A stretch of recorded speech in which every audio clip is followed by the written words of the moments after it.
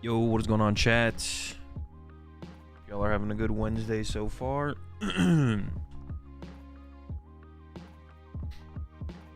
Today, excuse me.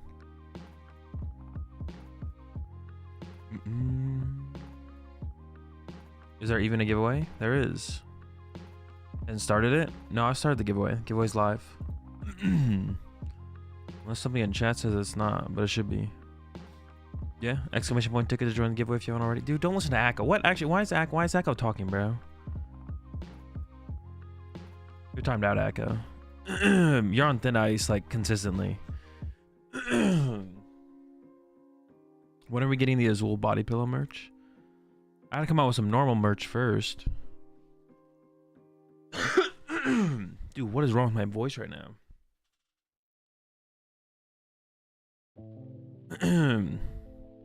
I haven't really talked today, literally at all. I literally have not talked today at all, and I started talking, and I was, yeah. Daily Akko timeout, bro. We're gonna get into the ban territory soon. But yeah, Shrouded Fable's coming up. It's like 2 weeks away from Shrouded Fable, right? August 1st. Yeah, a little bit less than 2 weeks, or a little bit more than 2 weeks, excuse me. So thought it was about time. Should start working on some Shrouded Fable decks. So that's what we're gonna do today. Is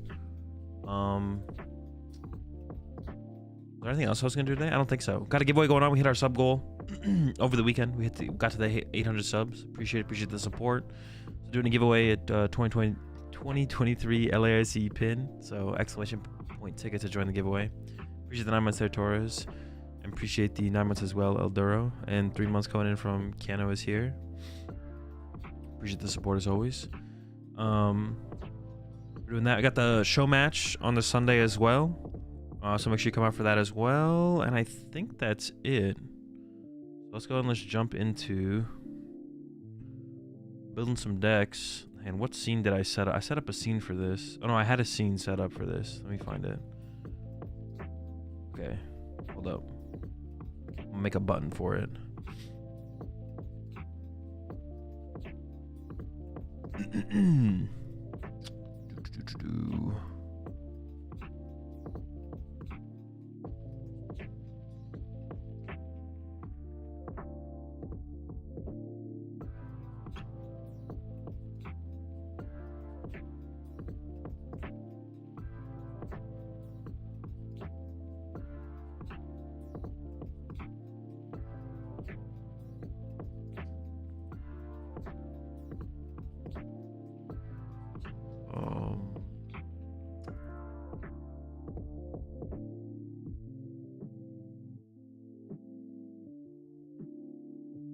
What there's to know? Oh, I didn't even set the thing.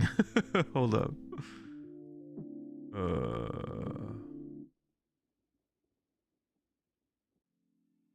What the heck? Okay, there we go. I should do it now. There we go. That's what I wanted. Define regular merch. I don't know, like t-shirts and hoodies. Start there. Gotta start somewhere. Also on Great Mainly Zard post today. I don't know. I didn't see it. Was it was a PokeBeach article though, right? Like I haven't read it. I don't read, so so no thoughts. I have no thoughts. No thoughts.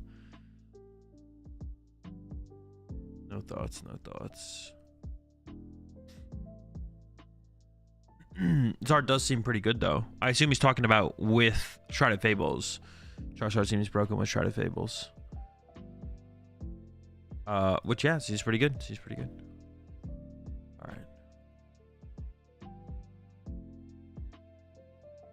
Seems to be like the the #1 deck moving into 2 months there. Tiger seems to be the #1 deck headed forward, so we'll see. All right. So these are all the Shrouded Fables cards. I'm on Justin Basil right now, going through them. Honestly, I think we can just start from the top down. I'm not gonna make decks for every single card, but like do I want to make a deck around Galvantula? No, but I think we could make our first stop here at Dartrix and make a United Wings deck for sure. Well, you showed Zard changes. I probably won't work on a Zard list today. I'm gonna start with making like more unique builds, and then we'll go to the upgrade decks. So like doing something like United Wings is kind of cool. Making a Kingdra deck is kind of cool. Maybe a Reverum deck, but like just adding Dusknoir to Charizard, that's something we'll do later because it's like more boring. Hazel, do you have tips for newcomers entering a regional/international tournament? I mean, not really. Just go to it. I mean, general travel tips, I guess. Like, but yeah, I mean, like, what are you asking specifically? Oh, I guess you're asking for tips in general. I don't really have any like blanket tips, I guess. Yeah, there's a lot of people who put out videos around that though. Like the people I can think of who do like videos on that would be like, maybe Celio, but I know Rahul does. So you can look up Rahul on YouTube. I know he makes videos around just like travel tips, stuff like that. So I say go check out Rahul's videos, and Celio maybe has as well. I think if I know anyone else who has those two for sure. There also might be like I don't know if some of the podcasts I put out like episodes on like travel stuff like that, but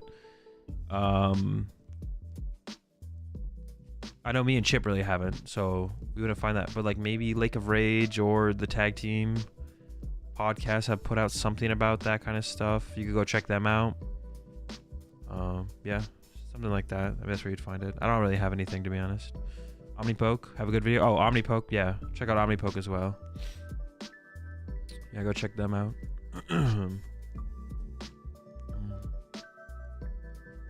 Okay. So Dartrix first. So United Wings. Let's do it.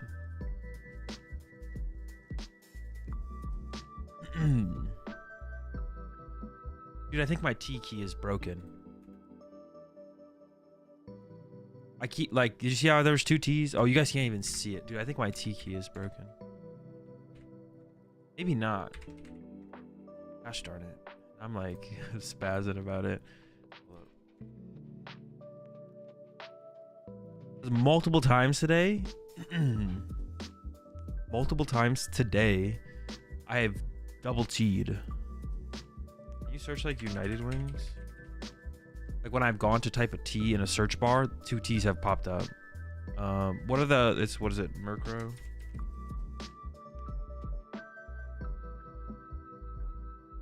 What are the other ones? There's a Lightning Bird and Flamigo, yeah.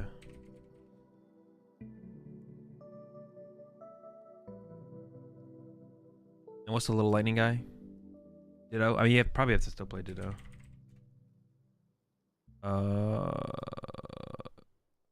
Wait, is it sudden transformation? It is sudden transformation. Okay. Flamigo, Watch Roll. Yeah. Thank you.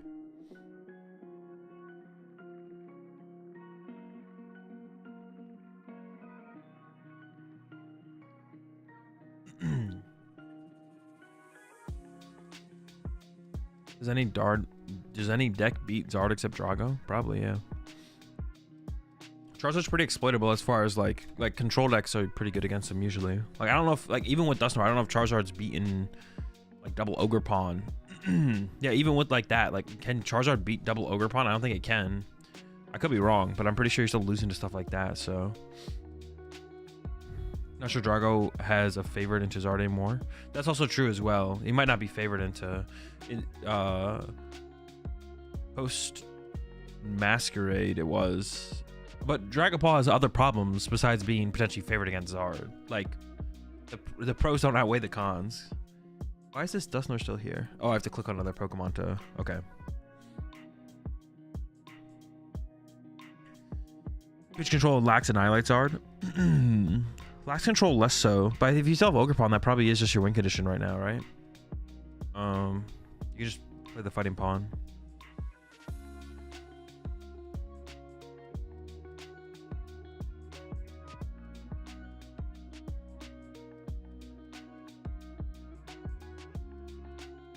We should 7 months there, Jaden. Star has Razard and stuff for Bolt Pawn. I'm talking about the Fighting Ogerpon. Weird question, but how did you get that card window on the left? I've used Limitless Deck Builder a bit, but I can't figure out how to make a window like that appear? Should you make the browser window bigger? Because if you make it smaller, it disappears. But if I full screen it, it appears. That's it. Like, it just auto pops up once you make the window big enough. Well, if you make it small and then click on a card, oh, then it like pops up like that. Okay.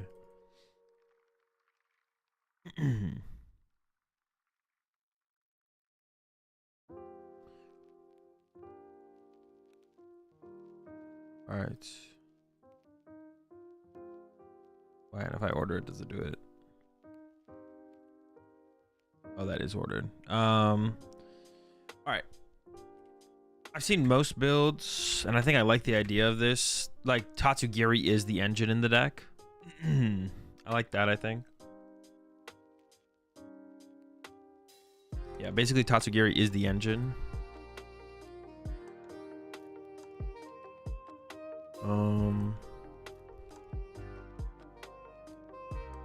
Instead of like playing Curlios or something like that. I don't know what kind of that's. We should probably play 2 rescue, to be honest. Because people still play like vacuum and stuff like that. Manaphy Jirachi, probably, yeah. Rowlet? Probably, right? Because we want to be able to 1 KO Charizards.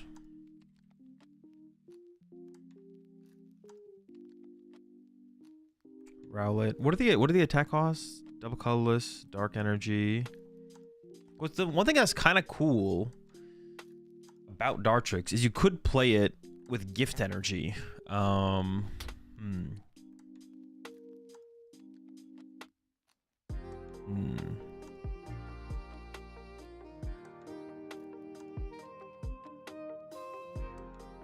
we need a Dragon Ball counter with this deck? Just take the L. I mean, what would be a Dragon Ball counter? I don't think anything exists. That would give us a fine Dragon Ball matchup. Ditto can copy Kyurem. Doesn't really matter though, I don't think. Gift would be sick. Gift would be sick, but then we'd have to play like a 4/4 Dartrix line, right? Which I'm not saying is bad. Rabska. Ooh, okay, true. I guess Rabska would be a counter, but probably not worth including. You probably just take the loss, to be honest. I think I'm comfortable with just taking the L.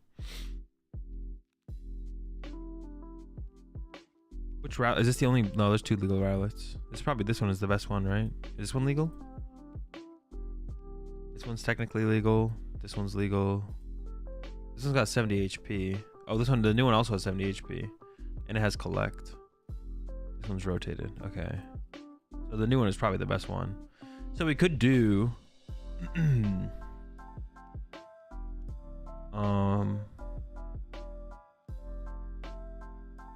I think 1 Kilowattrel would be okay for bench snipe if needed. It's probably not worth it. Let's take a look though. How do you spell it? This one, right? No, this one. United Thunder.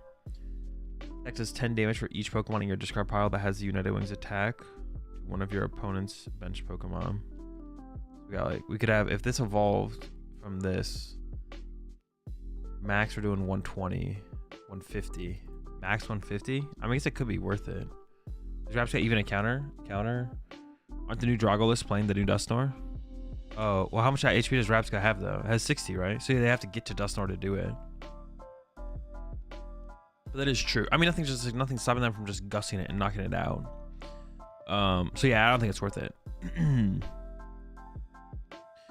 be interesting to play the turn 1 small research supporter in this. Yeah, we could play that. You could play Carmines. Is it just like a Carmine research boss type of deck? You appreciate the 6 months there, Scooby Dooby. But I don't even know if that's correct. I don't even know if that's correct, to be honest.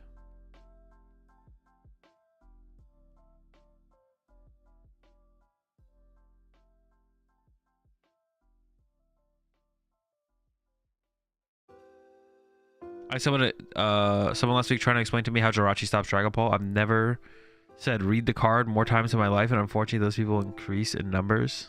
Did they read the card?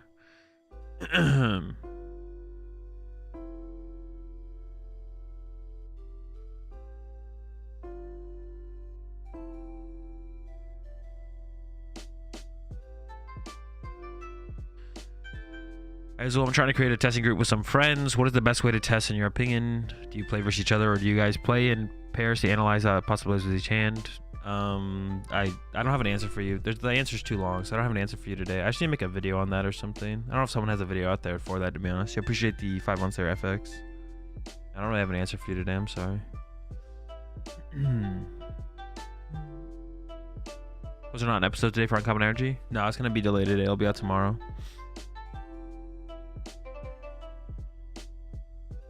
Do you have any worries to discard? Careful, Echo. Are you only running one Rowlet? I don't know. Maybe we should run 2. Might sound weird, but wouldn't the Explorer's Guidance Supporter actually work well here? You just see so few new cards. I don't know. How do you use this deck builder on Limitless? I've been struggling to add cards and compile my list of decks together. I mean, it's pretty straightforward. Just drag the card from the search box over and then save it, name it, put a Dartrix on it. I'm not sure what you have to ask me what you're struggling with specifically. I was saying that for Carmine. I'll allow it, Echo. Double clicking them, I think, also works. No, double clicking probably should work. Double clicking a card should probably add it to your deck. Where you at, Robin? Oh wait, right clicking it does. Oh, I didn't know right clicking worked. Okay, that works. What about? Oh, control, dude. I knew this too. I knew this. Someone delete that. Don't let Robin hear that. I apologize, Robin. You already got it. Yeah, there's like the control right click like there was on PTCGO to like add 4 of something. Yeah, you can just right click stuff. And then control right click adds 4. I knew that too. I remember like last time I built on this, I was like, I thought you could add 4, but I forget how to do it. And I just like stopped. I didn't try and figure out from there. But it is a thing.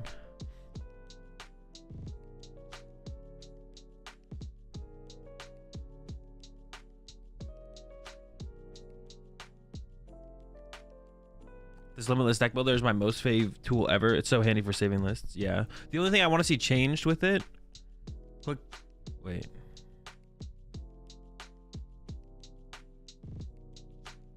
I just clicked a 3. Wait. Oh, wait, because I can't. Wait, what? All right, hold up. Wait, if you hover, dude, this is just too much. I didn't know these functions exist. So if you hover your mouse over a card, you guys can't see because you're blocking the card. If you hover your mouse over a card, can I do it on this? What? If you just hover your mouse over a card, you can just like change the count. Stop the count. Can't do 5 though, because that'd be cheating. Yeah, the only thing I want to see from Robin is like to make it easier, like on a content creator side of things, make it easier to share deck lists. I've been meaning to send him a message about that, because basically when you go here and you click copy import link, this thing is just massive. Like the import link is just huge. It's like hard to put in like a YouTube description or something. I mean, I use like a link shortener, so if it's like too hard to do, but just download the image and send image. No, it's like for like putting it in like descriptions for YouTube videos, stuff like that. The link is like literally, it doesn't even fit in the YouTube description. It like cuts off at some point. It just cuts off. So to make it just easier to like share like that. But the copy text button, copy as text. No, but I want to share it. I don't want to do the full thing either. I know what this does too. I just want a short link. Yeah, that copies it as an import code, but I just want to get the link, the import share as a thing. Because basically what I do is I just send people from my YouTube videos. I send people to the Limitless deck builder with the import codes. Also, it'd be nice to have a way to like share like a folder. Like if you could make, oh, you can make folders, but can you share folders?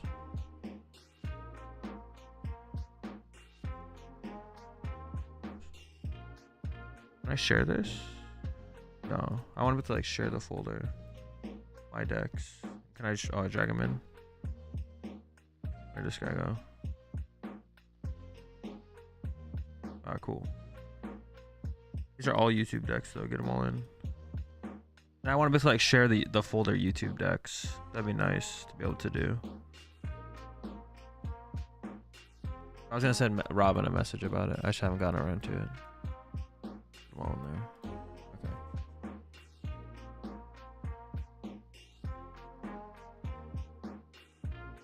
I didn't even know it had this much. Is it clean? Yeah, I'm learning about new stuff right now. Azul, what decks do you think will be able to take advantage of the Mochi tool that allows your Pokemon to deal more damage if they're poisoned? No clue. I mean, the Loyal 3 deck for sure, but besides that, I don't really know, to be honest. Yeah, so we could make it like a Dartrix based build.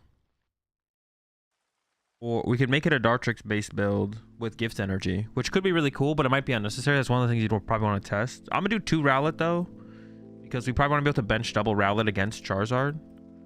Does this deck even want to like play Super Rod though? We probably don't want to play Super Rod, right? I can't imagine we want to play Super Rod.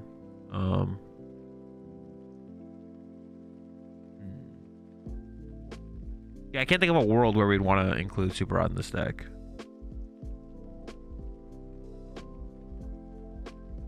I don't know. Stretcher seems better. Oh yeah, we do have the Stretcher. Yeah. Because you want to get Rowlet as Ditto back, right? I guess, yeah, maybe. Yeah, but it would be the Stretcher, wouldn't it? Let me see. It would be this thing. Like 2 of them, maybe? Let's start with 1.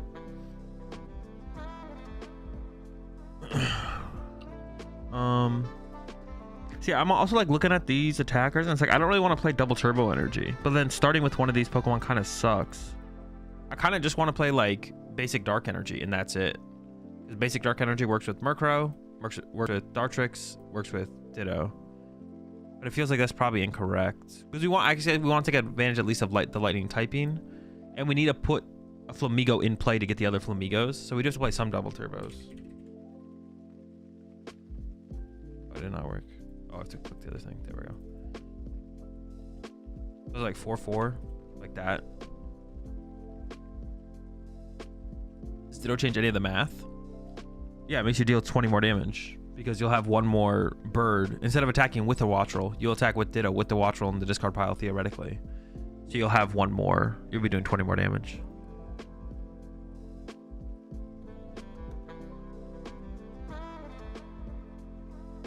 I got Squawk. We probably need Ultra Balls, right? I don't think we need Ultra. Yeah, because we need like it.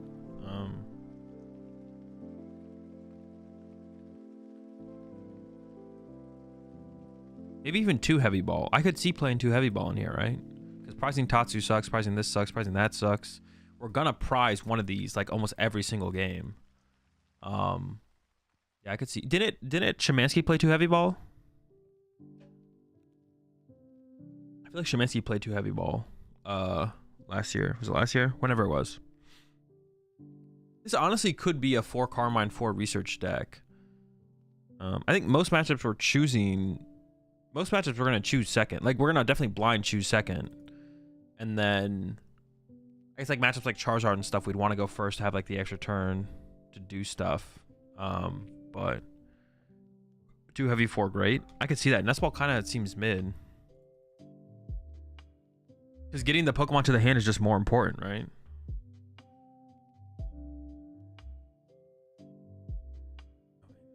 Oh. There we go. Play 4 Carmine and go first? I don't think so. Well, blind, I'm going to go second. Blind, I think we go second. Obviously, some matchups will go first, but...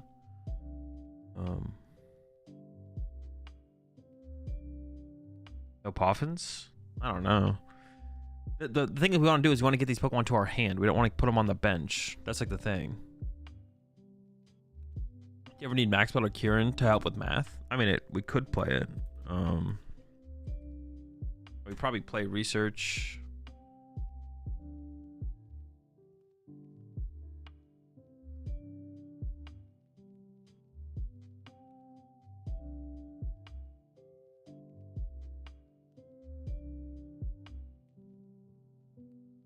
Carmine is useless. I mean, not really. It would like you could like go first and then use Carmine, and, like be aggressive. So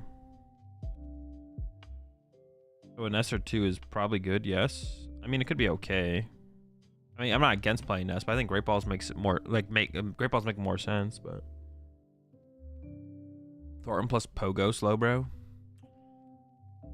So there's like theoretically room for Pogo Slowbro in here, but it seems mid.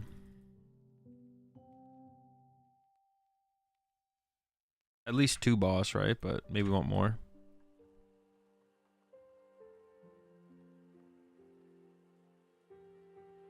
Palpad. I could see Palpad as well.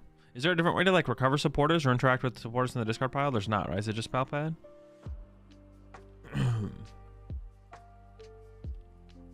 Branko's hard. Okay. Bennett. Bennett could be, actually, honestly, Bennett could be okay. What's the A-Spec? That's a good question. The A-Spec should either be Legacy or Prime, I feel like.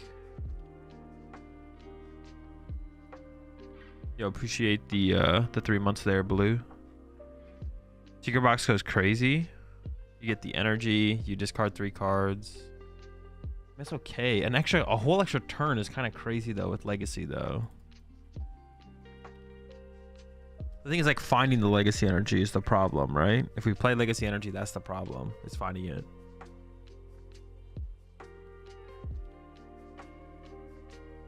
But finding the Legacy energy is the problem. I mean, how many decks are going to be playing outs to Legacy energy?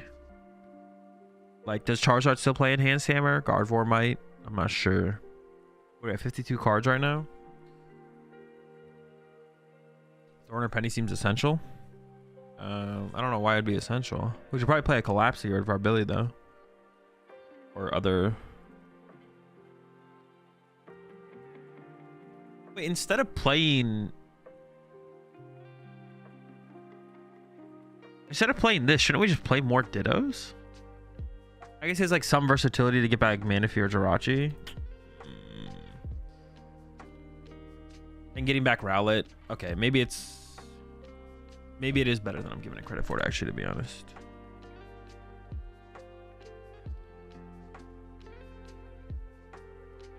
Which it gets out energy too. Yeah, but I feel like we could probably find a balance where we like don't need one of them. Honestly, finding the Collapse aggressively sounds kind of cool because we want to be able to use Collapse to like get rid of like one of these. Is there like another Pokemon besides Tatsukiri that's like a consistency card? Like, well, we don't play switches. We just play 2 rescue board. But like theoretically, we could like play a Comfey, right? It's not that good. Pheasantipity. Pheasantipity could be okay to play, but it is a 2-prize Pokemon. No Radiant. I mean, is there a Radiant that's worth playing? Does it beat Snorlax? Probably don't. Actually, can we beat Snorlax by just putting 6 attackers in play?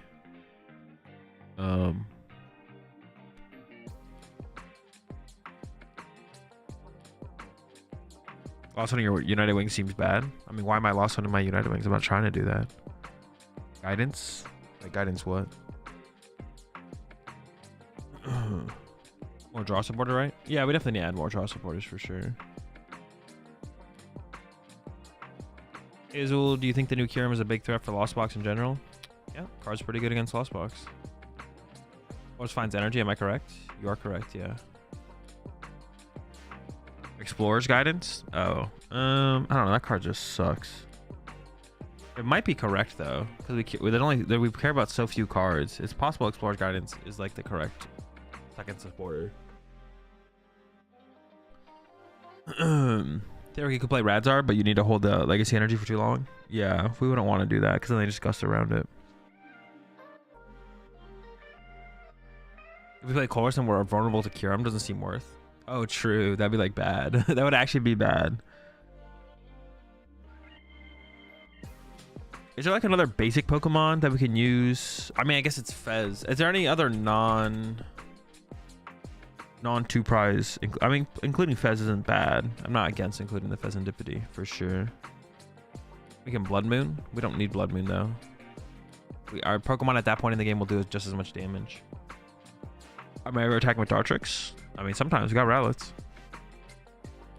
Radzar plus Luminous? We could. The thing is, at that point in the game, though, our United Wing Pokemon are hitting as hard as Radzar does. So why do we ever need Radzar? We just don't. Or Pekko. Peek the top deck. Honestly. Maybe he goes a little crazy. I'm down.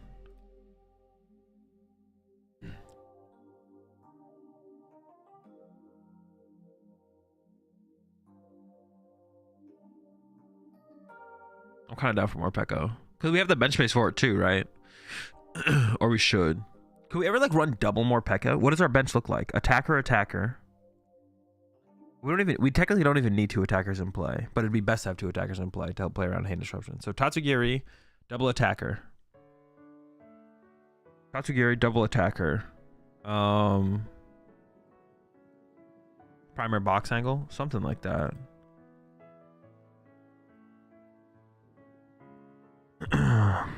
I think box is better. Box is better if we don't have trouble finding boss in the late game. But Prime Catcher is better if we do have trouble finding boss in the late game. But I can't know that until I've played games with the deck. So with that in mind, let's just go with Secret. Also, with playing such a heavy research count, it does make something like Prime Catcher worse. We don't have a way to like preserve the Prime Catcher until we want to use it. We're kind of just have it and just like throwing it out there. Yeah, so our bench looks like double attacker, Tatsu. Sometimes Jirachi, sometimes Manaphy. Even with both, that's 5. So we have 1 bench space open. Sometimes Pheasant Dippity gets involved, sometimes more Pekko, sometimes Squawkabilly. Maybe we don't have enough room to consider 2 more Pekko. So maybe 1 is just all we work with. Bundle does sound pretty good in here, to be honest. We need more draw supporters though. What's the next best draw supporter? Is it actually Explorer's Guidance? That's terrible. I mean, it could just be 4 Carmine, to be honest, though.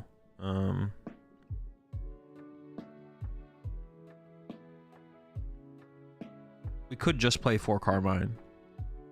So then when we are forced to go first, we have it to play. It's just such a terrible card. I don't know.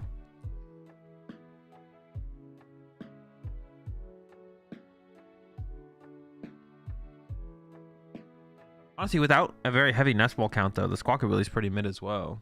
Yeah, the Squawkabilly is pretty mid. Because do I even want to play Squawkabilly? What if we just didn't play it?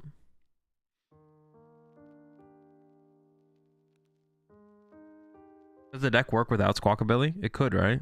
I could even do this. And then we're only putting this in play when we're up ahead, right? Want to win the game. Is that bad? Doesn't seem terrible.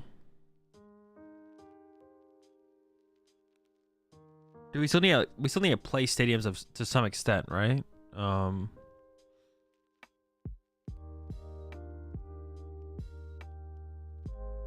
We'd prefer to make the deck work without Squawkabilly for sure. We would want the deck to work without Squawkabilly. Carmine? I'm not against Carmine. Shoes? Nah, I don't think we need shoes.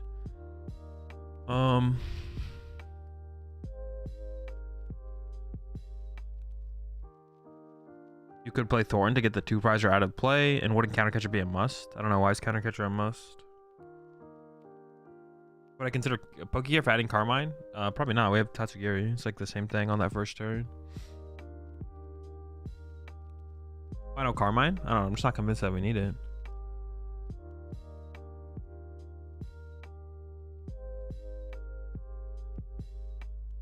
Artisan and Cleffa instead of Squawk? Well, no. I never want to be not attacking. I always want to be attacking with some Pokemon. Probably still needs... I don't want to play Squawk, though, to be honest. How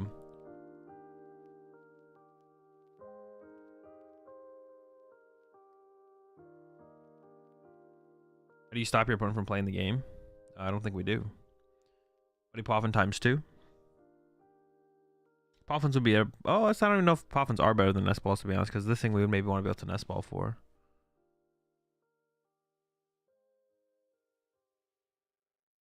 Energy Lotto? No, I don't think so. I gotta figure out what the next supporter to play is, to be honest.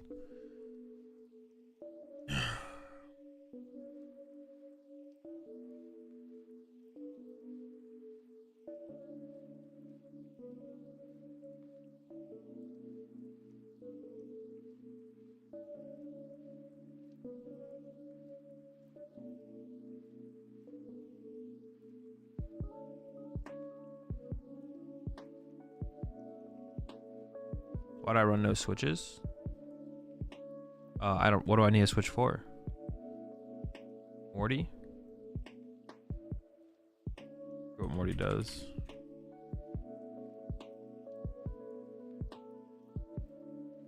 I wouldn't hate the idea of Morty, but we probably do want to go like with a Carmine or an Explorer's. I mean, the thing is, like, Explorer's Guidance seems so weak, so bad. First turn going second. I'm down with the Carmines, I guess. This leaves us with not much left. We got 3 spots left. I'm still not against the idea of playing. Man, I really want to try and make this deck work with no recovery. I want to try and make it work with no recovery first, I feel like. Vessel? Maybe. Rather play Hassle before Explorers. Well, we want to be aggressive, though. That's the problem. We want to be, like, on that first turn going second, we want to be aggressive. They're good stadiums. I don't know if they're... Yeah, I don't know if there is good stadiums. I'm not sure. Palpad? I honestly don't love the idea of Palpad. I'd almost rather just play more bosses' orders, to be honest. Like a third boss. Kieran? If we included Kieran, then maybe we'd include Palpad. I don't really want to include Kieran yet until I played with the deck, though, because that's like a card like I don't know if I need it. For sure. I just don't know if I would need something like that. I think neutral center would go kind of hard. Wait, what is this center? Prevent all damage done to Pokemon in play that don't have a rule box from attacks used by Pokemon EX and V. Oh, okay. But everyone has a counter to stadiums. Like, countering stadiums is just something everyone has. Everyone has counters to stadiums. Got 3 spots left.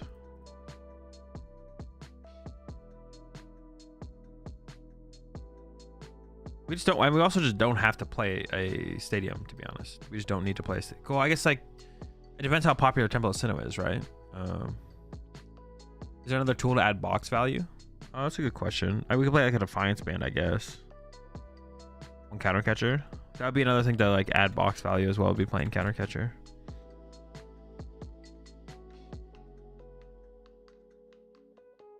That'd be a good way to think about it. How can we add more secret box value? Is Vacuum ever better than a stadium? Well, the first question is, do we need to be able to counter our opponent's stadiums? And I think the only thing that we need to counter is like Temple of Sinnoh. But I don't know how popular Temple of Sinnoh is going to be moving forward. It might just not be that popular at all. So I think it's something we have to worry about. Yeah, I don't think it's something we have to worry about. I don't care about, like, if my opponent puts a Pokestop in play, I don't care if they use Pokestop. I care. We care about Jamming Tower. I guess a little bit for sure. Yo, appreciate the 2 months there. Graphics. I do care a little bit about that, I guess. I care a little bit about Jamming Tower, Temple of Sinnoh. What is the best stadium, though?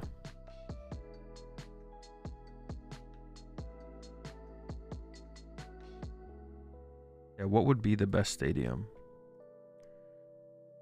What is this? Oh, we don't have that one yet, right? We're not going to get that one yet. What does this one do? The heck? Don't want Cycling Road. Don't want that. Could play Town Store. Could play Artisan. Nah, Town Store probably. Town Store would be okay. We could like cut the rescue boards and play beach courts. I guess the question would be like, how many stadiums are our opponents going to play? Like, what if we just played 3 beach court and no rescue board? Is that just better, maybe? Don't give Guardian extra out to Team Evo. I think I'm worried about that, though. Losing box value. Could cut the box. I guess the thing with Beach Court as well, it's like, is it easier for our opponent to like disrupt? It seems like a little bit easier for our opponent to disrupt, right?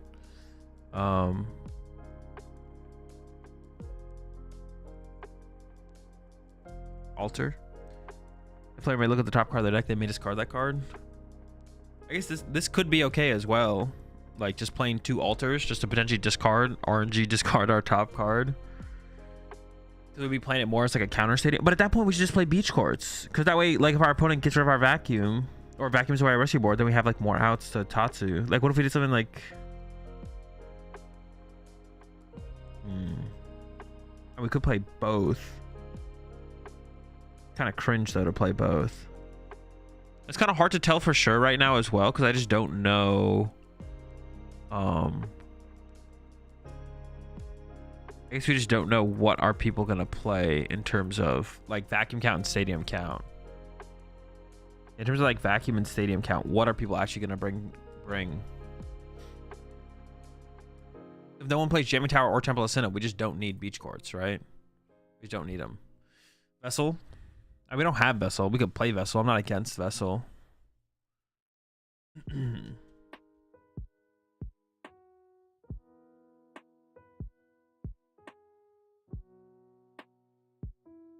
Devo might be another tool to consider. I don't think so. Doesn't seem very good. Just like Devo them and then they just evolve again, right? It's not like we're spreading damage and like setting up into it. Or like we can win the war of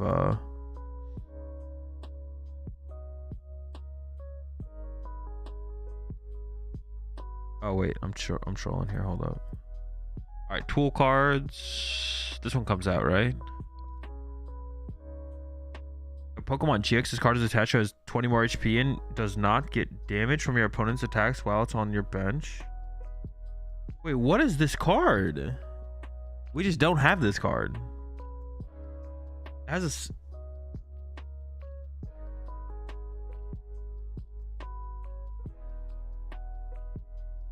well, it says, yeah, Pokemon GX. That's a while ago. I've never seen this card before, though. I've never seen that one before.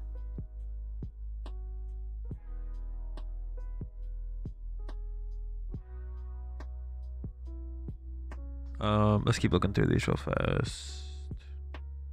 I mean, Defiance Band is the only one I can think about that would like make a difference to have, or maybe like an EXP share, but I don't know. Pretty mid. Yeah, Defiance Band is like the only one that would like make sense to include, I feel like. And I guess like in the end game could make a difference.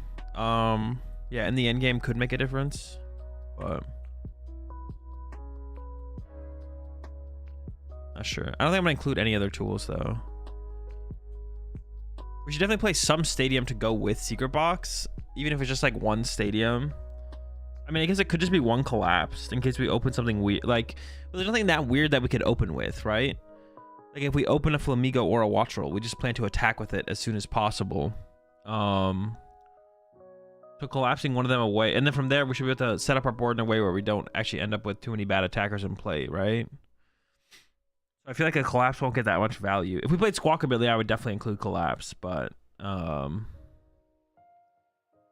we played Squawkabilly, I would play collapse, but I currently don't have Squawkabilly in here.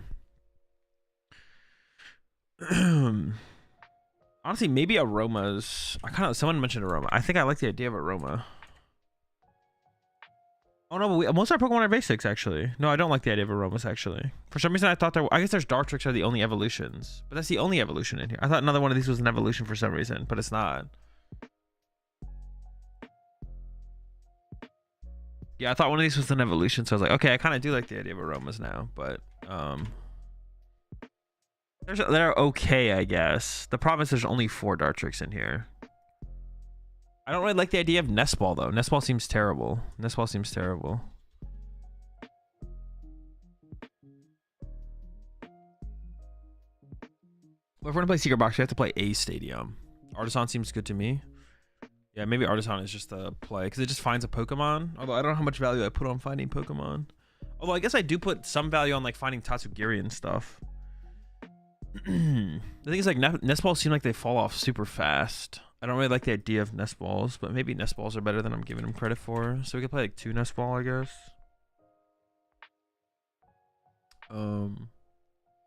I played Poffin before nest. I guess that's fair. Maybe Poffin is better. Poffin just can't find the bird. But it finds literally everything else, right? Ooh. The thing is, though, we don't need that many Pokemon, though. So that's why I'm, like, leaning against Poffin, but... The question is, like, Nest finding this versus Poffin finding more stuff. Where's the value greatest? Because it's not like we're trying to fill our bench strong one. We don't really care about filling our bench strong one. We don't need that many Pokemon in play, but...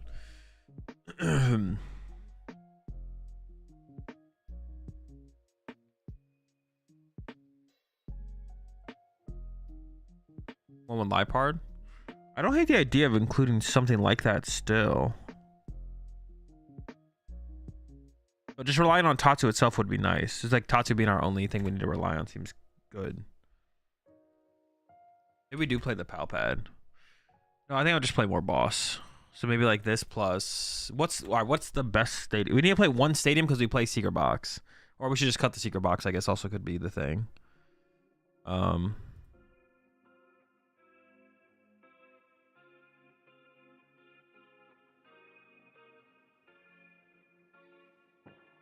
Artisan. It might... Artisan's so bad, though. If I play Artisan, I don't really want to play the Poffins.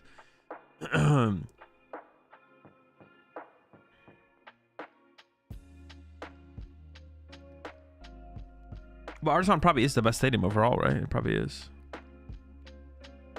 Midnight Academy? What is Midnight Academy? Oh, this? But this isn't in the... This is next set, right? This doesn't come out with the thing. Wait, does this come out in Shrouded Fable?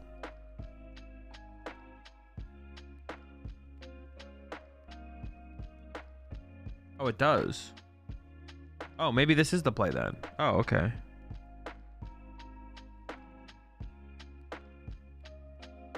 I thought it came out in the next set. Okay, maybe that is the play then. We can do that. I still don't like the Poffins. The Poffins still feel... But, like, we do need to find certain Pokemon throughout the game, so... Some kind of Poffin or Nest Ball probably makes sense.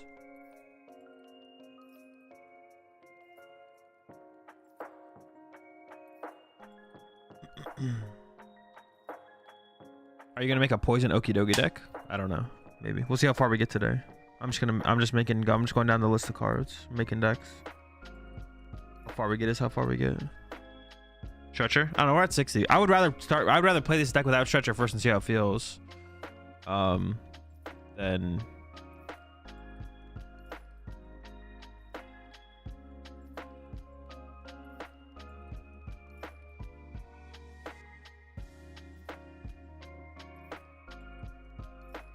Makes you Iono proof? Yeah, it also does make us Iono proof. So it seems kind of good. We are an aggressive deck. Let you save energy for researches. True, this card actually might be more powerful than I'm giving it credit for initially, actually.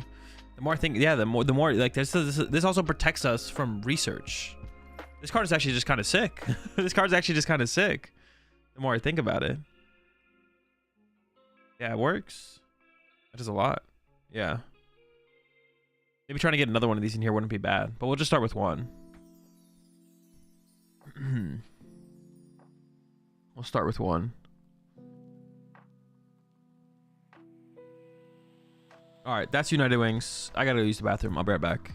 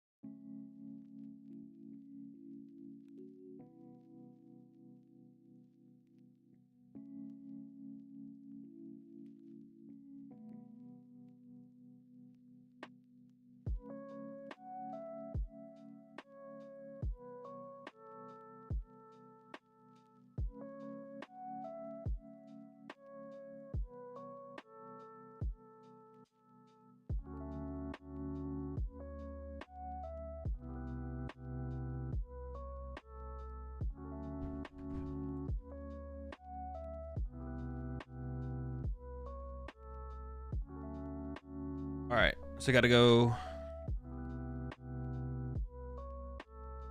How do I just do a new deck? New folder, new Pokemon deck. Oh, I'm tripping.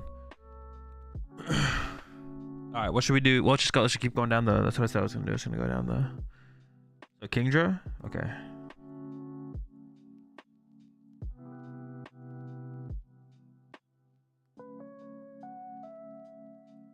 Kingdra. All right, so what is this thing that? Oh.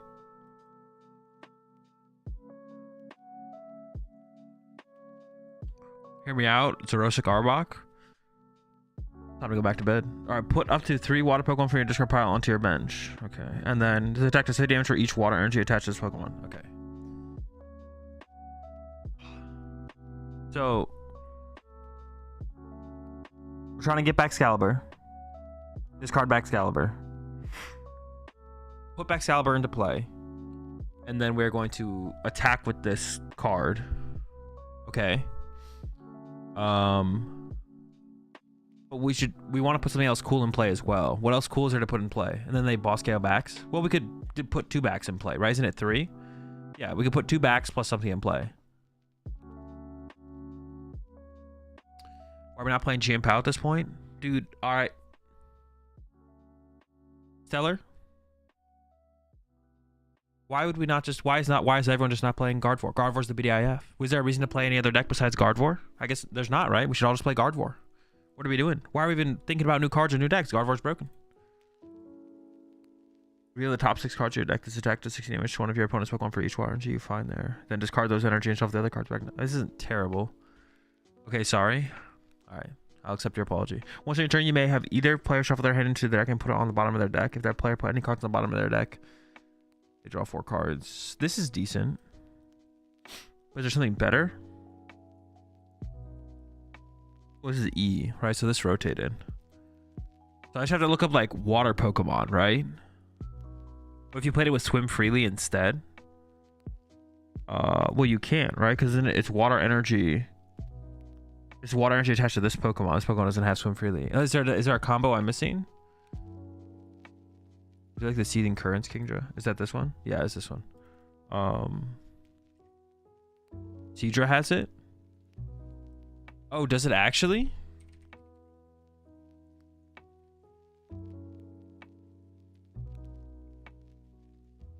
Oh, shoot.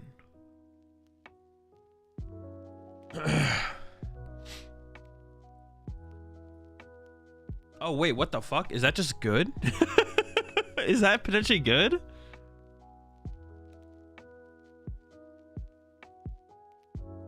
DM Evo deck? That's what it would become, right? Because it would just be...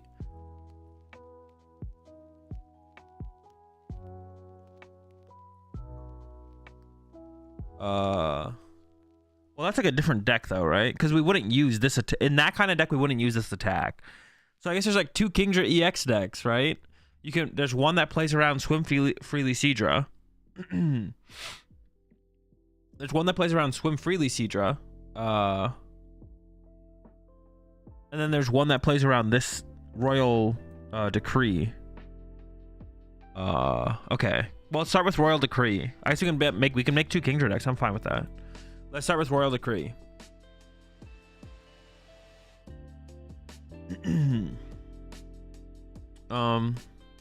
Okay, so let's look at... I need to look at water Pokemon real fast. So we need to go...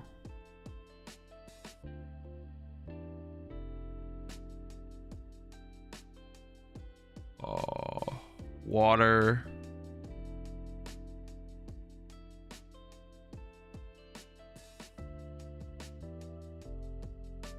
Wait, what else I need to do? Water. I guess that's it, right? Is that all I need to search? But then those were 2 new.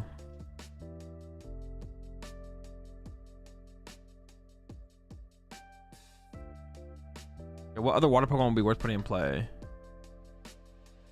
Current format, probably stage 2s. Yeah, I guess we can limit it to stage 2s and stage 1s, right? I can do that.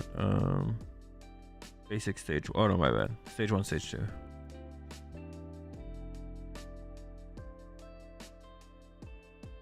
What does this thing do? It names your 3 of your opponent's bench Pokemon. That's garbage.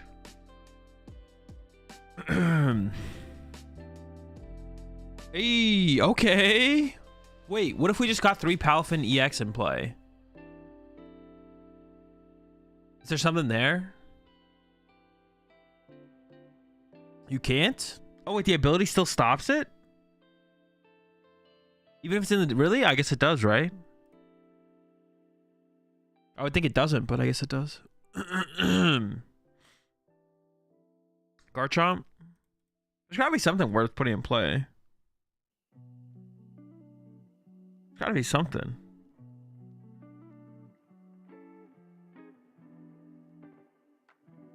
What's in your turn when you... No. Nah. Is there really nothing? I mean, I can't see putting this in play being that much better than just having a Kingdra in play.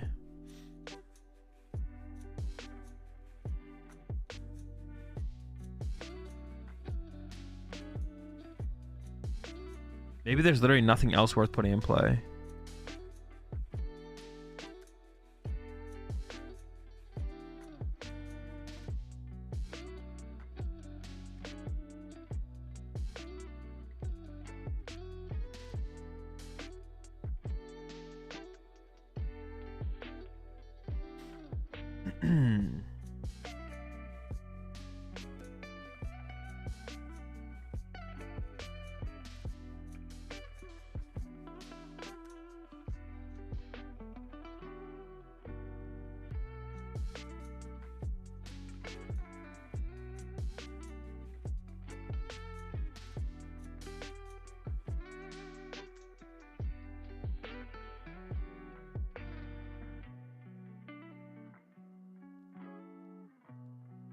There's the baby Quaquaval.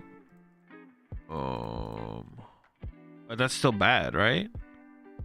I'm pretty sure all these just suck. They all suck. And now actually they're rotated. Now we're getting to the what? How do they all suck, man?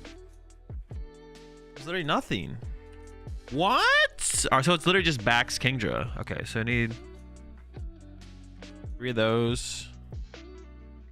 It is literally just backs Kingdra. That's so cringe. Frostlass? Oh, could a Frostlass be cool? One of these?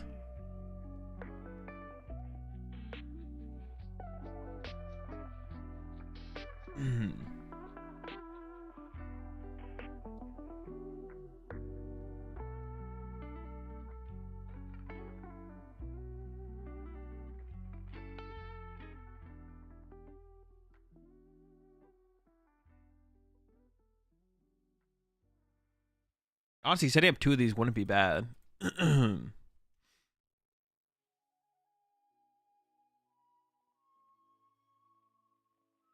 I could see setting up Frostlass being okay because it wouldn't knock out our Excalibur before we'd win the game. How much of a difference would it make on our damage output though? Would be the question. I don't actually know, but this could be okay.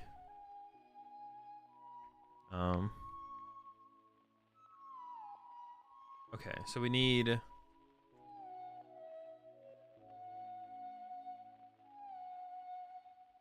How do you spell Horsey?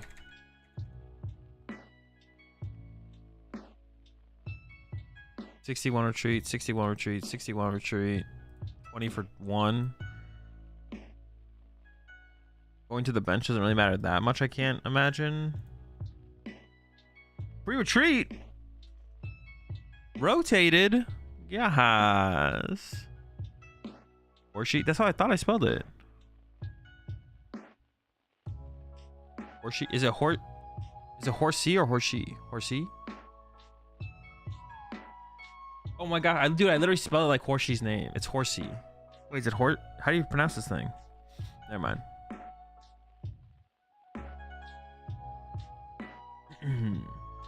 Horsey. Probably this one, right? This one seems like the best. Alright. I assume we're playing Radiant Greninja and then Irida.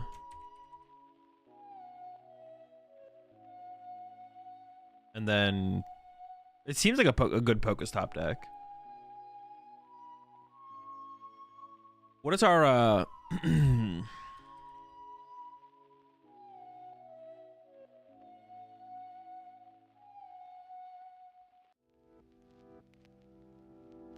We need Ultra Balls and Vessels, yeah.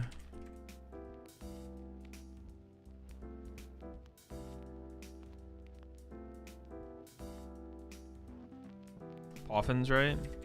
Like, maybe just like 2 Poffin, though, to find off Irida, to find our Horsies.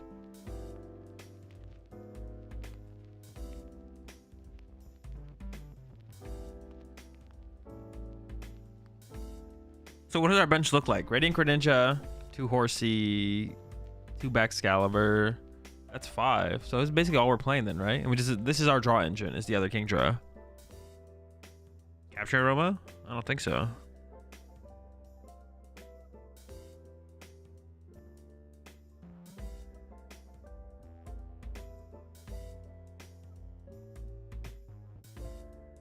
Laminion? I wouldn't want to.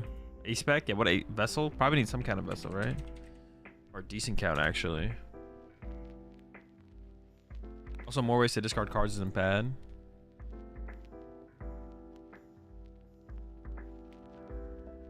Superiors. We need the Baby Burr. Baby Burr. Baby Burr what?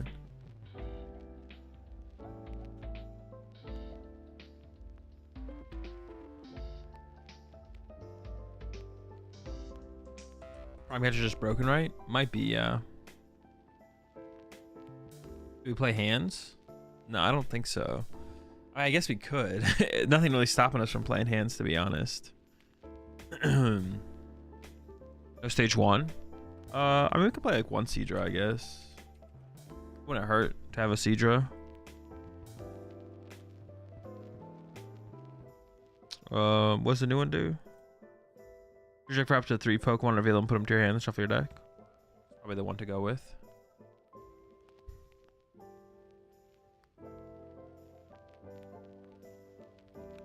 Probably want to play Ace. Some Pokestops, right? Maybe 4. Katsu to help get Irida.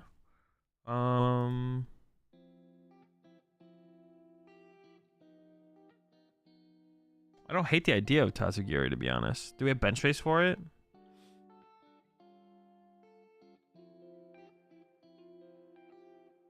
Two Baxcalibur.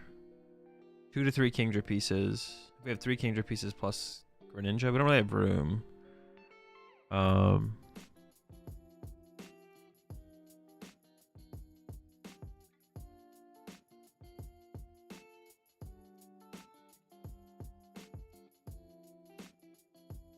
Secret box is actually the move. Maybe. Seems okay.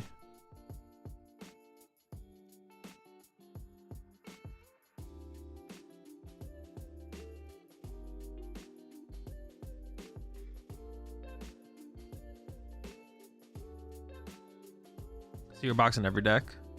Secret box seems okay. It doesn't seem that good. Secret box discard all your guys. I mean, it discards the whole squad, but I don't. Is that like that necessary?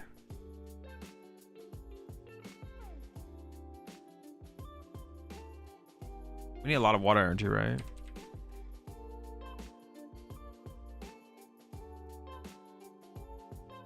Wait, what if I went like... No.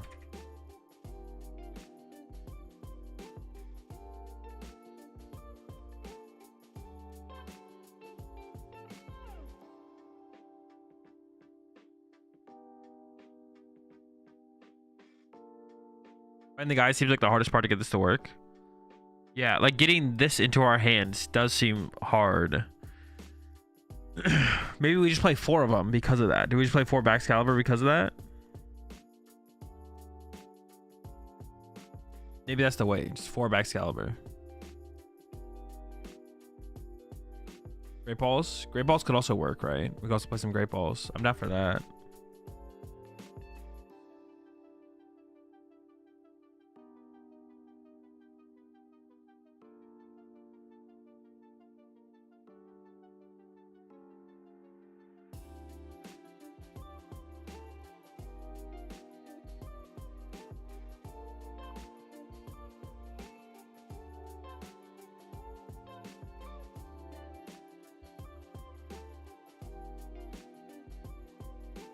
I have 56 cards right now.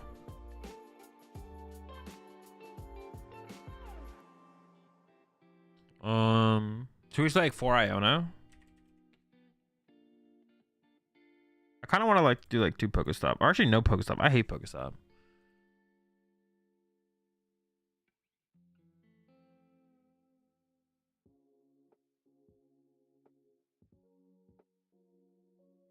No boss. We do. Oh, we also need an A-Spec as well, right? We also need an A-Spec.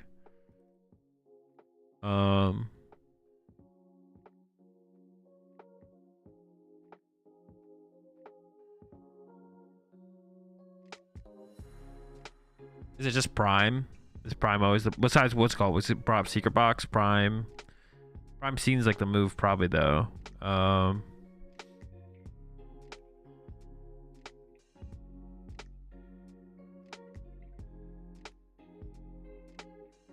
What does this do again? Oops. Once in your turn, you may have either player shuffle their hand and put it on the bottom of their deck. If that player put any cards on the bottom of their deck in this way, they draw 4 cards.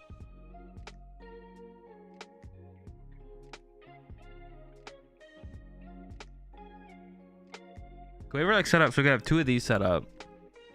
2 of these. And then we need 2 of those as well. So we almost never can have 2 of these set up. I guess it is possible. Either player, do we need Iono? I mean, Iono hits way harder, and we can like disrupt them and reset our hand as well. Because we can go like Iono, then Kingdra with the Seething Currents. So I think that's like the biggest plus.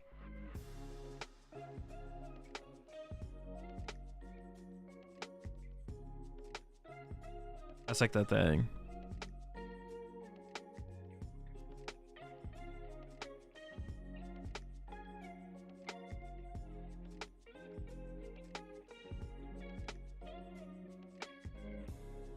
We don't play that many Pokemon search cards, to be honest. But, well, we play a decent amount. I just play like a third Poff in here, I guess. I don't have a ton of outs into the Radiant Credential, I guess what I'm thinking. But Nest Ball isn't that good. I'm guaranteed to open up the Greninja or a Horror. Maybe because I'm gonna open Horsey so often. Maybe they should be Nest Balls, actually, the more I'm thinking about it. Or like...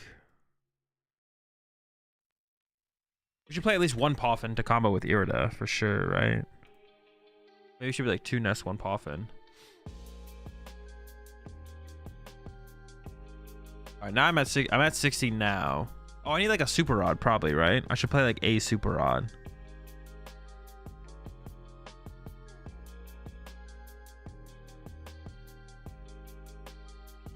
Just go down to 9 energy.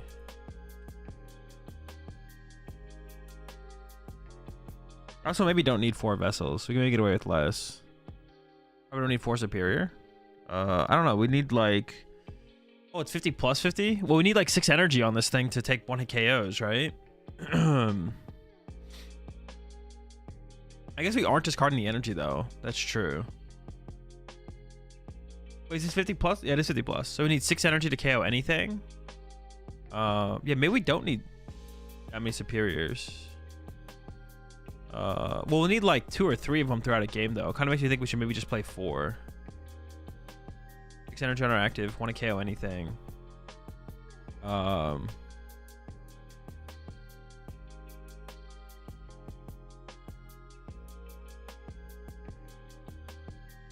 it makes me think we need like less of all of this stuff, though, to be honest. Like less vessels, less superiors.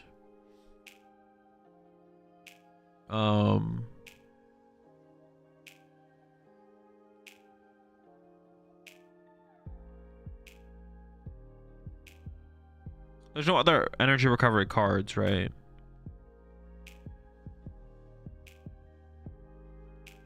I guess I also wonder, like, is a Super Rod that... Maybe we just don't need Super Rod. I don't ever need to recover Pokemon, I feel like. An energy retrieval might just be better.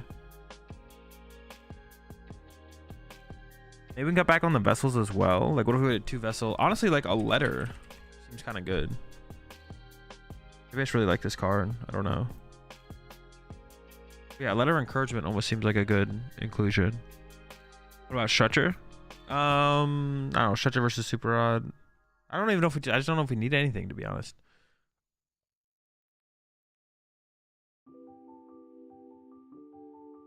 I guess that's another thing, discarding. Well, we have a decent amount of discarding cards. I guess, like, do I want vessels over superiors, potentially, or something like that? Also, how many energy do we need compared to how much energy recovery? That's, like, another question. Oh,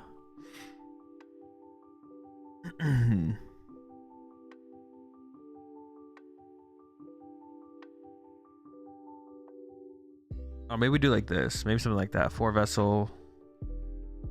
Oh, vessel plus letter seems kind of good. Okay with this. Counter catcher or 2? I could see us including a counter catcher, yeah. Counter catcher wouldn't be bad.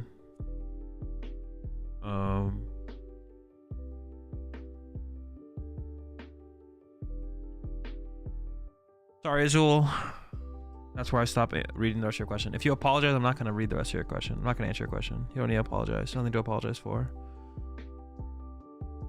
How do you identify what matchups are good or bad for a deck? By playing with the deck and having an understanding of that deck and the other decks in the format, and then determining what you think is a good and a bad matchup from that.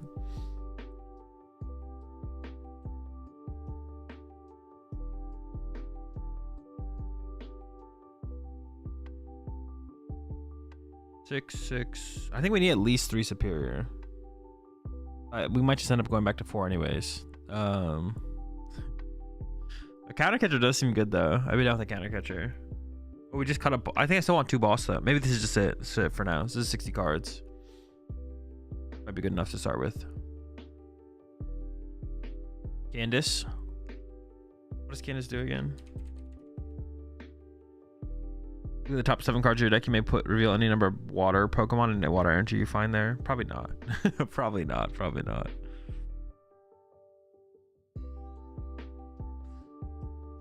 Kyogre. Yeah, Kyogre could be a fine inclusion. I just don't know like what matches we need it for. So what about Kingdra control with Wugtrio, Omastar, Floatzel, and Melodic? That's a lot. That's a lot right there. Definitely a lot. I'm gonna go no.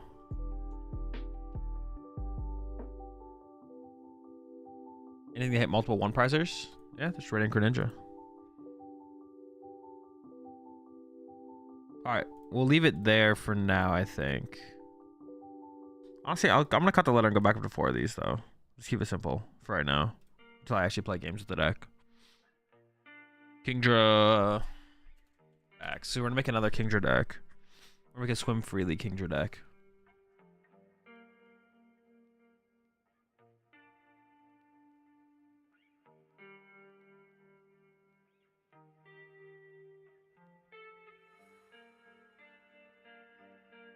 Alright, Kingdra deck number 2.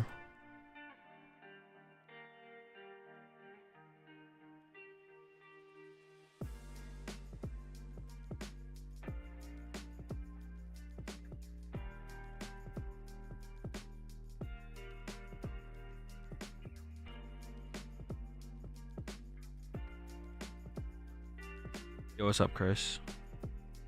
Oh, I say this one's the best one, right? Probably. Am I trying to reverse thrust into anything? Probably not, right? Was it Finian is the... This is it, right? As often as you like during your turn, you may attach a water energy from your hand to one of your Pokemon that has the swim freely attack. Okay, this thing has swim freely. Alright. Okay, so... How does this deck work?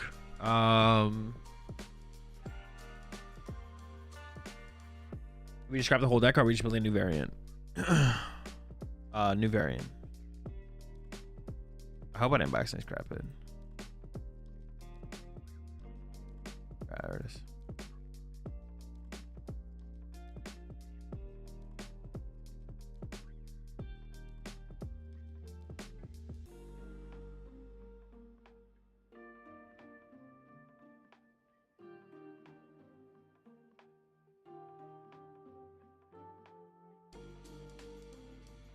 So we need to get a bunch of Seedras in play. All right, let me think about this for a second.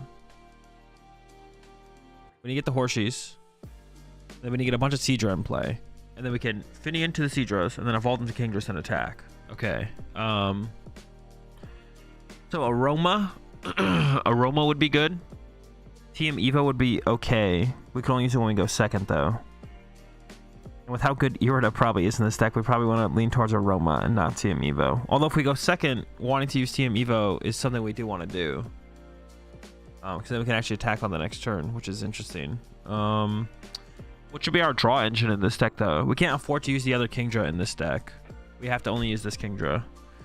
So if we went the Aroma route, well, I think no matter what, we probably play Aroma. 2-2 B-Barrel? That's what I was thinking, because Aroma combos with B-Barrel so well. So our setup would be like triple Horsey, Finian, double B-Barrel. So we play like a 3-3 B-Barrel, to be honest.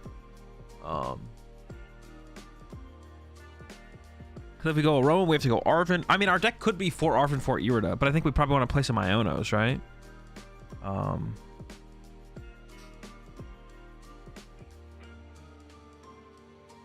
I think we play Aroma no matter what. And the question is, do we play TM Evo and Arven? Or do we just have to wait? And waiting a third turn feels bad.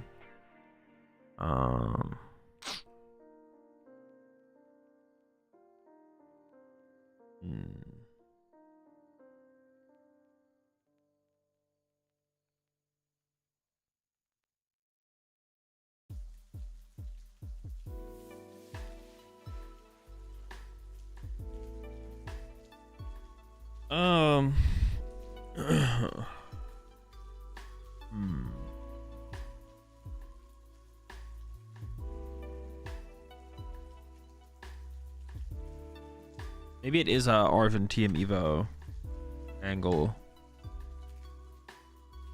But do we still play the Hyper Roam at that point? Probably still, right?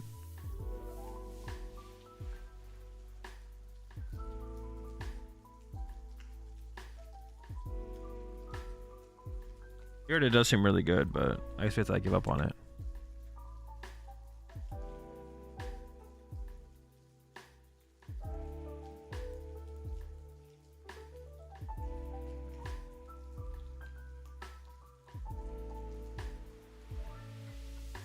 The 4 Poffin.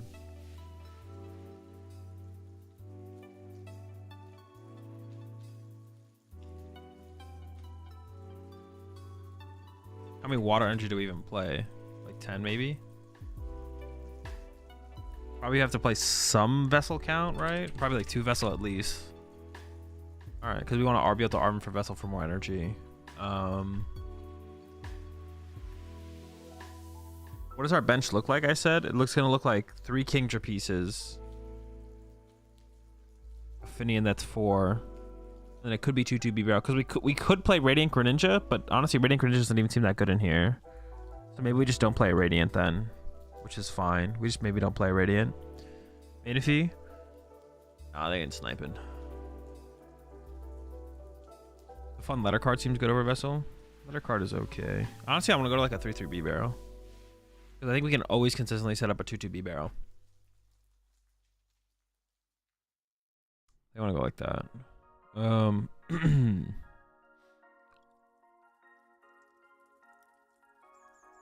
I guess at 3 spots just chill. Am I missing like anything important? Oh, I need some kind of gust, right? Boss.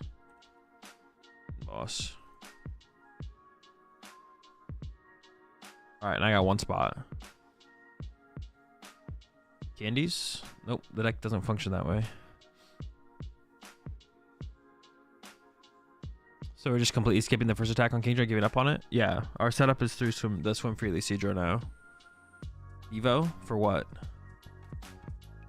Devo's not a card you just include. Like, you have to have a purpose. You either have to spread into a Devo play, or Devo has to be a play to like run your opponent out of resources, which I guess theoretically any deck could take advantage of, but it's not just a card you include. Too many of you guys in chat have said Devo as an inclusion in decks today. It's not how the card works. It's not what the card does. Just because you can find a tool card doesn't mean you play TMD Evolution. Third boss? That'd be reasonable. Counter catcher? We do actually have Arven, so counter catcher is probably good. And we are going to fall behind probably, right? Okay, I like the counter catcher inclusion. Rad Ninja? I don't think so. It seems kind of mid, to be honest. Yeah, Rad Ninja seems mid.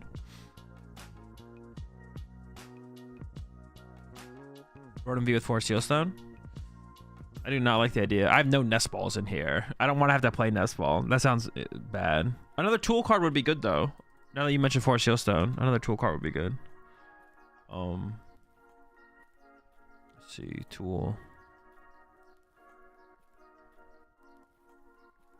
Defiance Band maybe? Yeah, it could be Defiance Band, right? That's probably the best. Is that the best tool to include? Probably. Oh wait, how do I retreat B-Barrel? If they gust my B-Barrel, am I just stuck?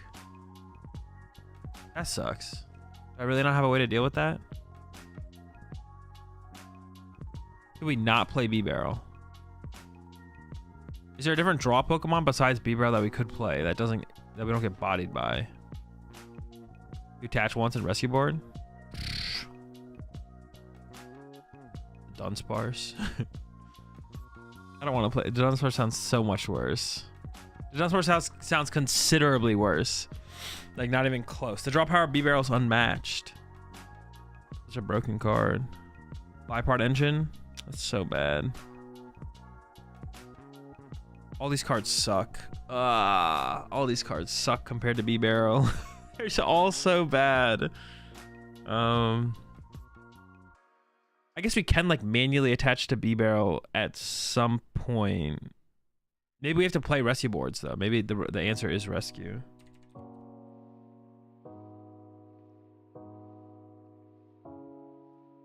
Rev Room still has double retreat cost.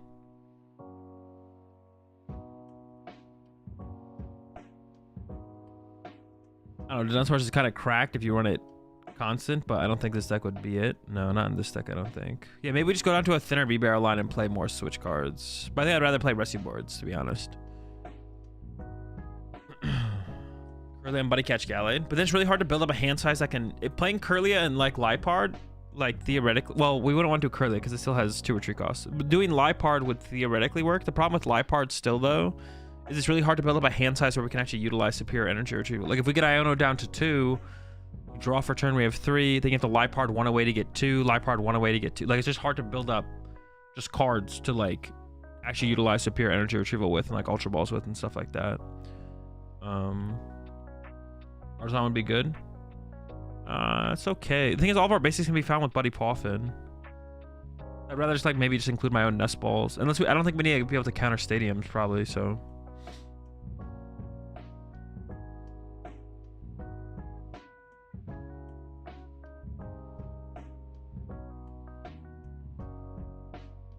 I mean, this is 60, so...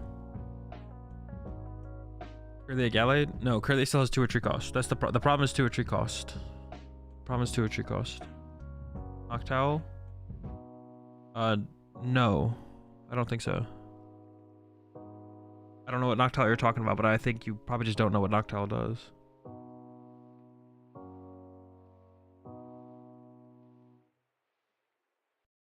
You probably don't need 3 between Aroma and TM Evo. No, I think we still want the... I don't want to prize the TM Evo.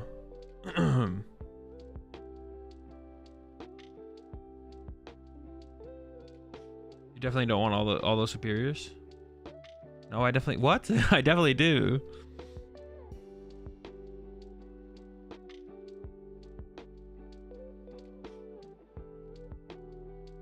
Definitely be one of these. We might need more vessels, to be honest.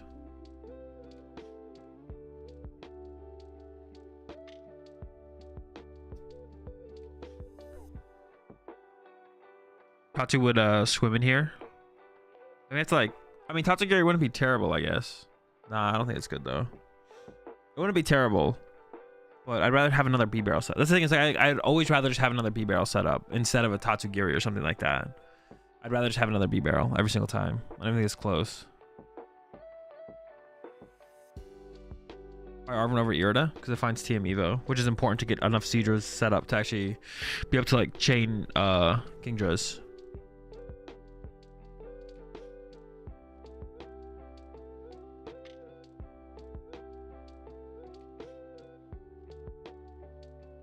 Jirachi? No, I don't think I'm gonna play Manaphy or Jirachi. I don't really like. We'll probably. I mean, I don't know if we're being Lost Zone anyway, so I'm not gonna attack for Lost Zone. No shot. Just take the L.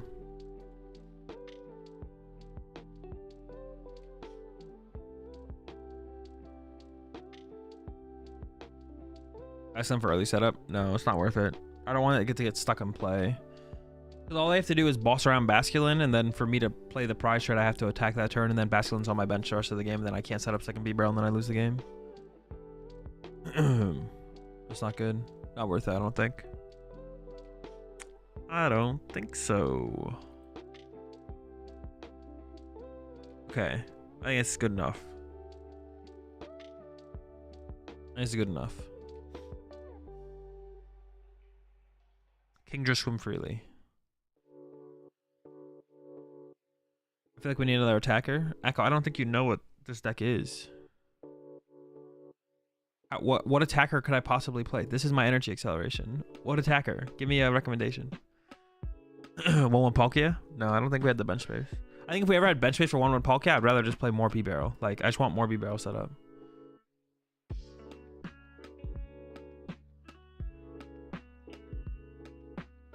I can't use Radiant Greninja in this deck as an attacker. Alright, chat. The way we set up Kingdra in this deck is we use Finian's ability to accelerate energy to our Pokemon with Swim Freely. Seadra has Swim Freely. So we accelerate energy with Finian to Seadra, and then we evolve Seadra to Kingdra, and then we attack. Kingdra, or Greninja, doesn't have Swim Freely. So I can't Finian to Radiant Greninja. I can't. I can attach to it manually 3 times in a row, but that's pretty telegraphed. And my opponent can probably answer that. As a draw power, as a draw support Pokemon, early game, Greninja would be decent.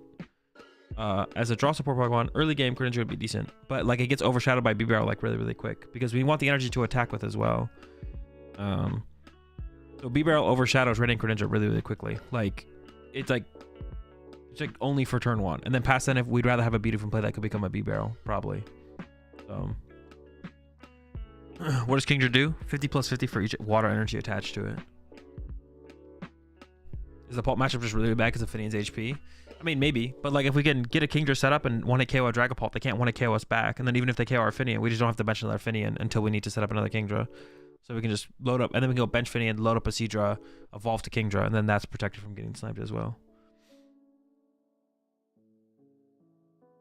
Salvatore goes hard in this? No shot. Alright, I think I'm good with this 60 then. Do I need Lumineon Force Seal Stone? No, I definitely don't need Lumineon Force Seal Stone. But that's not the question you're asking. The question you're asking is, what do you think about Lumineon Force Seal Stone? And the answer is, it doesn't seem terrible. But once again, bench space is always just better devoted to B-Barrels in these Swim Freely decks. Because like getting enough energy to use with the Finian is like super important. So draw power is just super important. So losing a bench space to a Lumineon would be like terrible. So if we could build the deck more aggressively around just like getting another B-Barrel line in play, it'll probably just always be better.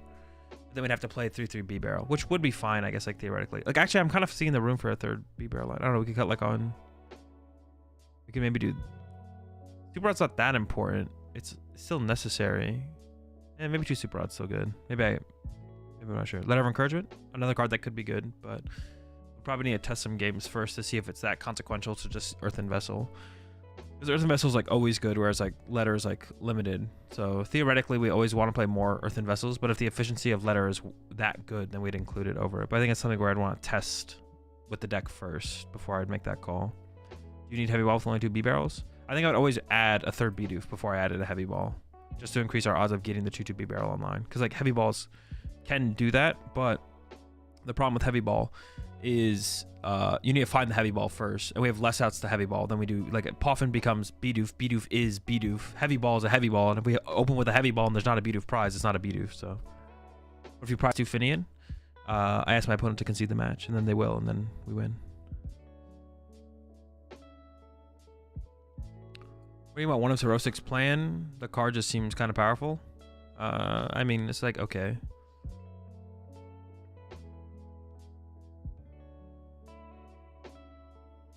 Don't cut Super Odds because you don't want your opponent seeing Finian as your engine on site and going to snipe it. Honestly, I drop 1 energy for a 3rd Fin. No, a 3rd Finian is definitely terrible. Because it's not like we're losing our energy. Like, Kingdra holds its energy. It's different when you play something like... the fuck is the card?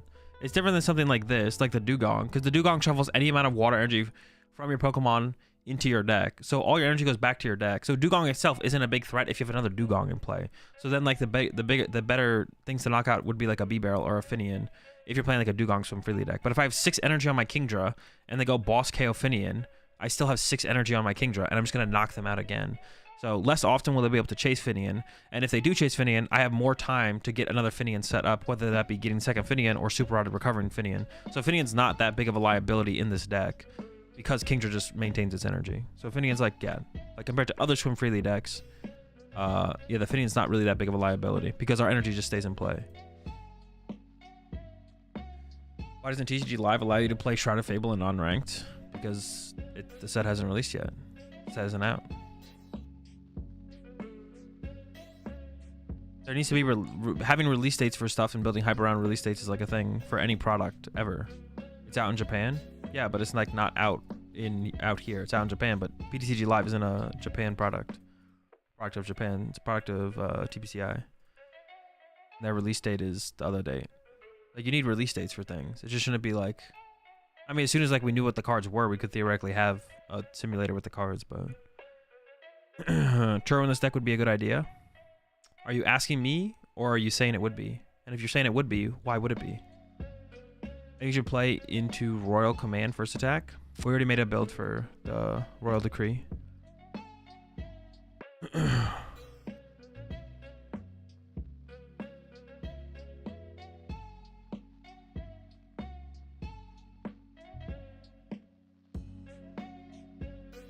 What other decks are you going to be building? I don't know, we're just kind of going down the list of cards. So like next we'll build... I want to build a Reverum deck, I guess is the question. I don't know if I want to build a Reverum deck. This would be next on the list though, I guess. I just don't understand how a set could be out in Japan and not US, but the translation still be in question, but I'm new. I mean, that's just the process of how things happen. Set comes out in Japan before us to some extent, some amount of time before us, and then we get the set eventually, and then we have translations, but they're not official translations. The official translations come out when the set is released, but people in the Pokemon TCG community translate the cards ahead of time to basically 100% accuracy, like 99.9999999% accuracy for translations. So we know the card images, we know the card artwork, we know what cards we're getting, we know the translations for the cards. The only thing we don't know, or the only thing that's not out is like official releases of the cards, and that's it. The cards just aren't officially released, but that's it.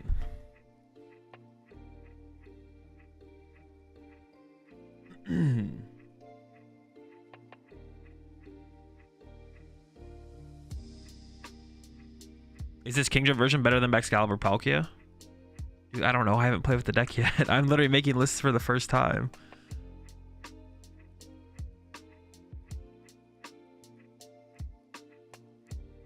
Cut 2 Seeders and 2 Ultra Balls for 2 Stop and 2 Rare Candy would be good. So you're asking me if those changes would be good. I don't know. I haven't played with the deck. Probably not. That's why I'm making it this way and not that way. I mean, that's always going to be my answer for any of those kind of questions. Like, if you guys, like... Whenever you guys ask me questions like that, like, this is what I think is best. That's why it's built this way. Like, what'd you say? Cut 2 Seeders, 2 Ultra Balls for 2 Pokestops and 2 Rare Candies. Would that be good? No, actually, for this build of Kingdra, that'd be terrible. This build of Kingdra is built around Finian and Seadra. So that'd be terrible changes. Awful. So those would not be good. You really hate Manaphy, Val? Dude, I hate including Manaphy. But I don't know if I'm trying to like tech. I'm not sure if I'm trying to tech for do you think your way of building is better than the combined mind of 350 Twitch chatters? True, it might not be. You guys just have to give me a reason though. Give me a reason. It was like that question earlier that someone asked. I think fuck, I can't find the question. No wait. Turo in this deck would be a good idea. I don't know if they're I questioned if you're asking me a question, or are you just telling me Turo would be a good idea? And then and then I asked why is Turo a good idea? If you're asking me will Turo be a good idea, I'd say no, probably not. Turo's probably not good in here. If you're asking me if Turo is good. If you're telling me Turo is good, well why? Why is Turo good? Turo doesn't seem good. Radiant Greninja rotating will be good. Will be great. I'm kind of excited for it, to be honest. It'd be nice to not have to play Manaphy in literally everything and only play Manaphy when we're trying to like tech for a matchup, like a specific one matchup, not like. And obviously like Manaphy's like a tech for certain matchups, but How can you remove energy if they boss around the Kingdra and try and stall? If we have a 6 energy Kingdra, we have 4 other energy to retreat. That's not a problem. What's the reason to not include Irida? We want to play Team Evolution. I don't want to play 4 Irida, 4 Arven. I mean, we could still play like some Irida, but we could do like, I don't know, we could theoretically do like 4 Arven, 2 Irida or something like that. But I don't know, Iono seems like it's probably pretty good. And refresh plus decent draw power.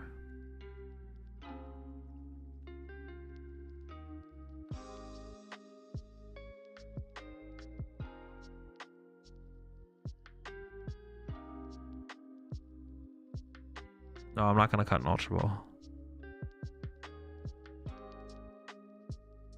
Manaphy rotating is huge, and never including that card again. Oh, that's true. Manaphy does rotate with Greninja, but we might get Manaphy 3.0 or Mew 4.0, whatever it is. Mr. Mime 7.0 with the new set, I guess. I got Ninja by Roaring Wind on Saturday. I'm done with that card existing. It is kind of annoying that so many cards, like, you have to, like, it's like, yeah, it's just annoying. It's like it's different when like Urshifu VMAX was a card, and it's like, oh, we have to play. Yeah, it's different when Urshifu VMAX was a card. And it was like, okay, if I want to tech my Manaphy against Urshifu VMAX, I can, but it's one matchup, and the way you can play that matchup, sometimes you don't even need to do it, and it's like more of a like you didn't have to. Yeah, honestly, even when Palkia could set up Radiant Greninja. It wasn't like it didn't feel, but now it feels like once Lost Zone stuff came out, it's like, okay, every deck, like basically every deck has to play Manaphy if you want to play an evolution deck. So Manaphy is rotating, I guess, but they might give us Manaphy, what is it, 10.0? We have Rabsca. That is true. They did give us Rabsca, so they might not be planning to give us another Manaphy type card. They might not be giving us another Manaphy type card. We'll see. Because they did give us the Rabsca. Maybe they're like, all right, you guys have Rabsca. That's good enough. Rabsca just kind of sucks, though. That's the problem. Like, Rabsca sucks at actually, like, stopping damage spread. So, the thing is, it's just not very good. That's the problem with Rabsca. It's just not very good. But we need Rabsca but basic? No, that's too good. That's just on too much stuff. Stuff like Manaphy and Jirachi are like overall, I think, fine. It's just annoying how much you have to play them, but they're like fine as answer cards because it like targets like specific things. Rabsca as a basic would just be stupid. It would just cover way too wide of a range of like possibilities. That's like not good. Then when it comes to like deck building, there's like no risk involved. It's just like, oh, you always play Rabsca in your deck because it covers such a wide range of possibilities. It's not like, ooh, am I really gonna give up this? Am I really giving up this deck space to a Jirachi right now? Or a Manaphy? I don't really want to. It's like, all right, maybe I will, maybe I won't. It's like, what's more valuable? A different card or this card? But if Rabsca was a basic, it would just be, oh, I just always play Rabsca.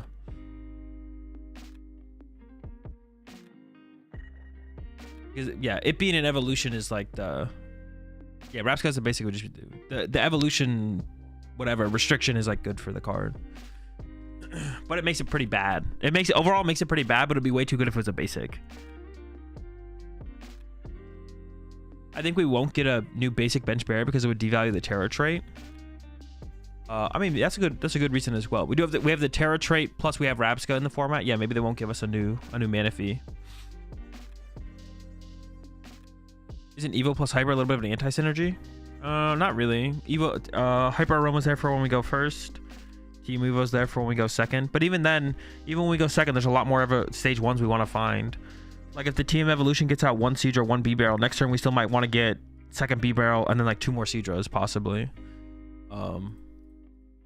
Just consistency. I mean, it's kind of like playing Hyper Aroma and Gardevoir that still plays Team Evolution, right? It's like the same thing for the most part. Like if you pull off the Team Evo or just draw into your Curlies, this is a dead card. But if you don't, it like fills out the... It's like... I feel like that, like... It could be overkill for sure, but we're not just thinking about one game of Pokemon. We're not thinking about like the... You know, over 100 games of Pokemon, how much value can we get out of the Hyper Aroma. We get a decent amount of value. Yeah, in one game of Pokemon, Hyper Aroma is probably not that good of a card. But in 100 games of Pokemon, how good is the Hyper Aroma? It will give us bench barrier with energy requirement like Monkey Dory. Yeah, make it a little bit more costly as well wouldn't be a bad thing, to be honest.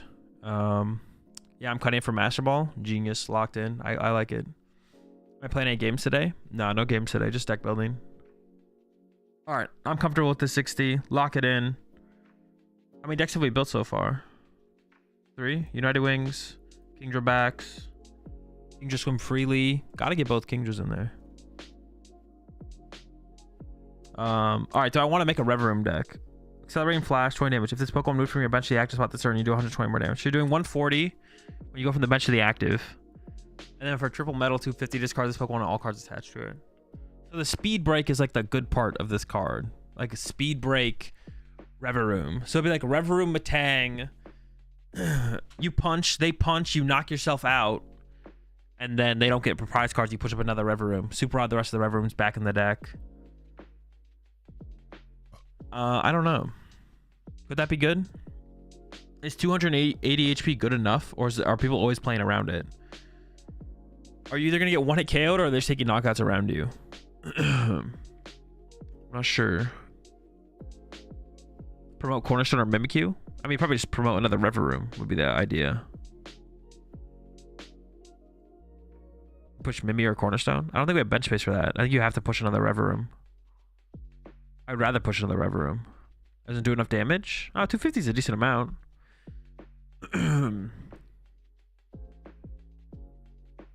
Kills Pidgeot EX. True, kills Pidgeot EX. I see it as a 2-1-1 Reverum tech into Dialga. I don't think Dialga has bench space for that. Have you considered running that new Genesect that comes out in the set and anything as a pivot tech? Not yet. Not yet. But honestly, hold up. Now that you mentioned it, I forgot the card existed. We could like put that card.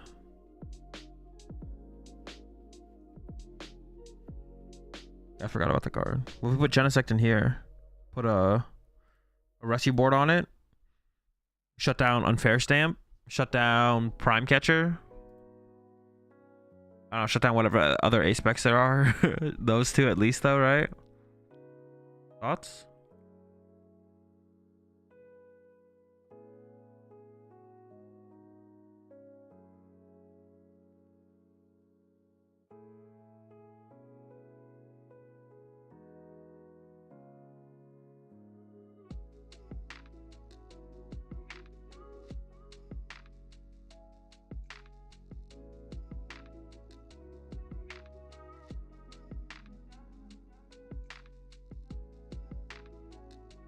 All right, what's next then? We keep going. There's Dusknoir. I don't really want to work on Dusknoir today, though, to be honest. I don't think we're going to make any Dusknoir decks today.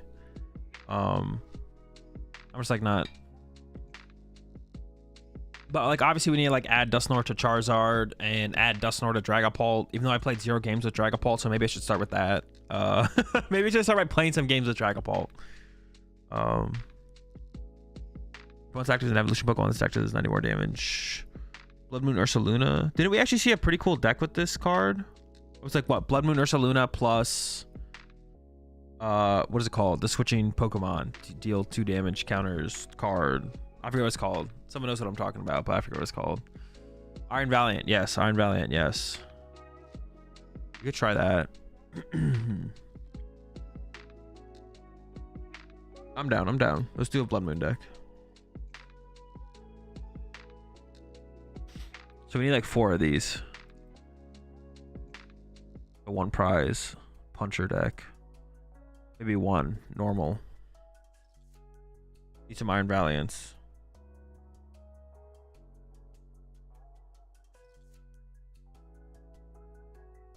Need some Jet Energy. Some Fighting Energy.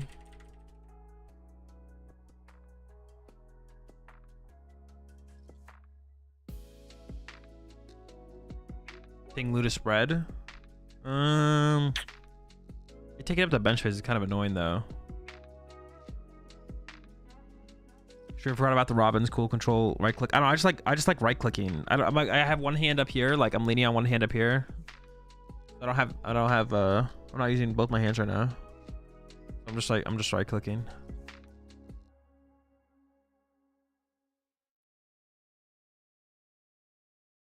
Everybody have treat try opponent's active Pokemon. Okay. I don't even know if we need 4 vessels, but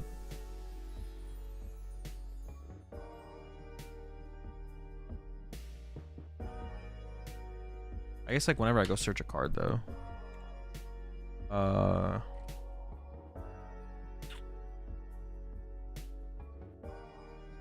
Radiant Alakazam? I don't think so. Radar? What radar? Oh, the radar. Maybe. I feel like Great Ball. Great Ball is probably pretty good.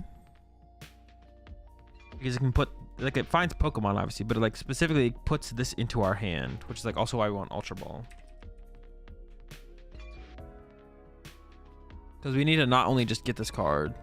Future Capsule? True. Oh, probably just 2 though, right? 2's fine. How are we getting the energy on the moon? Its ability says when you may use this ability when you put this card from your hand onto your bench. Attach up to 2 basic fighting energy from your hand to this Pokemon. So you just yeah. Ability it.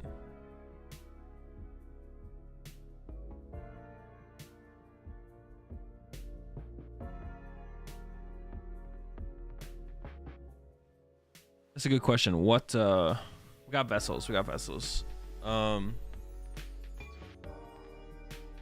I don't think there's a reason to do Radzam.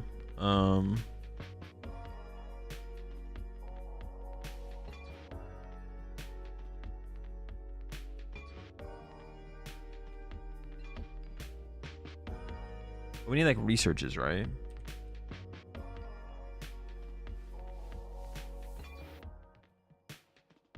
Or research.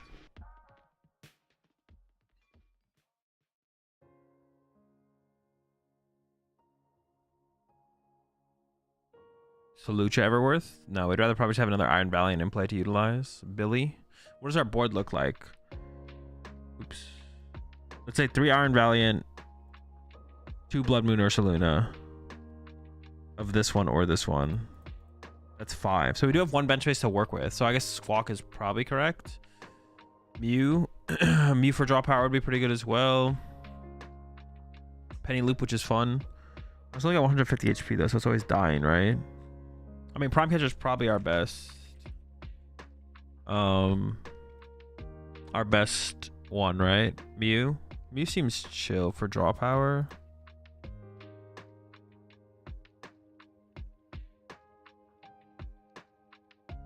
Nest Ball just seems terrible in here because we have to get these into our hands. So Great Ball just seems better. But Nest Ball is like good to get these. I don't know. Will Fezandipity be out at the time? Oh yeah, Fezandipity definitely is the... Fez is 100% the move. Good call. Tatsu plus boards do have so many switches anyways. I don't hate that. I don't hate the Tatsu.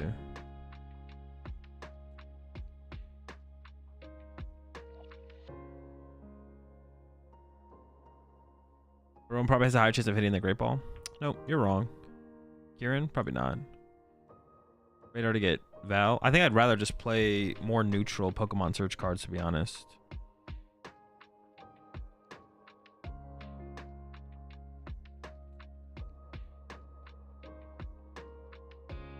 No, don't do Mew. You can only retreat once. I mean, playing Mew isn't the reason. Mew's free retreat, I don't think is the reason to play Mew. It would just be draw power, but I think Fezandipity is probably better draw power. Counter our boss. Yeah, probably should play a boss count. New Treasure could be nice. It could be alright. We don't really need Pokemon recovery though. Maybe like retrieval. Like just energy retrievals. U plus Bird can draw 6 cards, kind of crazy. I guess like the big question is how many Iron Valiant are we gonna have in play? I think we will want 3, right? If I have 2 Iron Valiant, I definitely want to have 2 of these in play, because I only have 1 bench space for our support Pokemon. But, so what is it? 100 plus 30? So if we do put 4 damage counters on them, we'll be doing 260. So we need to be able to have 3 in play most times, I feel like. Yeah. If you get the Zam there, you might not need all 3. But what is it? Zam doesn't create more damage counters though. I don't think that makes a difference. It'd be like when I take like a smaller knockout, it would move some over. So it'd be like put 3 damage counters on the active, move 1 off to the bench. Leave 3 on the active, deal 190 plus the 3, 220. I feel like I don't think the Radiant Alakazam makes any sense, to be honest. I don't think Radiant Alakazam makes any sense. No sense is being made. You're capping, you're trolling. We can still play some nest balls, I guess. What do I have? S-space right now. Why are we playing Ultra Balls if we have only basics? Because we need to get these into hand. Getting this thing into the hand. Because to use its ability, we have to play it from hand. I wish there was a different way to do it, but... Does this deck need bundle? Bundle would be fine. I'd play the deck without bundle first. I don't know, I've been liking bundle in aggressive decks in general, though. It's felt really good. Cyclone to re-drop active bear with energy on turn 1 or 2. I don't actually hate the idea of that, actually. I've been saying Great's greater than Nest. Wait, in here or in general? Azul hates Grant. What does Grant do? Plus 30 damage? But just switching to another of these does the exact same thing. Doesn't seem very good. Any stadium count? I don't think so. Wastelands? Oh, Wastelands. I mean, Flutter is kind of annoying, no? Is Flutter weak or resistant to fighting? Can't we just bop it? We can just KO Flutter with this, though. Like, using these doesn't matter to KO the Flutter, right?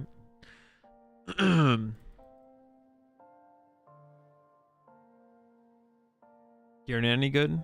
Doesn't seem very good. What about Gape Draw Bog? So I guess, yeah, Gape Draw could be okay. Hey, let me just look at stadiums real fast. I don't know if stadiums really matter, to be honest. I have to be more so, do I want to counter my opponent's stadiums? And I guess, like, getting rid of Jamming Tower, Temple Sinnoh would be nice. But, I mean, Artisan doesn't work. None of these stadiums are good for us. I guess Town Store is okay. But even not that good, right? I mean, we could play, like, Vengeful Punches as well, I guess.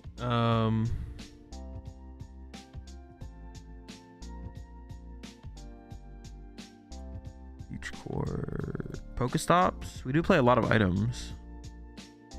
Then we'd probably want to include a Super Rod. Sunfisk plus... I have no idea what the other thing you're mentioning is. Crisis Punch?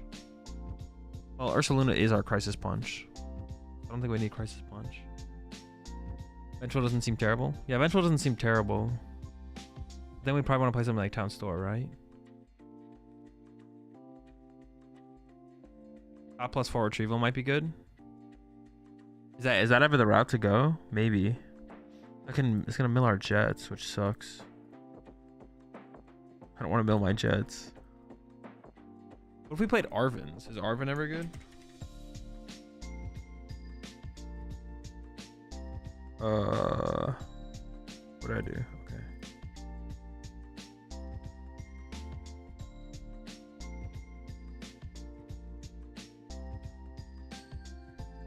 Some hand disruption. Oh, we're trying to be pretty aggressive. Town Store plus Devo. Devo could be a thing in here, I guess. We could sit here and just spread with Iron Valiance and play some kind of other spread card, maybe. Do appreciate the 9 months there, Reggie Rock. Also appreciate the get the sub there, Gamer. Over to Stellar Wish. I missed that earlier. Appreciate it. Iono? I don't know. I don't feel like we're really a hand disruption deck, to be honest.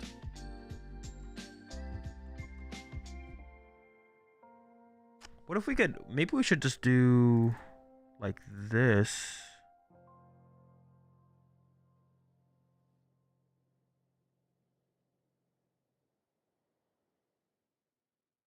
Because, like, once the first Ursaluna attacks, a retrieval is better. Goes retrieval, get back 2 energy, attach and energy.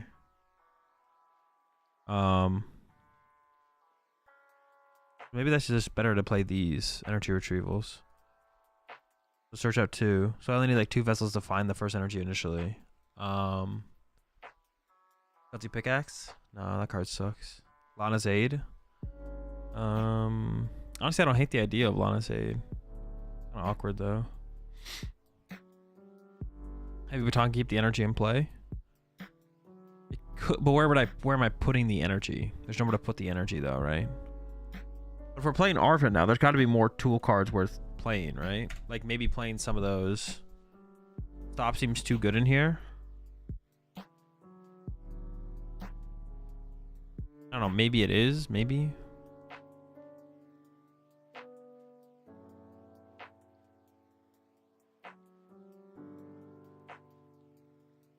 I hate it. I hate the idea of it milling my jet energy though. That's what I hate. But one Koraidon? No, we don't have the bench space. Our bench space has all been spoken for. Defiance Band? Well, I think it would have to be. Okay, hold up. What am I doing?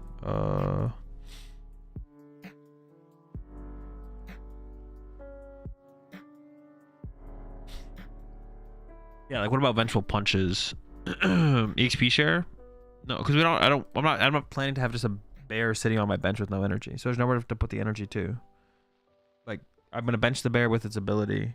Oh, but then we should play like a higher. We need more than 4 fighting though. We need like 6 fighting still. We still need like 6 fighting to get the deck going and cooking. Do we need a rod to recover bears? I think if anything, we'd play a stretcher. Yeah, if anything, we'd play a stretcher. But we could play a stretcher.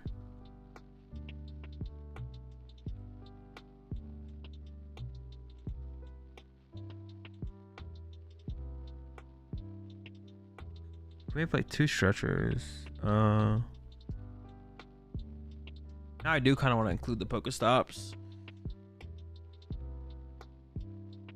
Man, but I hate Pokestop though.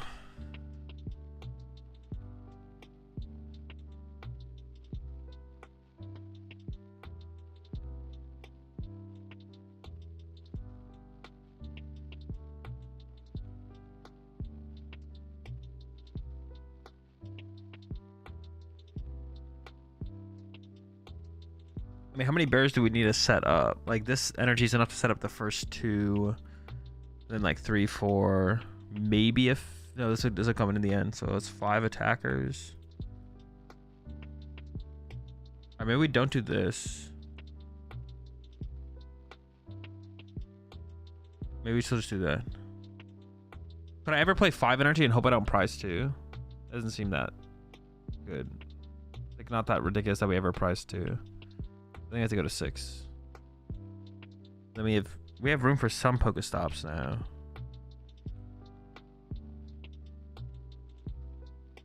I feel like if I'm playing the Arvins though, I should play a what is it called? A radar? I feel like we should play a radar. If we're gonna play Arvin, we should probably play radar. Crisis Punch? No, this is our Crisis Punch.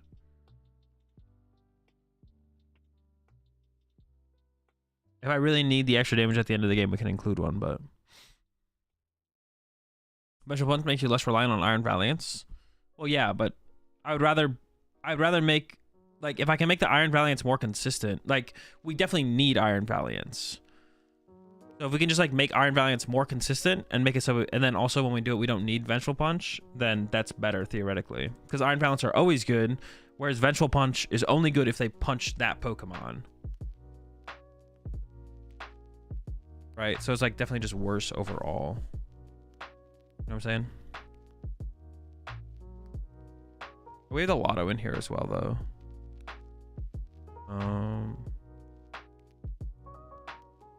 Is 3 Valiant 2 Radar better? No.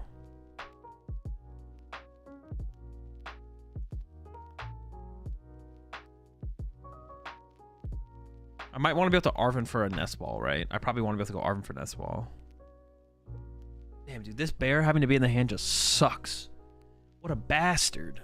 Ugh, that sucks. Maybe I can, maybe we just don't do that. Maybe 4 Ultra Balls is enough to do that, though. So maybe it should look like something like this. Well, see, the thing is, I either need this in my hand or I need to get these. So it should just be like this or this. I still want some kind of Nest Ball. I want to be able to like Nest Ball for Pheasantipity. So it should be like at least 1 Nest Ball. So maybe it looks like this.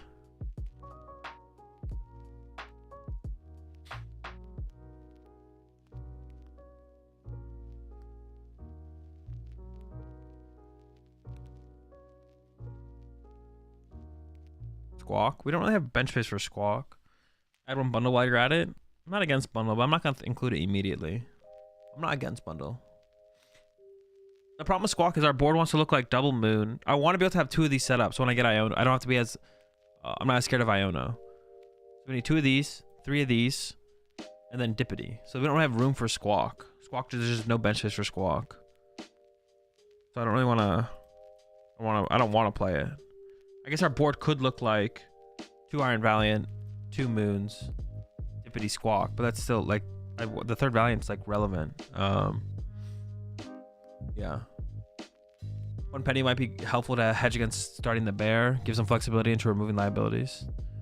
Could be. It might just be better to play a Scoop Up Cyclone though, to be honest. And then we could play Squawk. If we play Scoop Up Cyclone, then we could play Squawk as well. Maybe that's the play. We play Pidgeot V and Forest Sealstone. I think our nest ball count is too low for that. Like Arvin can obviously find the forest, but I need to be able to have the bird as well. I only have 2 nest balls right now. And then Stop's gonna be threatening the mill on him. With 4-stop, 1 Palpad. I could see the Palpad if we're playing. We maybe don't need 4-stop, maybe like 3.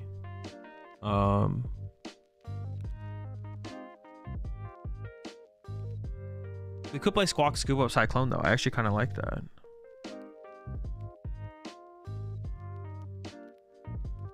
How do you accelerate the energy for the Pokemon? It's this ability. But Prime Catcher seems really good too. That's what I'm conflicted. But then if we could fit Squawk in here, I don't have that many outs to Squawk once again though. I only have 2 Nest Ball, 4 Ultra, but we could make that change. We could go Prime for Cyclone, and then we have a way to remove a liability off the bench. Because I think we need triple Iron Valiant, because double Iron Valiant only gets us up to it only gets us up to 260, but we need to like 1 KO Dragapult and stuff. And I'd like to be able to do that in 1 turn, like to 1 KO Dragapult. Wait, is that even correct math? Yeah, that would let us KO Dragapult or Charizard. Triple Iron Valiant plus attack equals 1 KO on basically anything. That's what we want to play towards, is triple Valiant. We should probably play 1 tool card at least. Is it just 1 Vengeful then? Is Vengeful the best extra tool card? Probably, right? So just like 1 Vengeful. And then maybe it is Scoop Up.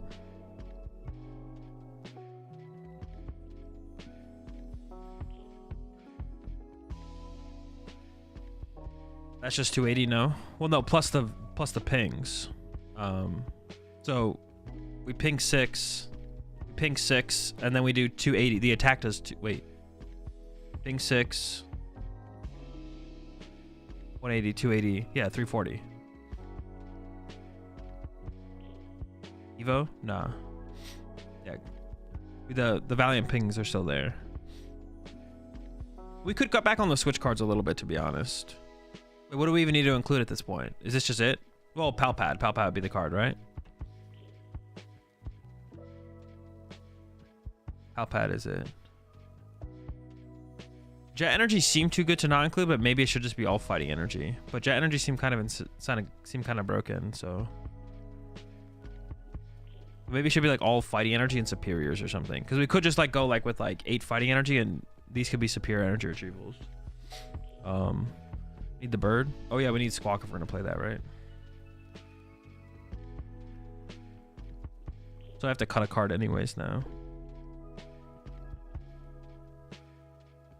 Yeah, we could run 3 of the switches and 2 Palpad. No, we don't need 2 Palpad. If anything, we'd run 1 Palpad, but I don't even know if we're gonna play a Palpad. We definitely would never run that many though. That's too many.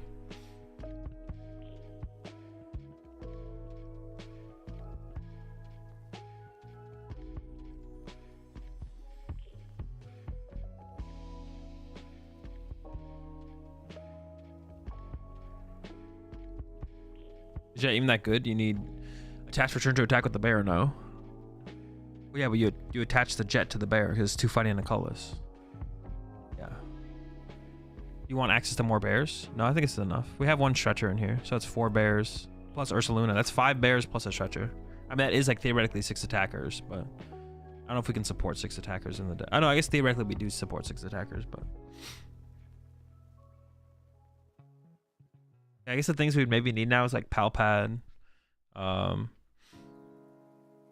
pivots usually have free retreat anyway, no? No, but it allows you to go, so you can go send up Iron Valiant, retreat to Iron Valiant, or you can go send up Iron Valiant with a, you can send up an Iron Valiant, you can switch into an Iron Valiant, you can retreat an Iron Valiant into an Iron Valiant, and then you can jet up the Ursaluna. So it's like +1, it's like switches. They're like switches, but they're switches and energy.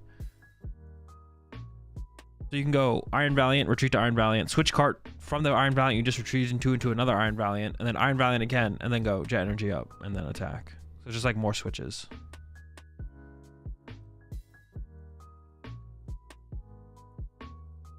To build up damage.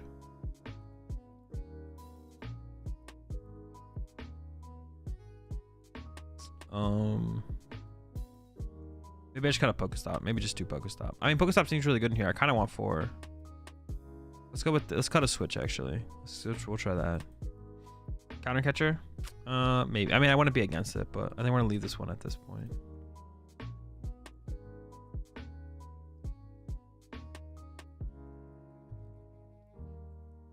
Ventral's kind of the sus card here. I just feel like we should play another tool card to combo with Arvin. I think Ventral's the best extra inclusion. I mean, it's theoretically really good if it goes off. That's the question though, is it gonna go off?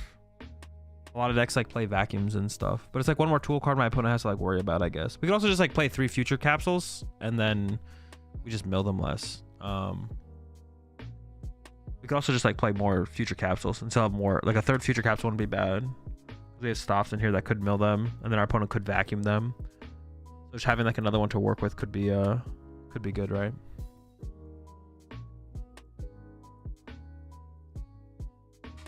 With all the bases, you not want heavy ball? Not really. We don't need 4 of these. We don't need 4 of these. We need this, but like we'll have drawn like 2 to 4 prize or 3 to 4 prize cards by the time we ever need this. This is like the only thing I'd really want heavy ball for. Maybe the Billy, but the chance that we open or the chance that we need the Billy and then have access to heavy ball that early is like low. So, I mean, heavy ball seems fine, but it's not something I would include immediately. I'd have to like play some games for sure. To play 4 retreat costs, could just play Baton. No, but we don't want to put the Baton. Doesn't make any sense because we don't want this in play with no energy, because then my opponent could just gust this and trap it. Like if I have an Ursaluna in the active with 3 energy and then an Ursaluna on the bench with 0 energy with a 4 retreat cost, well, I guess you play switch cards. Okay, that's true. We do play switch cards, so we could just switch back and then attack and then attach. Wait, maybe that does work. Maybe that does work. Well, hold on. I don't want to play... Cyclone already, like, resets that situation, right? It would give us, like, another way to get into an Ursaluna, I guess? In my head, I was thinking, well, if that happens, we could just scoop Cyclone. But if we, like, open an Ursaluna and then use Squawk, we can scoop up the Squawk, but then we could switch into the Ursaluna but have another Ursaluna. So maybe the Baton... Okay. So the Baton covers the situation where we open an Ursaluna, so we can't use its ability... And then we can switch into an Ursaluna where we are able to use the ability. And then we Baton that Ursaluna. So then it makes the Ursaluna that we opened up with into like a threat. Okay, I guess I'm not against that actually. And it does allow us to all of a sudden put an Ursaluna in play with no energy on it. And then Baton becomes the out to get energy onto that Ursaluna.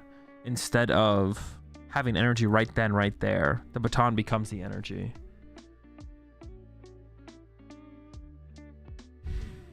Okay, I guess I'm kind of coming around the heavy Baton a little bit.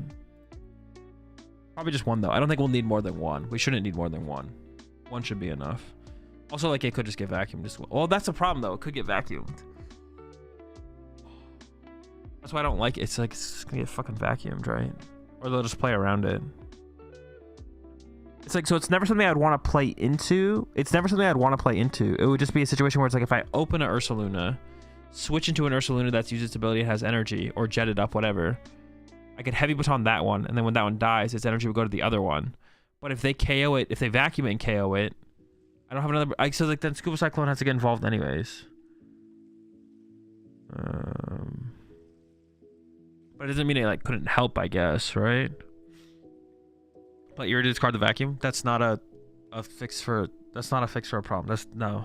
The answer is just no. That's never... Play Eerie to discard the vacuum. What is the best way to explain that?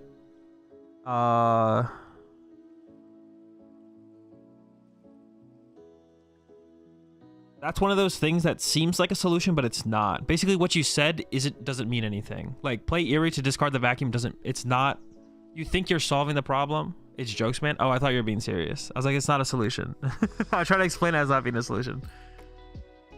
I thought you were being serious. I was like, that's not a solution.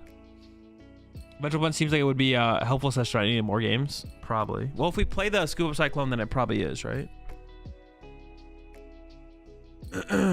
Dude, why am I like losing my voice today? I don't even know. Penny seems better for the drop. No, Penny's not. Hell no, it's not serious. I mean, I get asked a lot of questions. Zerosic? No.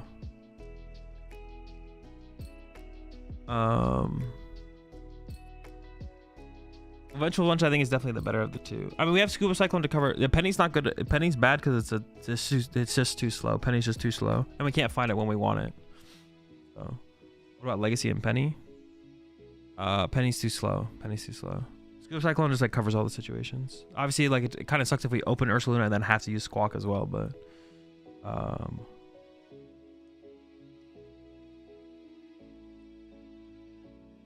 just play the new Spec Stadium that they can never KO your Ursalunas. I mean, they'll probably just have a bump for our stadium. Maybe they won't though. Maybe they won't. Honestly, a problem with that though, I don't even know if we're at that point. I don't even know if we're running or scared of running out of prize. I don't even think we're scared of our opponent running out of prize cards. We're probably just scared of us running out of resources. Like we can only create so many Ursalunas anyways. So even if our opponent's not drawing prize cards, if we're not drawing prize cards, it probably just doesn't matter, and they'll probably just beat us by running us out of resources. I can only set up like 6 Ursalunas anyways. Actually, could like make a difference in the long run of them just not like us KOing Iron Valiants to close out the game at some point, but. Yeah. Also, we have no way to find this stadium, so it doesn't really work in this deck. Okay. Do we have anything else we need? Free Retreater? That's what this is for. Also, Free Retreater is not overly important in here theoretically because we have Jet Energy, but this makes this thing a Free Retreater.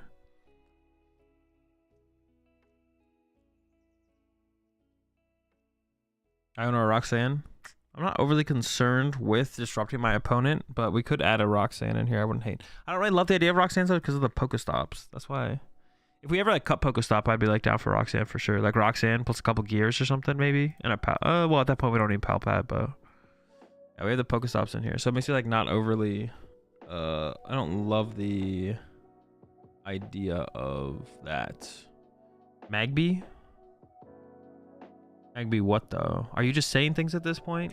I'm gonna time you out if this Magby sucks. If this doesn't make me think about including it at all, I'm timing you out.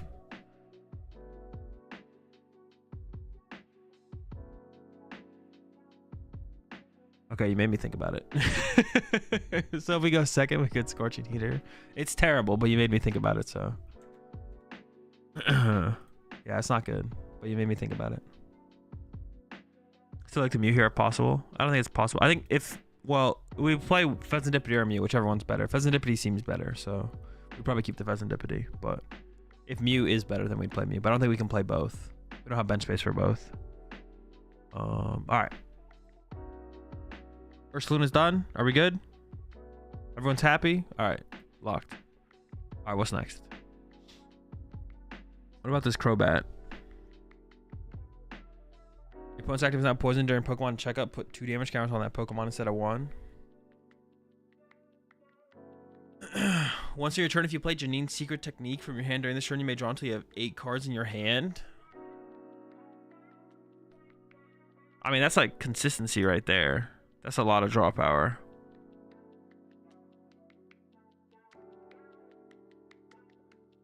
Test some hands with it. Honestly, that would be like a good little play test. New game. All right, Billy start. I just don't know any of the hotkeys for any of this. How do I draw a card? Nope. 1. Oh, did I just draw a card? Did I just draw 2 cards? Honestly, it'd be nice to be able to control Z your last action. All right.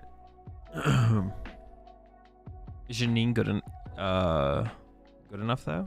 I don't know. You have to build the deck and test it. I mean, if you're drawing, if you can get Janine a bunch of energy in play and then draw 8 cards, I mean, it's not bad. I can tell you that much. It's definitely not a bad thing. Trying to have 8 cards in hand is pretty good. All right, we can make a Crobat deck. I'm down. We can do Crobat. Or hang on, what I should do with these decks actually. Let me make a new folder for these real fast. It should be like Shrouded Fable. What is the word I'm looking for? Like the set hasn't released yet. What should I call it? I should call it pre-release, right? It sounded weird because like it's not pre. How do I move decks from move? Okay. Mid-release.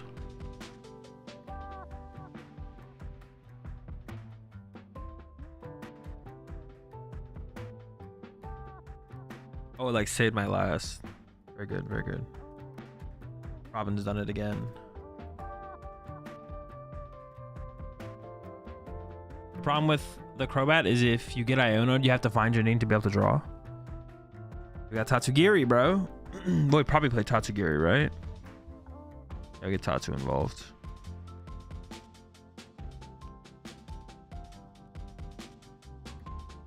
We gotta get Tatsugiri involved.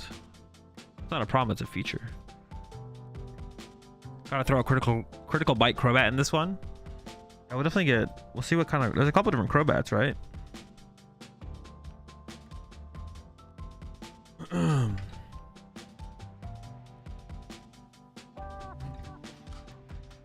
Got the new Crobat. This is critical bite. Echoing Madness. Choose one item to support it. Your opponent can't play that next turn. We want like 3 of these, and then do we play critical bite or do we play this one? Well, we probably never play this one, right? No. We maybe play critical bite though. Oh, it's got the free retreat cost as well, so we can featherball for it. Oh, broken. This is the deck where I wish I could play like 6 Zubats, because we have like the good Golbat too. What does this do again? Maybe it's just 4 of these, to be honest. We might not play this, actually.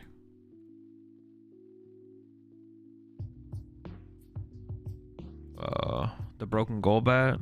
Oh, but this one has free retreat cost. Wait, can we just play a 4 Featherball deck? Wait, stop. So maybe we go like... Hold up. 1, 2, 3. One of these. Well, the thing is, though, hold up.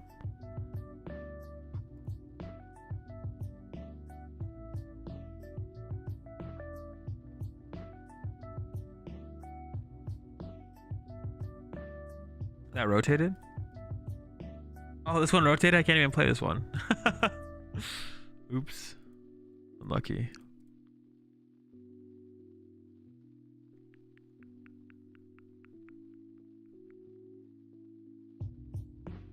All right, what else do we want for draw power, I guess? The whole squad can be searched with Featherball. That's sick.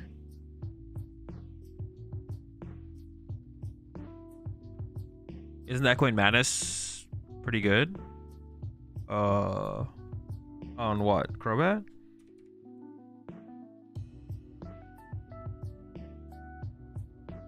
This one? I mean, it's not worth playing, though. I don't know. That could be kind of good though, because you could like hit him with, because we play Radiant Sneasler in here, right? Oh, oops. Yeah, hang on. Maybe that does make sense, to be honest. Did you get Sneasler involved? Wait, is there another way to increase poison damage? Wait, hold on. Oh, Mochi too, right?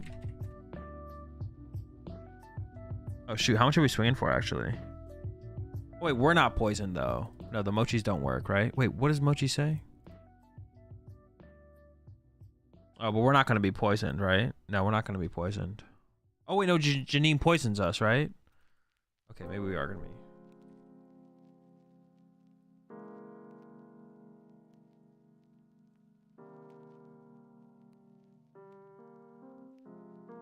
Yeah. Okay, we are going to be poisoned. Take it back. Critical bite with Mochi.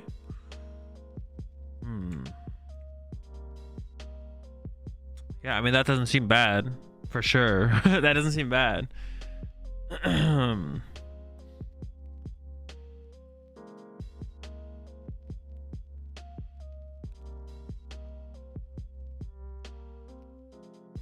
Perilous jungle. 2 more damage on each poison non-dark Pokemon. This makes it for 40 more damage. So honestly, playing the other one playing both of those seems good though. Like both of these seem good then. Like this one and this one, they both seem good.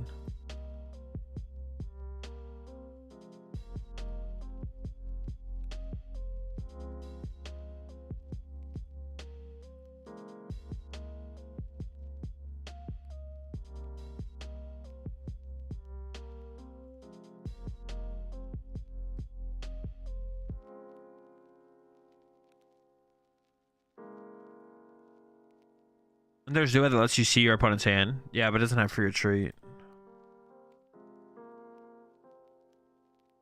This is the extra prize card one right here.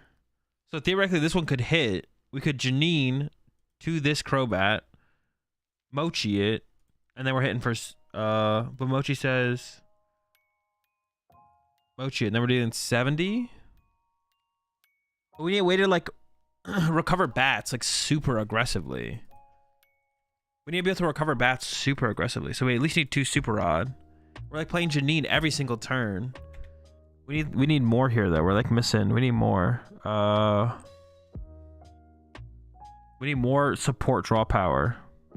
Stretcher? No, we need more than that. We need Super Rod. We need to recover a lot here.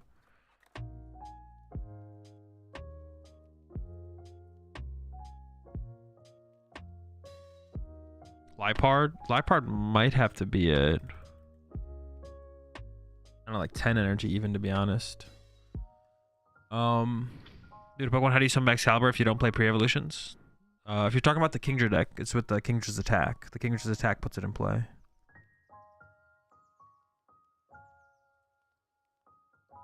Is there anything that works with Featherball for like support? Draw power? We could play Pidgeot, I guess. Maybe this is the play, actually. It's the Pidgeot. Oh, maybe this is the play. Because it combos so well with Featherball, right? Like, we probably need a Cleffa as well.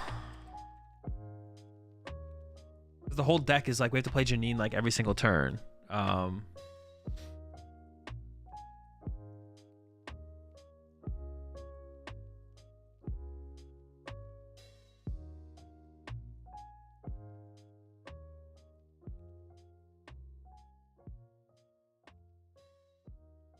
Manaphy? No, I'm not going to put Manaphy in here yet. Board for Tatsu? I think we're just like attaching for turn to Tatsu. No, we should probably still play a Rescue. We need counter. Boss. Or Mochi? No, we don't have to hit super hard every single time. Just sometimes.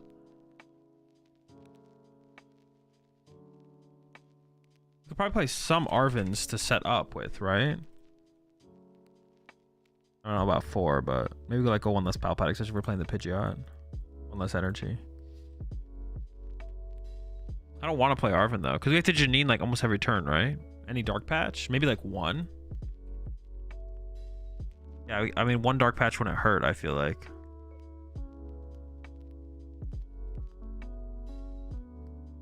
A Spec? Troop? Which would we play? I don't even know. Is this an unfair stamp deck? Honestly,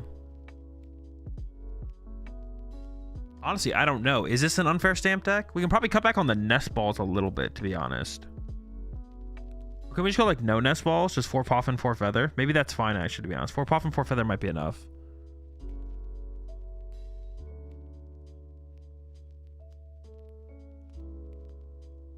Oh wait, we need to find a way to find Radiant Sneasel though. Probably 1 nest. Maybe 2, maybe 2, maybe 2. Stamp. Tree with Pidgeot. Oh, it might. Wait. Does Tree come out? When does Tree come out? Does Tree come out in... Tree doesn't come out in Shrouded Fable though, right? Dippity? Nah, Dippities.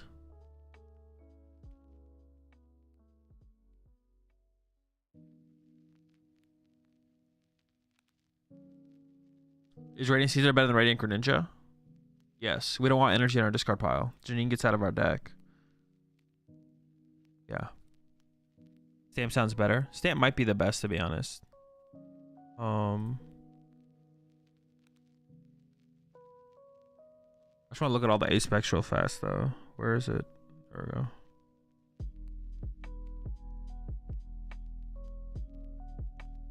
Neutral center for real, though. I could see it. Unfair stamp is probably the best one, but I could see an unfair. I could see a what's it called that you just mentioned. Secret box and fish. No, honestly, I think a heavy ball is probably necessary because pricing a Zubat sounds terrible. So we probably need to play a heavy ball, to be honest. Is Master Ball the play? Nope. Honestly, I don't hate it. I don't hate Master Ball, but unfair stamp is probably always better. Unfair stamp is probably always better. Aroma's bad. Tree's not out yet. Super Cyclone. Bad. This could be good. I guess Survival Brace could be good, to be honest. Unfair Stamp still might be better. But actually, Survival Brace wouldn't be bad. It depends on the kind of like vacuums in the format, though. Cut the patch in 1 energy. I probably want to cut the patch, but I can see cutting an energy. We go down to 8 energy. I'm fine with that.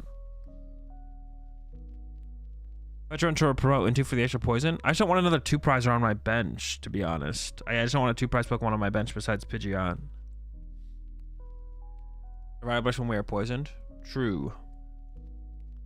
I mean, we're not always going to be poisoned, though. Janine, we're not always going to be poisoned. These aren't always going to be poisoned. There's be poisoned sometimes. Another Palpad? No, if we have Pidgeot, I think 1 Palpad will be... If we have Pidgeot, 1 Palpad should be fine.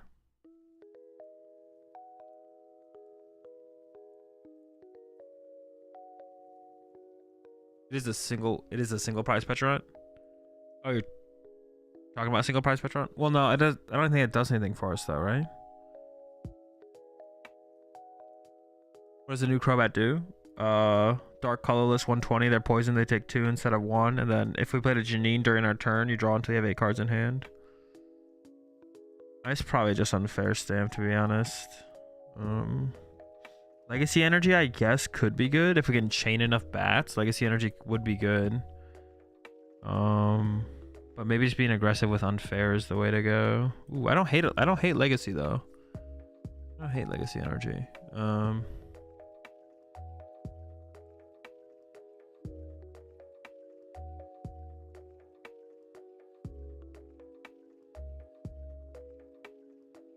Prime take 3 on a little guy? No, we can do that with Counter Catcher. Already have a card for that. Probably just unfair stamp. Yeah, unfair. And then what? Heavy ball.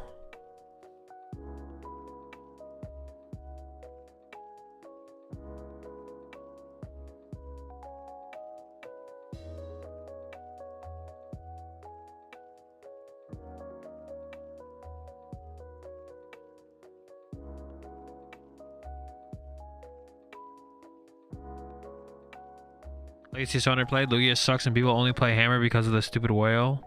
True. Monkey Dory. I don't think we're actually gonna build up any energy on our side. We would play Monkey Dory if we need like tech for Dragon Ball or something, but I don't know if we need to. Yeah, we'd do that if we need to like tech for like Dragon Ball, but I don't know if we actually need to. No reversal.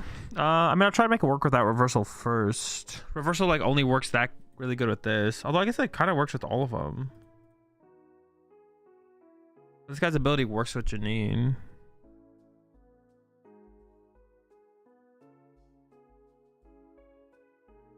Playing a reversal wouldn't be bad, I guess. Yeah, playing a reversal energy wouldn't be bad, I guess. But like Dark Patch is like the same thing, but can be more aggressive, I guess. We have to like find the reversal as well. It seems okay. Seems alright. I'm gonna go with no reversal for right now, though. And if we include a reversal, we can also play Luxray as well, though. Oh, we can't find Luxray ever. Can Feather... Like, what is... Luxray has retreat cost. No, I know it has retreat cost. I don't need to go search it up. I know what it is. I know what it does. Yeah, Feather Ball's absurd in this deck, though. That's kind of cool. We can find everything except Pidgey, Tatsu. We can find Cleffa with it, too. We can Feather Ball for Cleffa. Wait, that's actually crazy. This is the only thing we can't find with it. Who's your main attacker? The Crobats. Pick one, depending on the situation. This guy's like the main attacker overall probably, and then these ones are situational. Like going this into this, and then this guy's like the closer with the critical bite to close stuff down. Dark Patch is not aggressive. I mean, it's just we get to play it while we're tied on prize cards or ahead, is what I meant. Whereas reversal, we have to be behind. But like, yeah, we're not using it early game because we have to Janine the energy into play first and then go from there. All right, I'm gonna go get a drink real fast. I'll be right back. What are we working on? Let's figure out what we're working on next. This guy sucks. This guy sucks. Yveltal, put 2 damage counters on each of your opponent's Pokemon that has any damage counters on it. Kind of broken. Kind of broken. Could make the loyal 3 deck, I guess, next. I don't know what I'd play this in yet, to be honest. Some kind of like Frostlass deck, like Frostlass, Monkey Dory, Yveltal. It'd be like okay, I guess. That's the best thing to play with for sure, right? All right, we'll do this. We'll do this next when I get back. I'll be right back.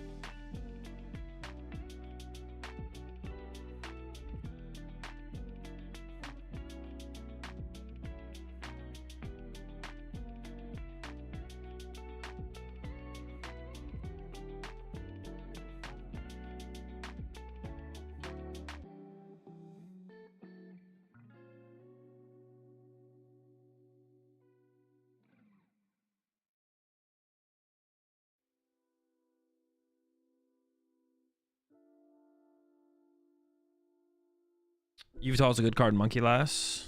Yeah, you probably like play like at least one, right? Maybe two. You don't have like, you do want to like get the thing. The problem with it is like you want to get your energy established on. You gotta get your energy established on your Pokemon. Yeah. On your Monkey Doris, and then you also, but then attaching to Yveltal, your Yveltal is just gonna die. All right, the squad deck.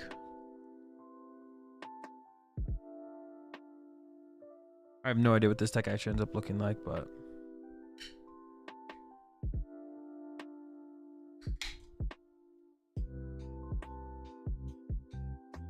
so what do we have built in here now then? 5 decks.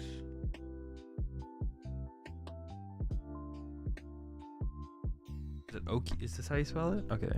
Is this like 2 of each of them? Well, probably just 1 Fez, right?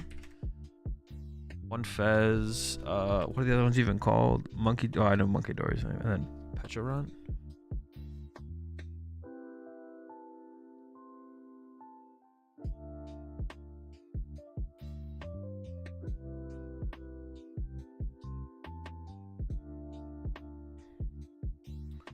How did Kingdra turn out? Broken deck. We built the optimal 60. I'm gonna win worlds with it. I've already decided. All right, so we probably should play Red Ink or Ninja because we're gonna play Dark Patch. We need to play some count of Janine, right? I feel like we gotta play some count of Janine. Maybe 4. I don't know.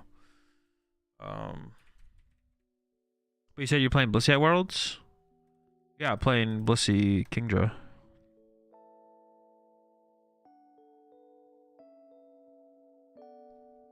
Look at Weavile from Paldea Evolved. For this deck, or... Oops. Once during your turn, when this Pokemon moves from your bench to the active spot, you may switch one of your opponent's bench basic Pokemon to the active spot. This one? I don't know, I feel like that's timeout territory right there.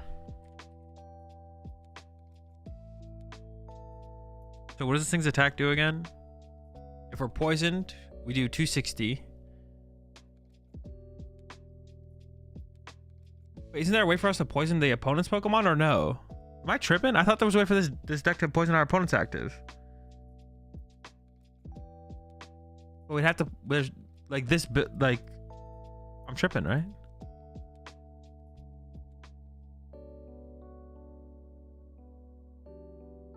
The mushroom? The mushroom. Wait, what mushroom? Wait, what mushroom? Oh, you're talking about Brute Bonnet. Without Brute though. There's no way without Brute, right? We have to play Brute. But we don't want to play Brute, right? Janine is bad here, just use Brute. No, we don't have enough energy acceleration if we do that. We'll just run out of energy before the game ends. You have to play some count of Janine because you need the energy acceleration from Janine. We could be less, but we need to play some. Bro, I thought there was something called something mushroom. It was like some item cut or something. Playing the Brute sounds awful though. I mean, this makes us do 300 damage. That's a pretty good start. 300 damage doesn't want to KO their active though. Why do we want to poison our opponent's active? So we do more damage. I just want to do more damage. 300 damage doesn't want to KO anything. Yeah,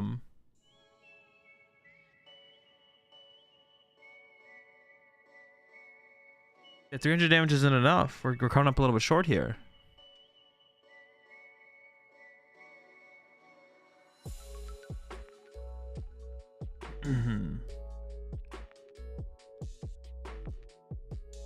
We can never be trapped. Why is it bad? I mean, maybe it's not terrible. Maybe it's not terrible. So it does 310 because of the poison damage, right? No, we don't have it. We currently don't have a way to poison our opponent's active. We don't have a way to poison our opponent's active Pokemon. Can we use Monkey for extra damage? Not really. There's no guarantee of damage being built up on our side of the field. Stack more Mochi for more damage. Mochi's a tool card. You can't have multiple Mochi. Otherwise, that would be fine though.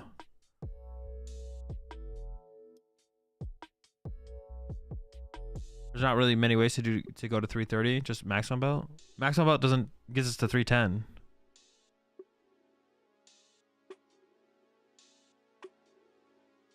So we have to play Brute Bonnet, or we have to only hit for 300 damage. We could play Kieran, right? Kieran would get us to 330. I don't know if that's worth the inclusion though. Huh.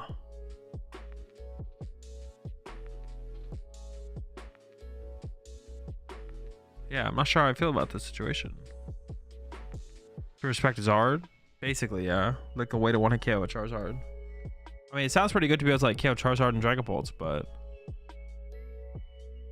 Triple Capsule is a 2-card combo to do 10 damage, 3-card combo Stadium for 30 damage. Well, we played Radiant Sneasler before the Stadium, but we could play both.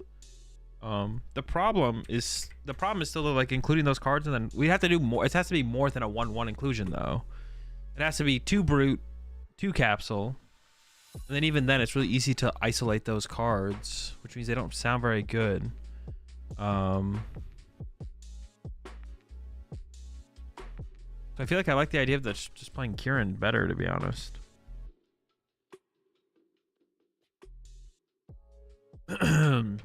Cobalion? Oh, wait a second. Wait, no way. Your basic Pokemon attacks your 30 damage to your opponent's active target. Oh, that's it. That's genius. This is it. This is genius. Wait, I'm not like misreading this, right? That does it. Fuck Dragapult. Fuck that guy. He can beat us. Cobalion does it, right? Not tripping. Probably 3 Mochis. Maybe like 3 Janine. What A-Spec should we play in here? Just Prime? We're an aggressive deck. Prime Catcher. Bundle would be a good addition here as well because of how aggressive we are.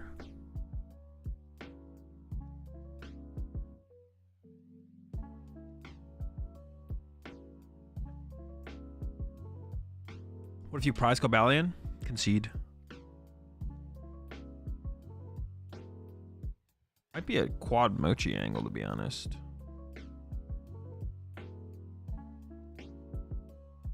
Yeah, it could be a quad Mochi angle. Stamp? I don't know. Prime Catcher seems pretty good. Explain what's bad about the Weavile? It's a stage 1. That's it.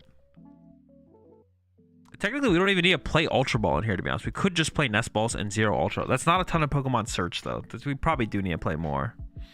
Wait, what does Weavile do? Don't worry about it. It's bad. You do not knock out Dragapult with Cobalion? True.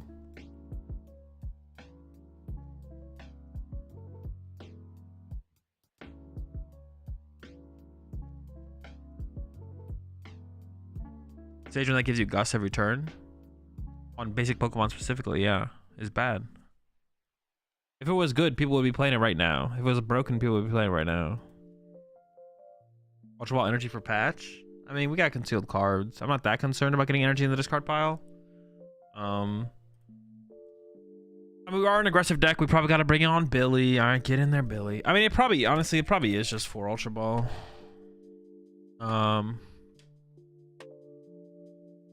People aren't playing it because Petron isn't out to enable it. Oh, wait, did I misread the card?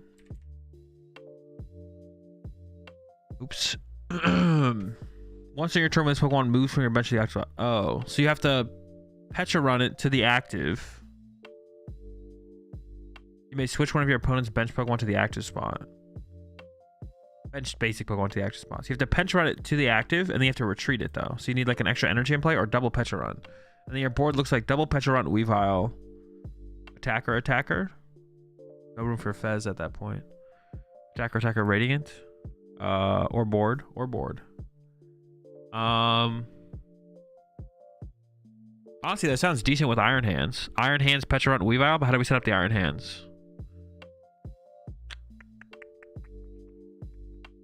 Yeah, it sounds good with Iron Hands. It doesn't sound that good in here though. Like it would give you it would give you like a chance.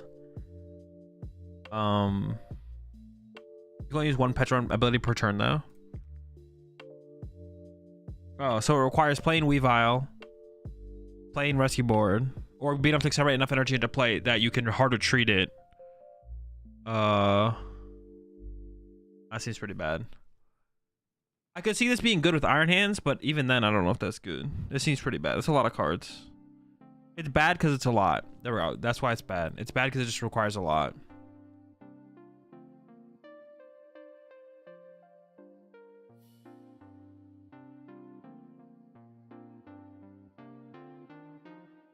Requires too much. I'd add 1/1 Darkrai, 1 Mooney X in here somewhere. 1 Mooney X. We do play Dark Patches. Oh, yeah, Darkrai as well. Wait, yeah, you guys might be cooking. Hold up. Are y'all cooking? Why not, right? There's no reason not to. What's our bench look like? Pecharunt, Dip, Ninja. Then we have 3 bench pieces open.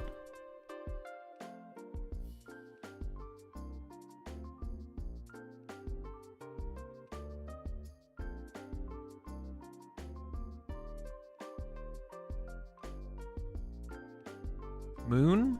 Moon is a way to one-hit KO, but then we'd want to, if we play Moon,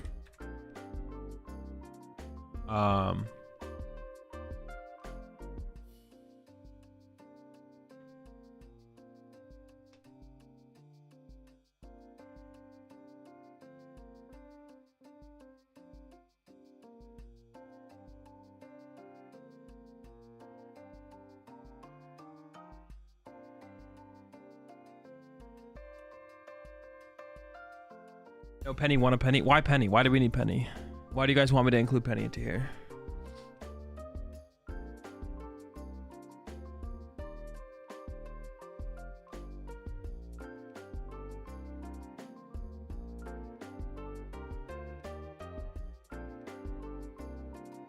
Penny can deny a KO, right? In what sense? What do you think Penny's doing? I'm not saying Penny is bad, but there's no reason you... Just like deck building 101 with this, like, unless you can come up with like a, there's no like synergy with Penny, right? The deck has no synergy with Penny. This deck has 0 synergy with Penny that I see. A deck that has like synergy with Penny would be like Quadlax, because it's like, oh, they punch my Pokemon that they can't KO, and then I Penny pick it up and then put it back down to heal the damage they dealt. Or Control has synergy with Penny.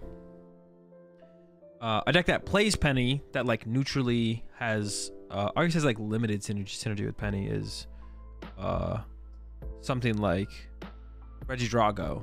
Like playing Penny and Regidrago, it's like, there's a little bit of synergy there, right? You can reuse your Moons, you can reuse your Mew. But this deck has no synergy with Penny. There's no Penny synergy here. Could Penny the Squawk? You could Penny the Squawk, but I would never start deck building by putting a Penny in a deck like this, because I could pick up my Squawk ability when the rest of the Pokemon in the deck have 190 HP and 210 HP. Like this has less HP, but not that much less, right? This guy's on my bench always. This guy's on my bench a lot of the time. This guy will make his way into play. Even this guy's not that tanky. It's like, okay. So,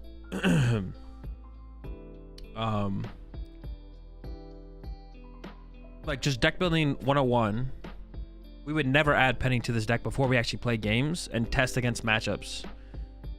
And then it could be like, okay, we play against deck number 7, and against deck number 7, we keep losing because they KO Squawkabilly. The games we don't put Squawkabilly in play, we don't win all of them, but we win a lot more of them.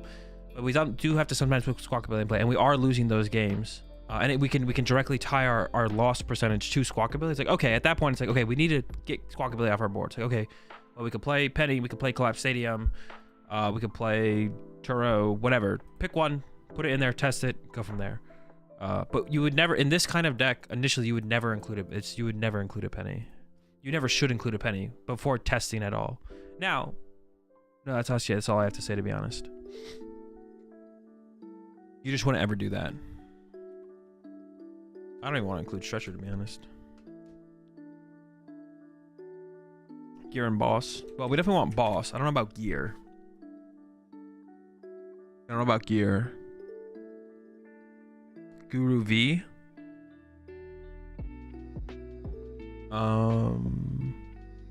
Heavy ball, maybe heavy ball. We don't have a lot of ways to find the heavy ball though. I think it's more effective to throw in a bunch of random one-ups to start to see which stinks. More efficient. But you don't know the good at that point. You just don't know what's good about the deck. You don't know what the strengths are. You don't know if you need those cards either to win games. Like, because if you put a penny, well, I don't know if you're just trolling me or not, Jake. If you put a penny in the deck, and then if I put one of penny and one of super rod and one of this and one of that, none of these are bad cards. They're all good cards. I'm gonna play games. I'm gonna use them. I'm gonna use them, and it's gonna be so much harder to determine what is good and what is bad because I'm getting value out of all these cards. As long as I play enough games with them, I'll get value out of them. But I won't know if they're necessary or not. It like requires like further analysis, I feel like. But if you just start at a straightforward, consistent list and then you build on it, then you'll be able to figure out where the deck's weaknesses are more easily. Like good cards are good cards. Playing good cards in a deck that maybe it's not correct to play them, it doesn't make them bad cards. Well, to some extent they could be. But like I said, we're never gonna play fire energy in here. No one's gonna test fire energy in loyal 3 deck, right? You have to track what shows up more often and cut the infrequently used ones for consistency. I don't know. I just like going the other way around. I think the way you're thinking about it, Jake, you have to play way more games of Pokemon. You have to play more games of Pokemon.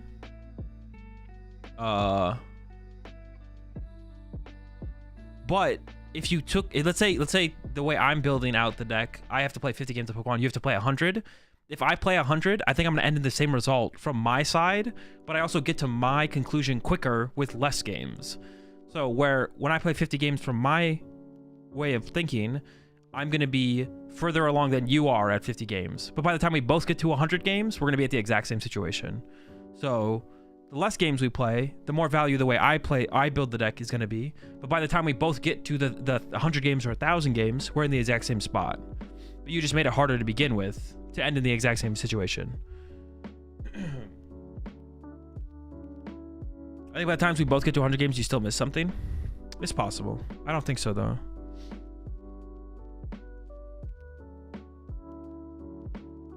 Do we lose to Mimikyu? No, I don't play 100 games with any deck ever anymore, so. Because you think you need something that you don't? Like 8 basic energy and Guardy for NAIC? Yeah, but that's like playing like no games though, Jake. That's like playing, like you can't even use like the example of NAIC as like an example, because my games with Guardy was like, at that point, it was just testing matchups. It wasn't thinking about the deck.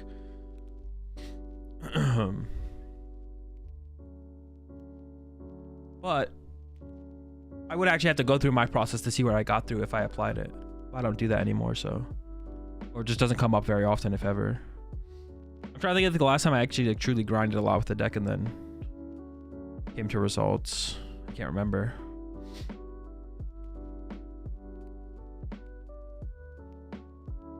I started with 6 basic second and ended with 7 after 5 to 10 games, I think.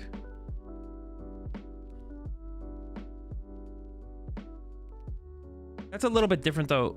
I guess that would be like a little bit different too though. It's not like adding a penny is just so different than like playing like with your psychic, playing around with your psychic energy count though. Right, I feel like that's like 2 different parts of deck building. That'd be interesting. It'd be definitely something to like worth like discussing more and like thinking about more. Just like the process and what is the best process of deck building.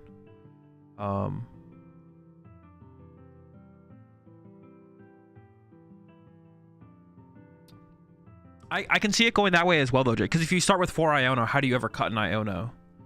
How do you, like, if you start with 4 Iono, how do you ever get to the point where you cut an Iono? Or if you start with 4 Arven. But honestly, I think in Gardevoir you would play, it's close. Like, I think maybe in Gardevoir you would play 4.5 Ionos and Arvens if you could. But I don't know if you'd actually play 5. I think you'd play 4.5. But I do agree with you with that. If you start with really high counts of really good cards, it's hard to ever cut them.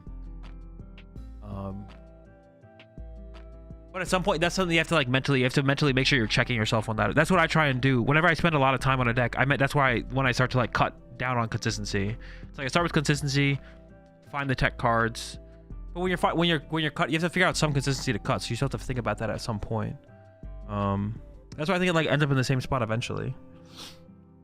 But you have to be like disciplined. Maybe you have to be more disciplined when you start with maximum consistency, and like checking yourself to make sure you're not being too complacent or content with counts of cards. Whereas when you start with a lot of trash, it's really easy to identify the trash.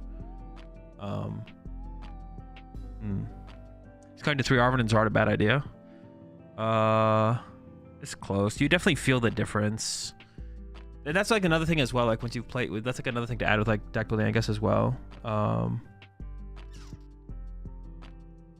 The Arven, Arven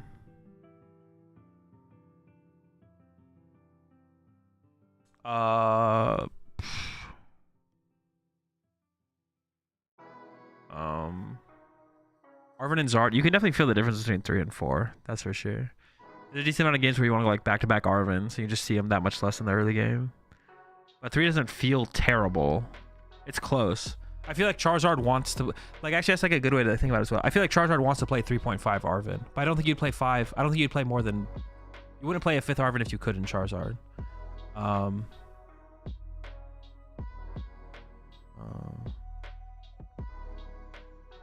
Maybe the best route is to do a mix of both, max consistency testing and then min consistency and compare. Yeah, maybe if you have like that much time, that might be it, Jake, to be honest. Like just do both.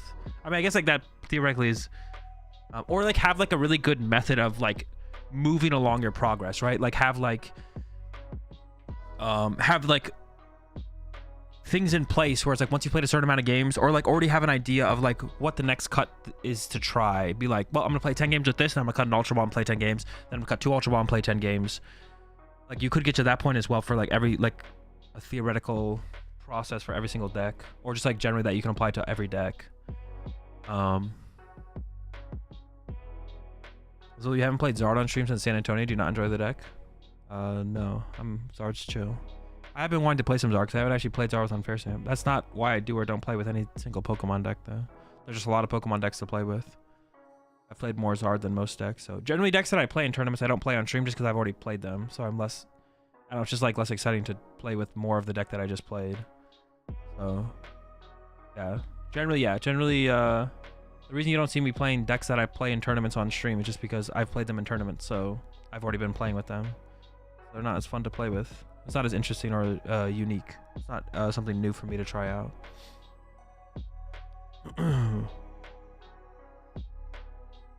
Decisions like penny are easier to make, whereas Pokemon search and even energy count is harder to find the perfect amount. Yeah, including penny eventually is really easy to make. Once you identify that you need penny, you just be like, okay, well, I have to play penny now. What do I fit in it? And you can like analyze whether or not you need penny. You can analyze whether or not you need penny just playing games of Pokemon. But even then, once you include the penny, you might realize I can never find it when I need it. So it's like, well, I just have to go without it at that point. Or maybe something like Collapse Stadium is better because you can play it along, like you can research into it, but you can't research into penny and then play penny. Yeah. Hazel is the place. As long as you play on stream, available anywhere. Yeah, just put exclamation point playlist or music in chat. You'll get the link.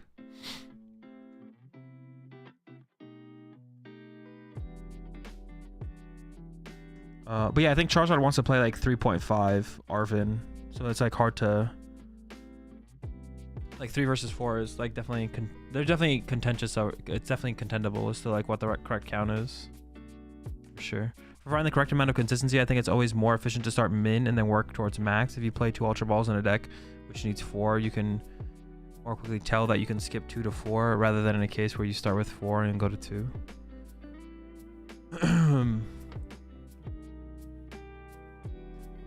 Maybe. But I think there's definitely an argument for just like maximizing consistency in general as much as possible in Pokemon, because I don't think any deck is ever as consistent as you want it to be. No deck is ever like, okay, this is it. If I play any more consistency, it's just bad. Obviously, there's a point where your win percentage like theoretically goes up by playing a tech card, but I guess it depends how much time you have to put into the game and how many games you can play. Because you do need to maximize consistency. Well, you need a, yeah, I mean there's like a consistency versus power cards, whatever you want to call it, text and consistency. You need like a balance of it for every deck, like theoretically in any single meta. But where's my thought process going? It's eluded me. I don't know. I don't remember what I was gonna say.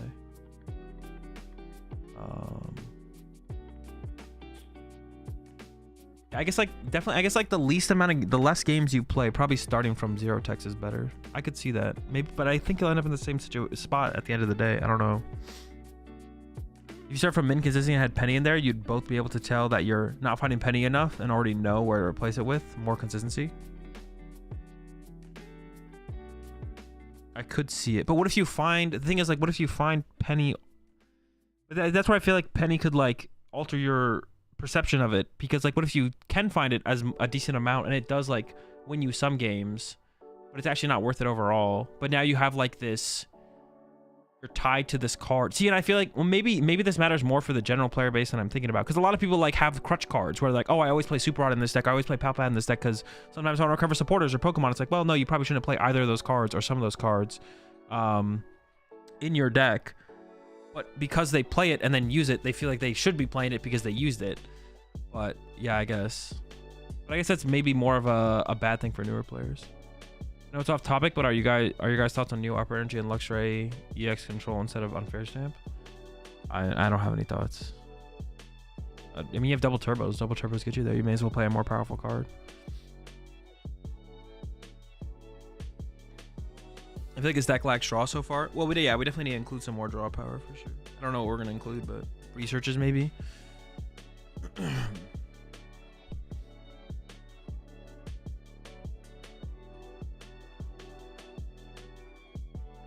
Probably researches, or do we have room? Another thing I was thinking is, do we have room for Luminion? Because Luminion for Janine seems kind of good, right? So I have Darkrai, Greninja, this thing, 2 attackers. Well, Darkrai. Well, I guess should we play? I guess another question would be, should we play Darkrai in here or should we play Luminion in here? What does Darkrai find again? Just items, right? So we can get back this, or like the most powerful recovers. I mean, getting back Prime Catch is pretty good. Getting back Dark Catch is not bad. Ultra Ball, Nest Ball, sometimes, not very often.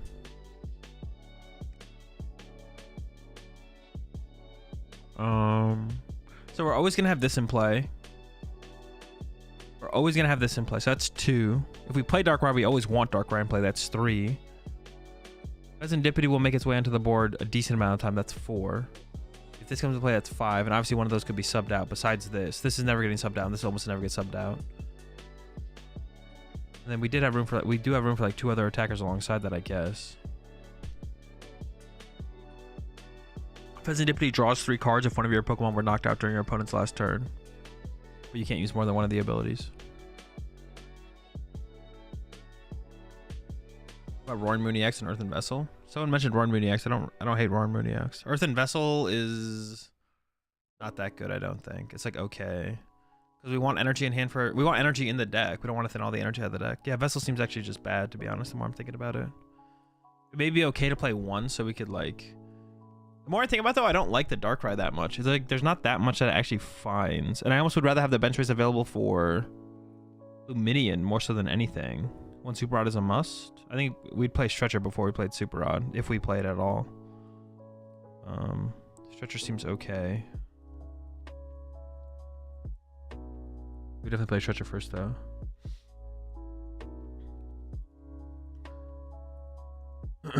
Odds Gilmore could see some use with Trio and Area 0 coming to Stellar. I don't know. I'm not thinking about the next format right now. I thought about drawing cards with Greninja. That's the reason why I suggested, but I could be bad. Could be a bad idea. I think we'd rather just play more energy, probably. We don't want to like take too many energy out of deck. Yeah, I think we'd rather just play more dark energy, to be honest. Super Rod energy back for Janine? Maybe, but we don't need that many energy. Like, if we use 2 Janines, that's probably as much energy as we need, to be honest. We're probably good at that point. Honestly, 1 Janine might be able to get us there. If we Janine once, plus manual attachments return, plus dark patches, plus Darkrai recover dark patch, that's probably enough energy to have enough attackers to win the game. I don't know, maybe, I guess maybe we could just go down to 2 Janine, But we do want to see the card. That's what I'm kind of hung up on. It's like we want to find Janine. Supposed to be like 1, 2, 6-ish energy. And manual attachment 7, 8, 9. This could recover some dark patches. Honestly, Dark Red doesn't seem that good. Except it recovers Prime Catcher. That's like the only thing I'm seeing here is like why I would really want that. I'm not sure if I like the Darkrai. I kind of don't like the idea of it, to be honest. But then I would want Luminion.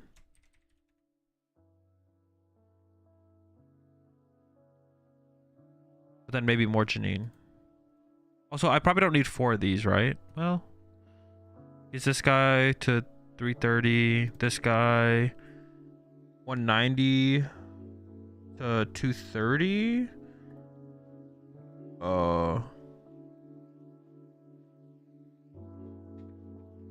Oh wait, we can't even poison this guy. Okay. 100. Does this deck do anything important that Bolt doesn't? I mean, you have this guy. It's a 1 prize Pokemon. I think that's about it. What will Cobalion fix math for? It 1-hit KOs Charizard. More Pekko seems good in here. And if we want to attack with a 1 prize, we could attack with this.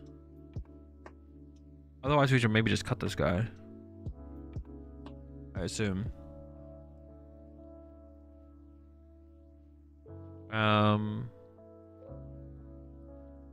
I had Darkrai in here, but then I just cut it, right? Or Janine.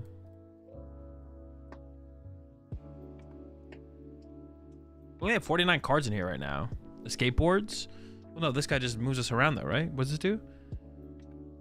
Switch one of your bench dark Pokemon except Kingdra into the active spot. So we just move this into the active, right?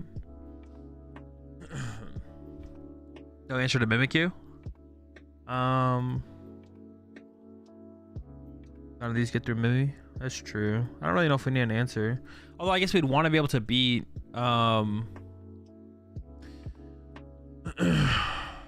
KO Mimikyu. We can beat Quadlax with this thing, right?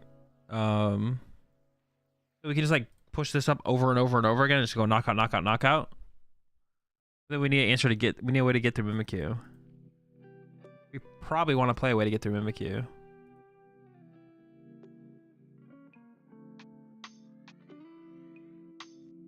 Does Blocklax really not have a way to beat Pecharunt? Does Pecharunt just beat Blocklax every time?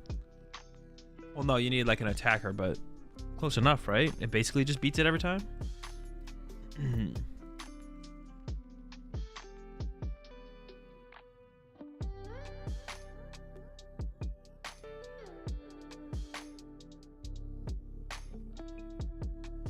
Baby Monkey Dory to move poison damage to Mimi. Oh, I guess that could be it. Or wait, what's the other Petch? What's the other Pecharunt do? You can use the ability once in your turn, and you can't use more than one chain of controls per turn. Switch one of your bench. Oh wait, no. What's it? Wait, are we not getting that baby Pecharunt in this next set? These are all the EX. The wrong one. Alone to get around Cornerstone and Mimikyu. This guy already KOs Cornerstone. It's a promo. It's an ETB promo. Is it the Shrouded Fables ETB promo?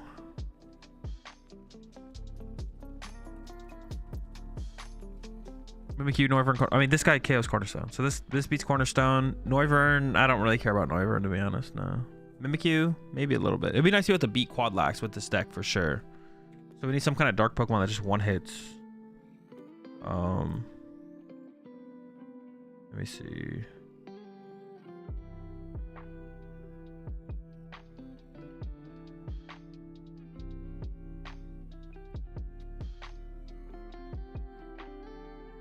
More Pekko. Could use more Pekko. But more Pekko moves the energy to the bench, so they could just like pick it up and put it back down. I need a way to like, wait, what's Mimikyu weak to? Is Mimikyu weak to dark? Or it's weak to metal, right? There's something with like a weird shred attack. So they can just like pick it up and put it back down if they have a Bravery Charm on it. So that doesn't work then. We need to be able to one hit it, I think. Or like not have our energy move to the bench. Because this guy, we could like run out of energy. Theoretically. We could just frenzy gouging it though. I guess we could just play this. Because they can't get around that, right? Can't pick it up when they have no bench. They could double Mimikyu us. Well, no, they could just go. Well, no, I guess that wouldn't really work.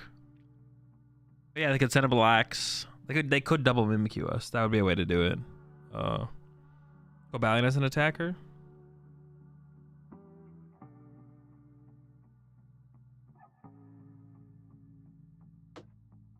They are weak to metal, but if they have an assault vest, they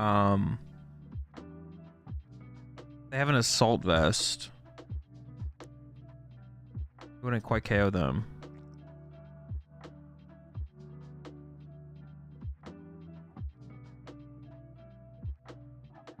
Yeah, assault vest would make things annoying. Or Defiance Vest, yeah, Defiance Vest. Not Assault Vest. Assault Vest is an old card. Let's play Cologne. No, they can get the Mimikyu back though. Or they can play double Mimikyu. Cologne doesn't do anything. Cologne's not enough. We need a way to attack. We need to kill with an attack. Yeah, Mist on Mimikyu would be annoying too.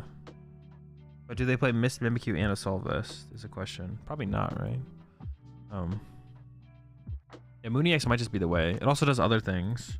Gives us a way to one-hit KO Dragapult as well. Could play a Stretcher.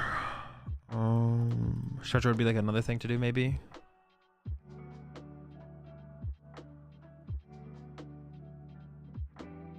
One water energy for Bonnet. Wait. Oh, you mean bundle? So we can attack with bundle? No. No attack with bundle. The baby Petron should be good for Mimina. What does it do? What does it do? Because it didn't come up here. So it didn't pop up on Limitless. What does the baby Petron do? Get over here.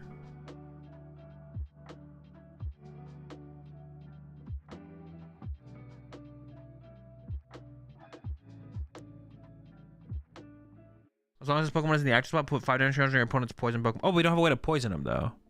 We don't have a way to poison him. Oh, where's the attack do actually? Oops. Poison active is now. Oh, okay. But yeah, I wouldn't be able to get through Mist. But neither does Moon EX. But I guess the question is, we have Cobalion as well. Do they have Moon? Do they play Moon EX? Do they play do they play Mist and Assault Vest? Because otherwise Cobalion will get there. You think Charizard would just be a strong deck? Yes.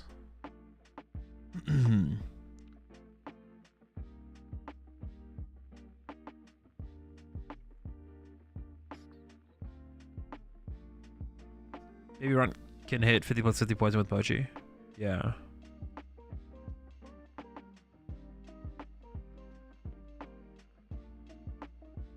So maybe the baby Petron is the answer. But the problem is, yeah, Mist. Mist would block it, right? It also blocks Moon EX, but then they have to be playing the Mist plus the other card, like I said. Maybe Moon is fine then. We'll go with Moon. We'll go with Moon.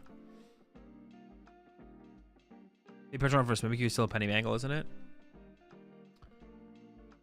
No, it's different though, because my problem with Morpeko is Morpeko moves its energy off itself. You can't keep the energy on the Morpeko, but the Petron would keep its energy. So the problem with Morpeko is you have to move the energy off it, and then you have to put 2 more energy back on it. The Petron just poisons them again. So Petron's fine. It doesn't have the same problem. You don't. They can penny it, and then you just poison them again. Like that's fine. You don't actually care. Play 2 more Pekko so we can Pekko loop. Genius. The Pekko loop. Yeah. Morpeko would be a fine answer if it didn't move the energy off it. So Baby Petron also is a fine answer. That's the problem though. Is more like because even if they have like a Bravery Charm, we wouldn't want to KO with Morpeko, but it'd be fine because we just like punch again for 70 over and over and over again, and we beat them eventually. Baby Moon doesn't move energy. Yeah, Baby Moon is cringe. You forgot about that factor. This guy is already our Baby Moon, or supposed to be. Do you think the Weavile in the new set is good to make a deck around?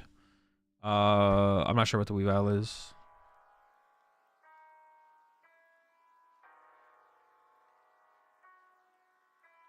This thing. Discard all energy for this Pokemon. Your opponent's active Pokemon is now paralyzed. Oh.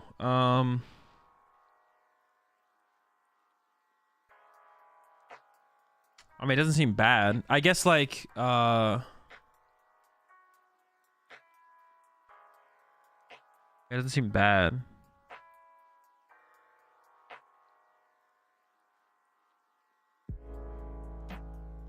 It's meant to combo with the tool that attaches energy at the end of your turn. Oh, that's broken. What the heck? Oh, we should build a deck with that. Yeah, that's actually broken. You go Weavile with the dude, that card honestly seems kind of disgusting. We have to make some Hourglass decks for sure. The Hourglass card seems kind of broken. I'm not gonna lie, that seems kind of broken. Like Hourglass Ogrepon and stuff. I don't know. I'm kind of scared of that Hourglass. Might be a broken card. Articuno is better, and that card still doesn't see play. Setting up Articuno is more involved though. Setting up this is like super easy. Yeah, setting up Weavile here is super easy. Setting up the Articuno is like super involved. That's the problem with Articuno. Also, it depends on what is popular, of course, as well a little bit. But we have Articuno already. Yeah, but Articuno is different because you have to set up Articuno. You have to set up Monkey Dories. This is definitely more self-sufficient, I would say, for sure. Like this thing like sets itself up way better. Well, I guess. Well, hold on. I guess you have to attach every single turn. You do have to, but I don't know if you can just find the energy every single turn. You should be able to. You should have plenty of turns to win the game. You play it with Radiant Alakazam, right? You could also maybe make it with Baxcalibur. Well, no, you just use the tool card. Use the Hourglass. What is it called? Oh, there it was. You use this. At the end of your turn, if the Pokemon this card attached is in the active spot, you may attach a basic energy from your discard pile to that Pokemon. You attack, you discard the energy, and then you put the energy back with the Hourglass. And I guess you probably play Palkia to have like a burst of energy acceleration at some point. And then you just loop paralyzed stuff, and then you use Radiant Alakazam to have it get knocked out on your turn. You counter catch your stuff up, set up for like 4 prize turns or something like that. Problem is still just like how many switch cards do people play? Because like if you do attack with this turn 2, even if your Hourglass triggers, if your opponent goes switch knockout, now you have no energy in play. So if you have no energy in play, you still need to rely on like Palkia to like reset up a Weavile, right? So you still need to kind of play that. Is there any other form of energy acceleration that you could play? And you can see when your opponent puts double Monkey down. Yeah, if your opponent has Monkey Dory, I guess you also just lose. I guess there's a lot of reasons why it's kind of a cool idea though. I like that. Bax? Yeah, but Bax sucks. There's like so many more cards to play in your deck. That sucks. I mean, you could do Baxcalibur, but that's like so much extra cards to put in the deck. But you could do it. The sticker, energy sticker? No, I don't know about that. I don't know about energy sticker. Yeah, Bax sucks. That's like so much stuff to put in play. I mean, maybe that's the best way to do it. It could be. Using the Hourglass is cooler though. So definitely Hourglass and Power Hourglass. That's what I'm about. Are you doing a United Wings deck list? We already did at the beginning of the stream.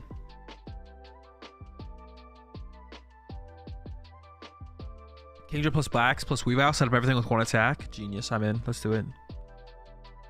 Oh, I haven't added this to any deck. Maybe I should have. Should this just be in every single deck and just be like, all right, I play this just in case? Would I ever put that in here? I wouldn't be against it. Dude, is Lawstone just dead? Or do you just have to bench Manaphy against literally everything? Do you just have to plan to bench Manaphy against literally everything? Because any deck could play Kyurem, but not every deck might play Canceling Cologne, right?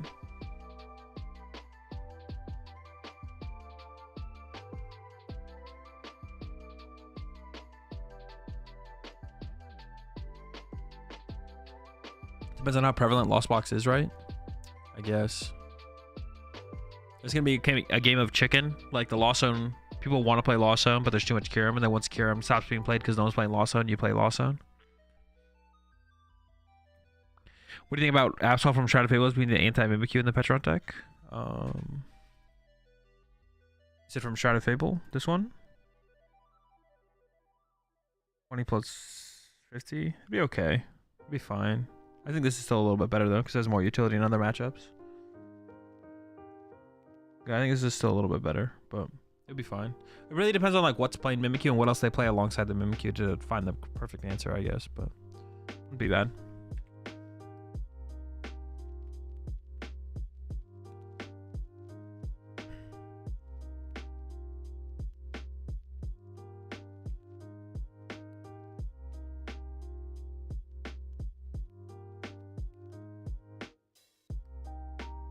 There's a Lost Zone deck that uses Dusclops instead of Colress. That deck is sick. That deck is sick, yeah. Hassel becomes OP against the new Terra Stadium. New Terra Stadium. Wait, Hassel. I don't think you mean Hassel. Are you thinking about a different supporter? Thinking about Morty's Conviction?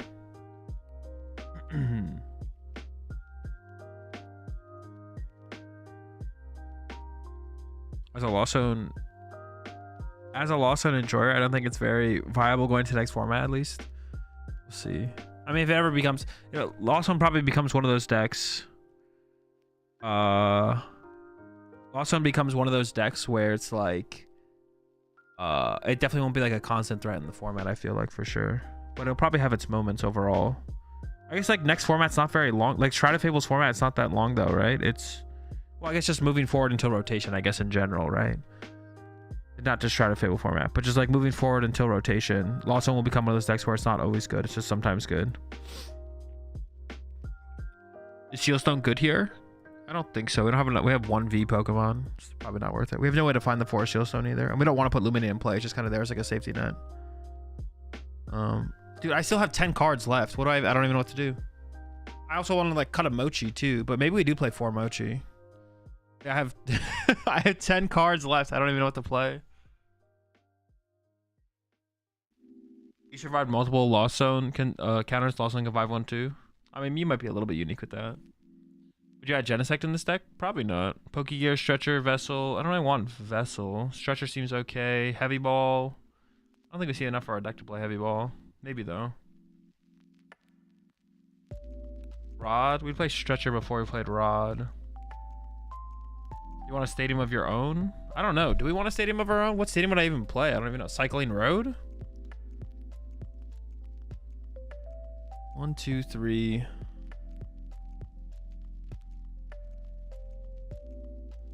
Pokestop? We don't play. We have like no items in this deck. We have 13 items. Choosing stops, consistency. Stop isn't neutrally just consistency. In some decks, it does more harm than good to ever use Pokestop. I don't think this is the deck to play Pokestop in. Yeah, we have 13 items and 4 of them, or 8 of them are Pokemon search cards. The new Verbank. We don't poison our opponent's Pokemon. That would only hurt us. Town map or temple? Town store or temple? I can see temple, maybe.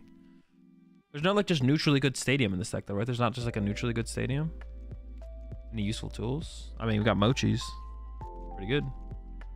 1 or 2 vacuum. Well, I don't know if there's anything we need to get rid of though on their side. There's not, but there's not like a neutrally good stadium, I don't think. Did I put the A-Spec Genesect in any list yet? No, no list yet. All the decks we've made so far need their bench space. I'm sure there'll be like, we could maybe fit in 1 or 2 of them. Hammers? Kind of down to be honest. 1 or 2 Sada for draw? No. If we want to draw, we'd play a way heavier draw support than that. Oh, we could play Ionos, I guess. Did we just play like a ton of supporters? Maybe we should play a ton of supporters. I'm not against that. That's a lot of supporters. That is a lot of supporters. Gears? We could also play Gears, I guess, yeah. I don't want another boss as well. Alright, now it's filling up. Now it's filling up. E-Switch is a must, right? No, not really. E-Switch isn't a must. Vacuum? I don't know. I don't know if there's any stadiums or any things we need a bump. I don't really want to play Vacuum yet. I don't know what matchups we're playing against. What do you think about Roxanne? I mean, we have 4 Ionos now, so I wouldn't play it, but it's not bad. I don't want to play Vessel. If anything, I think I just added more dark energy than playing Vessel, but I don't really want to do that yet.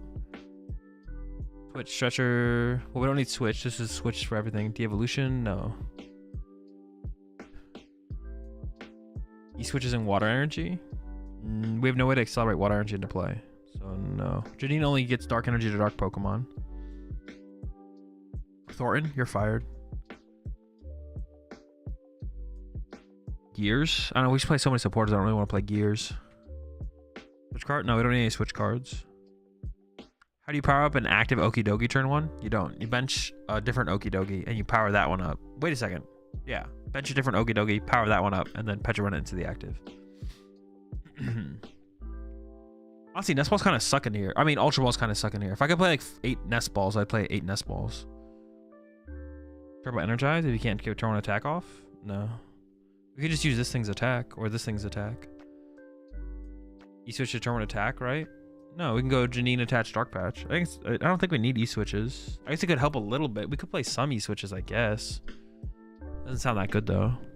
Honestly, I'm kind of down for shoes. Maybe just shoes. Second Squawk? No, I don't think we need it every game.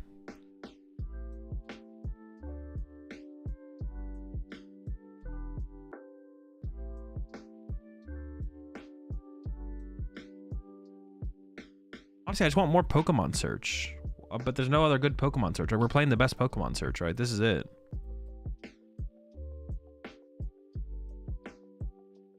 No switch card, but we have Monkey Dory and Duskline. I think it could be good.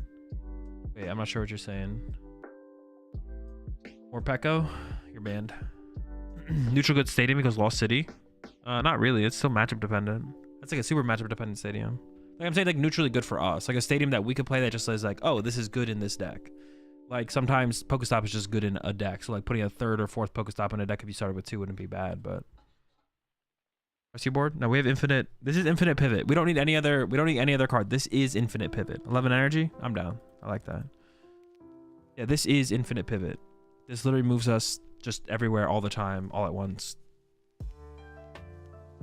Knight Academy. I guess yeah. If we're like, Knight Academy can be good just in aggressive decks to help deal with Iono. Wouldn't be bad, I guess. Townstar and Force Seal. No, Force Seal is not worth it with just Luminion. I don't think. Yeah, Townstar is not good either. Like we already have 4 Mochis. I don't think I need more. I don't want to play more outs to Mochis yet.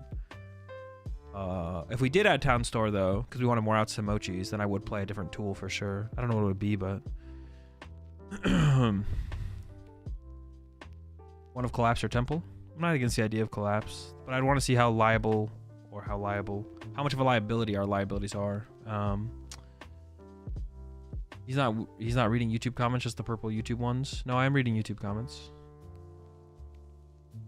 They're just not popping up on stream for some reason. Knight Academy also combos with Janine if you run out of Dark Energy in deck. Yeah, I can, yeah. Sorry, I mean Cypher. Are we hitting good math on everything, or are we short anywhere that a card could fix? I don't think we're coming up short. This can hit for 260 to 300 to 330 on Charizard. This guy's hitting 190 on 230. I guess this thing maybe being up to KO a Raging Bolt would be nice. Yeah, appreciate that Prime sub there. Lamer Gamer, welcome to the Rat Pack. For all the Swedish fish, we got plenty of M&Ms. Why did I decide to cut Darkrai? It just seemed too awkward. It just doesn't recover enough. Like Darkrai basically recovers Prime Catcher. That's like it. Like that's it. Yeah. Sinnoh is a pretty decent neutral stadium to bump Artisan or Stop. It's between Sinnoh and Academy for sure. Yeah, probably. Well, yeah, maybe. Although I don't hate the idea of playing the other thing as well. I guess Knight Academy or whatever it's called. Does Dark have spread options to bully Lost Box? Not really, no. We could just play a Kyurem, I guess.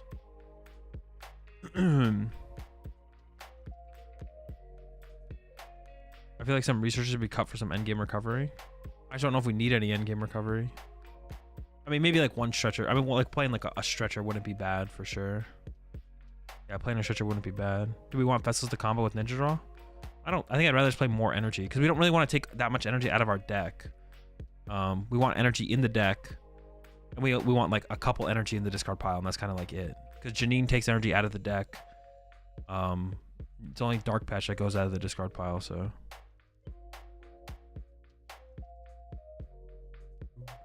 We got basics. How about heavy ball? I mean, one might not be bad. I'm not sure about it yet though. Yeah, one of heavy ball might not be. We do have a lot of different basic Pokemon. Heavy ball wouldn't be bad though. Or Sealstone? No, I don't think so.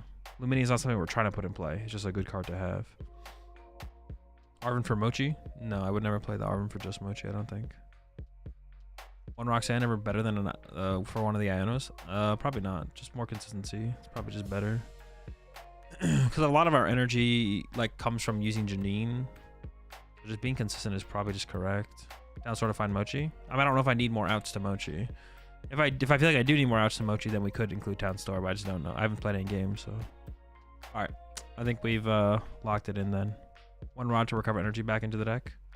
I don't think putting energy back into the deck is going to be a huge concern, to be honest.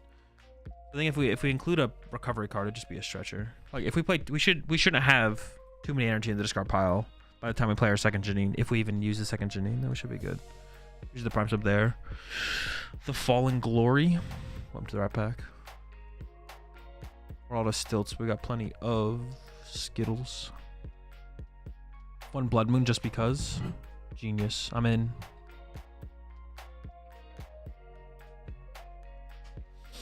I feel like you should change some researchers and Ionos to Gears because I imagine you need Janine most turns. Well, that's why theoretically I have the Luminion in there, so like to help find that. But I could see it. I could see playing a gear count. Like we could play 3 research, 3 Iono, and then add some gears. I'd want to play with it first though to see how often we need the Janine and if the Luminion's enough. Yeah, I don't hate the idea of adding gears, to be honest. Yo, appreciate the 15 months there. Feel Goodians. All right, let's do one more deck today. Loyal 3.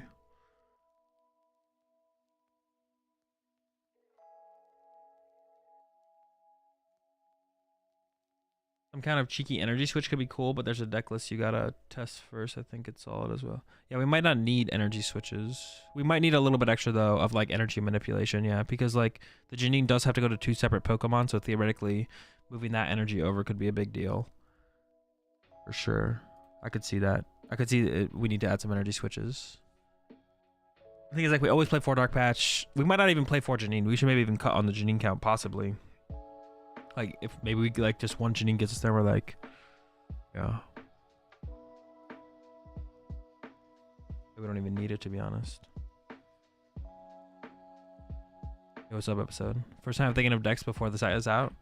Not quite. I've been doing this like recently for the last couple set releases where I like start putting lists together. I don't do it often though. I don't do it often. All right. So we did Crobat. We did Loyal 3. Make a pure Genesect deck. What is even the next thing to do? A pure Haxorus deck sucks. Is that it? Are we actually done with new decks? Now it's just like all decks to revisit. There's no new decks to do, right? Reverum EX, I beg.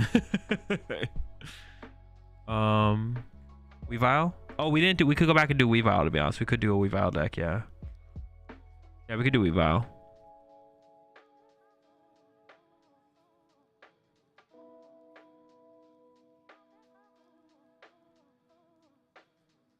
Hourglass deck? Yeah, we could do something with Hourglass.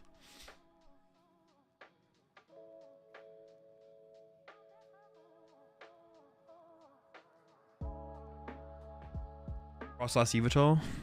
I honestly just need to go back and play with more Frostlass. I mean, the Frostlass, you just like add a Yveltal to Frostlass. You don't really actually, not that much really changes, right? I guess the only thing that you do is you just like take a good Frostlass deck and you put a Yveltal in there.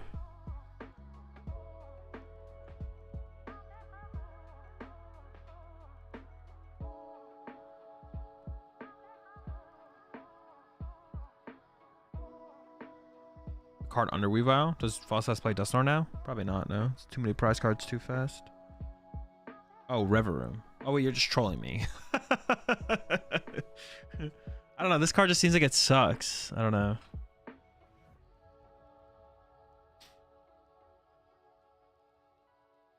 I was talking about it earlier. So I think what you do is you go Reverum, punch, and then you get punched, and then you go Speed Break, knock out your Reverum.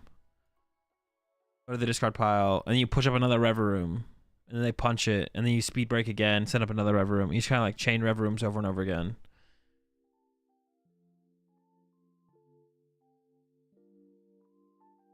I think you have to be able to like push up another rev room. Playing it with wallers doesn't make a whole ton of sense to me. I don't think you have bench space to play it with walls. Yeah, I don't think you have bench space to play this with walls. Like you need like at least 2 Matang set up. Probably Radiant Greninja. Maybe you can do it without Radiant Greninja. Yeah, this card just seems bad. I don't know if I want to work on that. We could do Weavile though. I'm down to do Weavile.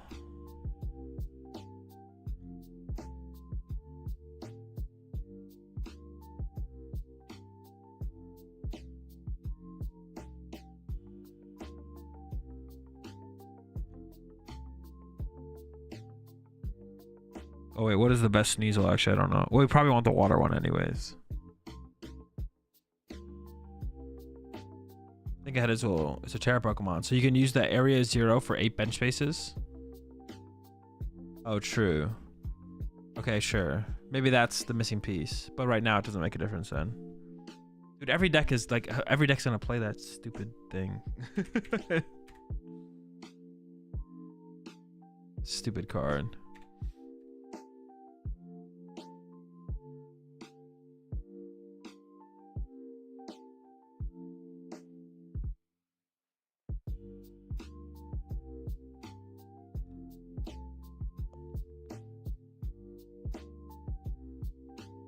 I think the deck looks like this, right?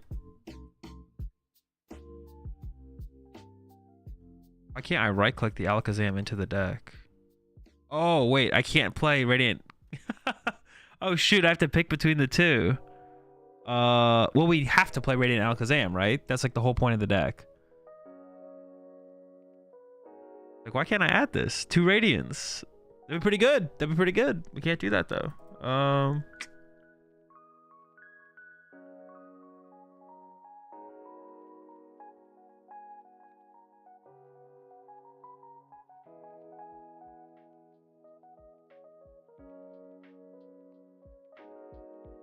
Play damage pumps. No, damage pump is your side of the field, not theirs. Otherwise we could.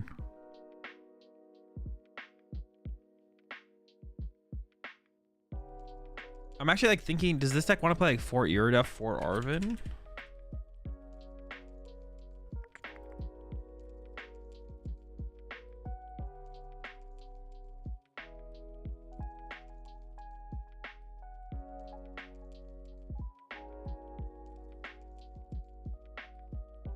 What's the point of Alakazam in here?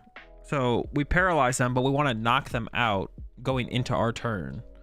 Or on our turn. We want to KO their active Pokemon and then paralyze them again, basically.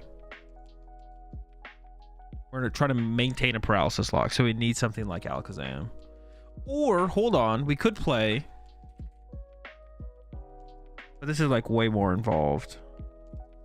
Once in your turn, you may put 2 damage counters on one of your opponent's Pokemon. If you place any damage counters on this Pokemon's way, discard this Pokemon, all cards attached. Yeah, I don't know about that.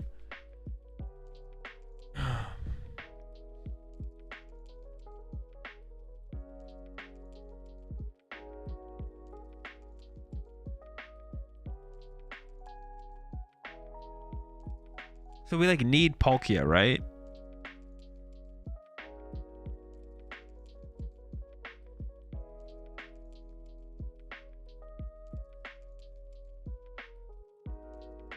I'm pretty sure we need Palkia. Because once we set this up, we could chain it with the Hourglass. Probably don't need this many of these. But then if our opponent goes switch knockout, and we have 0 energy in play, is the only way to like set up another attacker Palkia?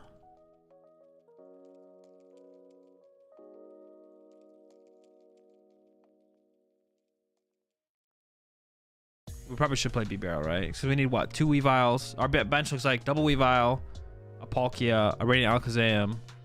That's 4. We have 2 bench spaces open after that, so it could be B-Barrel.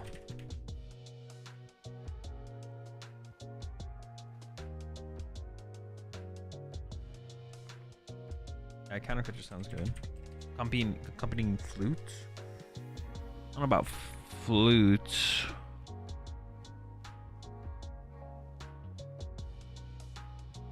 Yeah, I don't think I'm gonna play flute.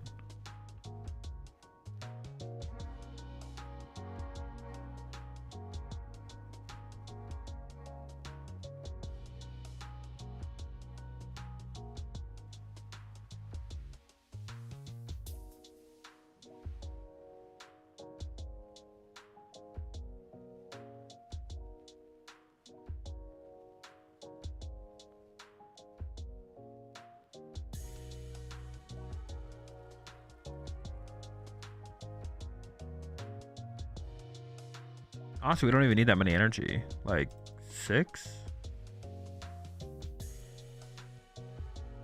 And then play some supers.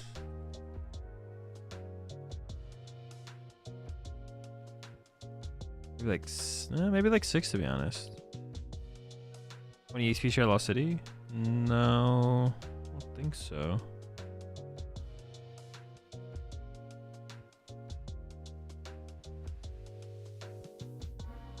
Team Evo seems fine. Someone mentioned Evo.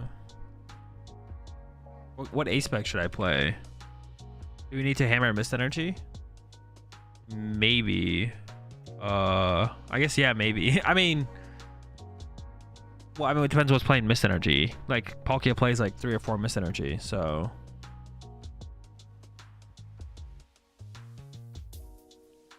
Aroma Def. Could do Aroma.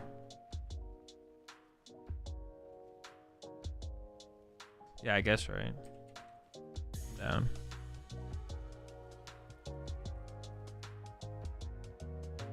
The process only stopped by therapeutic.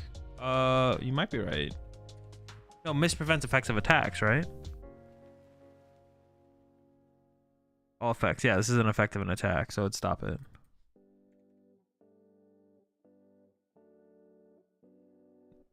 Tempo would be better, I think. Probably, yeah, you're right. If we really want to tech for Lugia. But I don't really want to start off by teching for Lugia.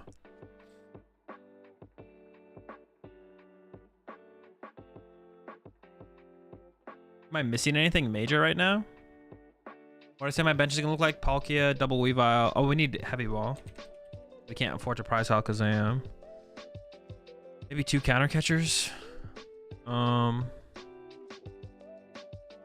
We don't need SER, right? Well, being able to like thin cards out of our hand sounds pretty good for B-Barrel. So that's why I want to go with the SER route. But I'm not sure, to be honest. I guess we don't need too much. We need Super Rod. Maybe we just like chill on that then. Maybe. I could just play like 2 Super Rods instead. Just for consistency's sake. And then we could go... We could play 4 Hourglass, I guess. Maybe we do need 4 Hourglass.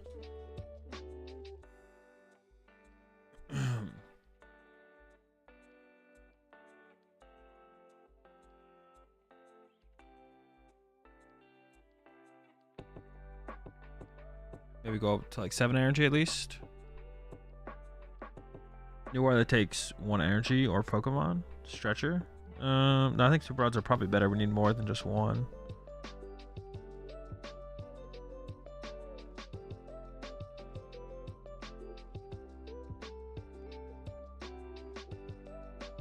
Hourglass Boomerang with like Greninja could be something, right? Yeah, I guess, yeah. That'd be pretty interesting. Are we ever attacking with Palkia? If not, collapse. Yo, what about... Holy sh... Yo. Hourglass, Boomerang, Greninja, EX? Yo? Maybe? Are we ever attacking with Palkia? If not, collapse? Or is... Hourglass working with Boomerang? What doesn't work with it? But they work separate of it. Like Boomerang will reattach its energy, and then Hourglass will attach another energy, which could be interesting. Are we ever attacking with Palkia? If not, collapse, or is jamming plus Sinnoh not just better? Just to get the Palkia out of there? Oh, we need to play some kind of switches or something, because they can like gust our B-Barrel and trap it, right? We need to play switches or... we need to play switches or Turo. I mean, I wouldn't mind like a Turo to get Palkia out of play eventually. But then also we need like 2 switch.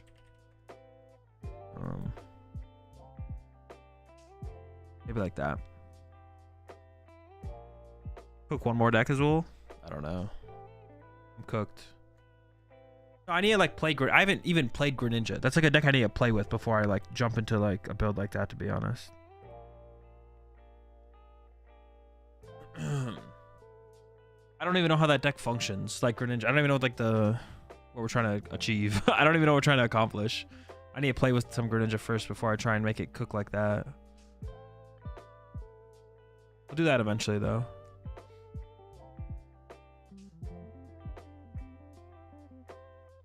Greninja auto lose versus Guardy? Psychic Week? Probably. Could maybe play it with like the tool card to like give yourself a chance. I guess Monkey Dory still breaks your... Yeah, you probably just lose.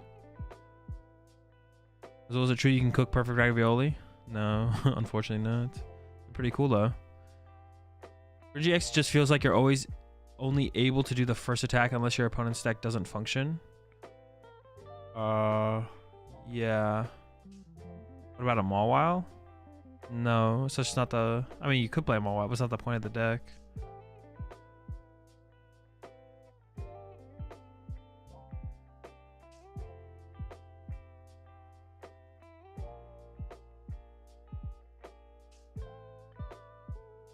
If it's like Greninja Pidgeot, you probably flat lose versus Guardy, but Greninja Frostlass can do some work against Gardevoir.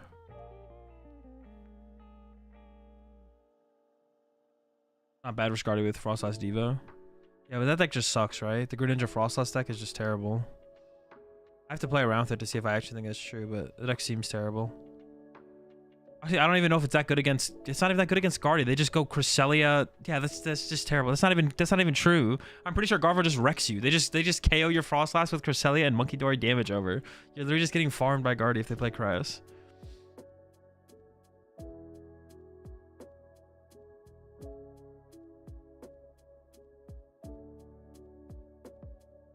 Greninja Pidgeot is just better overall. It's fine to sacrifice a better matchup against Guardy. Yeah, which it probably isn't even a better matchup. What deck does Guardy not wreck? There's not many. Guardy's pretty broken. Guardy's pretty insane right now. Maybe not as good moving forward, but we'll see. Honestly, Guardy's just kind of broken. Just literally a broken deck. Isn't it like Lost City the Crest? I mean, maybe. But they can also like stamp you. And your deck doesn't play draw power.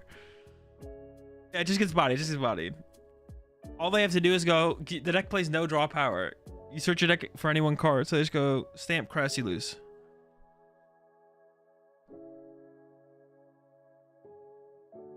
Game over. Don't come back.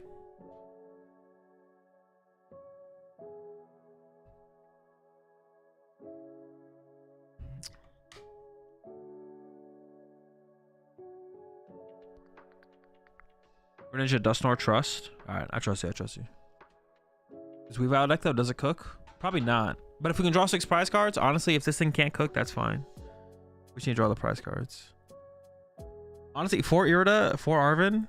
I've been waiting to finally play this in a deck, to be honest. It's been like, I've been like, dude, there's got to be a deck eventually where you play 4 Arven, 4 Irida. We've done it. We did it. We're there. Dude, if we whiff, turn to Aroma, I'm pissed. So really appreciate how you don't discount cards as decks until you try them. Would love to see if you can crack Pult or Greninja EX when others couldn't. I'm going to try. I mean, it's not 100% true, though. I do discount cards and decks. There's like a line, but I think my general, what's it called? It's probably pretty broad overall, but there's definitely stuff that I discredit and just like, nah, that's just bad. But you have to have a line somewhere. You can't test everything, but you just kind of lost Tina for a while. Yeah, but that wasn't, I did play with the deck. It's not like I didn't play with the deck. The Weavile does 70 damage, discard all energy, and they're paralyzed. Yeah, it's not like I didn't play with Lost Tina. I played with Lost Tina and was like, this deck feels terrible. And then I kept beating it in tournaments. And then it did like okay overall with tournament results. I was like, nah, I'm probably right. This deck's terrible.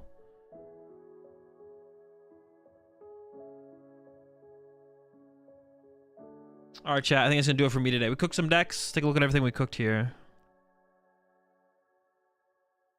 Some decks. The ones you can't see are Weavile and Loyal 3. We did some cooking though. We did some cooking. Bridgeball was objectively bad when it first came out. It wasn't great. It wasn't great, yeah. There's still more decks to cook though. We gotta cook. We gotta like cook the updated decks now. So we have to like, if we go here, we gotta do some Dusknoir decks. I don't know if we'll cook tomorrow.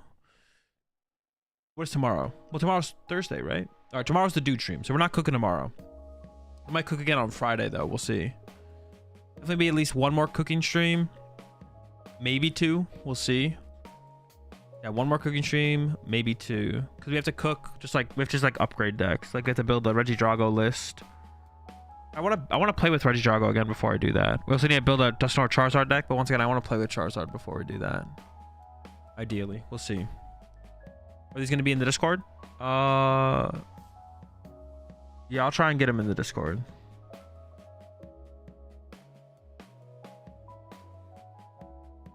Yeah, I'll try and get him. I'll try and get him in the Discord. All right, let me find someone to right here on Twitch before I get out of here. Oh, actually, let me just do this giveaway. Oh, all right. As I'm closing out the stream here, I'll give y'all one last chance to enter the giveaway for a 2023 LAIC pin. Just put exclamation point ticket in chat to enter the giveaway. I was gonna mention it more throughout the stream, but I forgot to. As always, the subs have maximum luck, so if you're part of the Rat Pack, got maximum luck to win the giveaway. And if you got that Prime sub sticking around, not doing anything, you may as well put it to work. Increase your odds of winning the giveaway.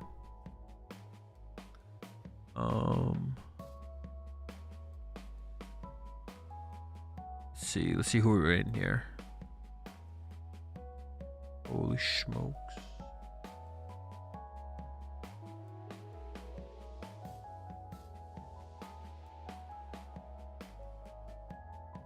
Let's go ahead and raid Sunny here before I get out of here, I guess.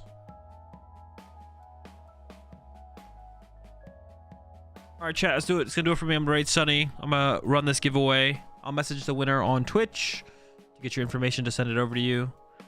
And then I'll be back tomorrow, dude stream tomorrow, and then we'll do some more cooking either Friday or over the weekend. We'll figure it out when we're gonna.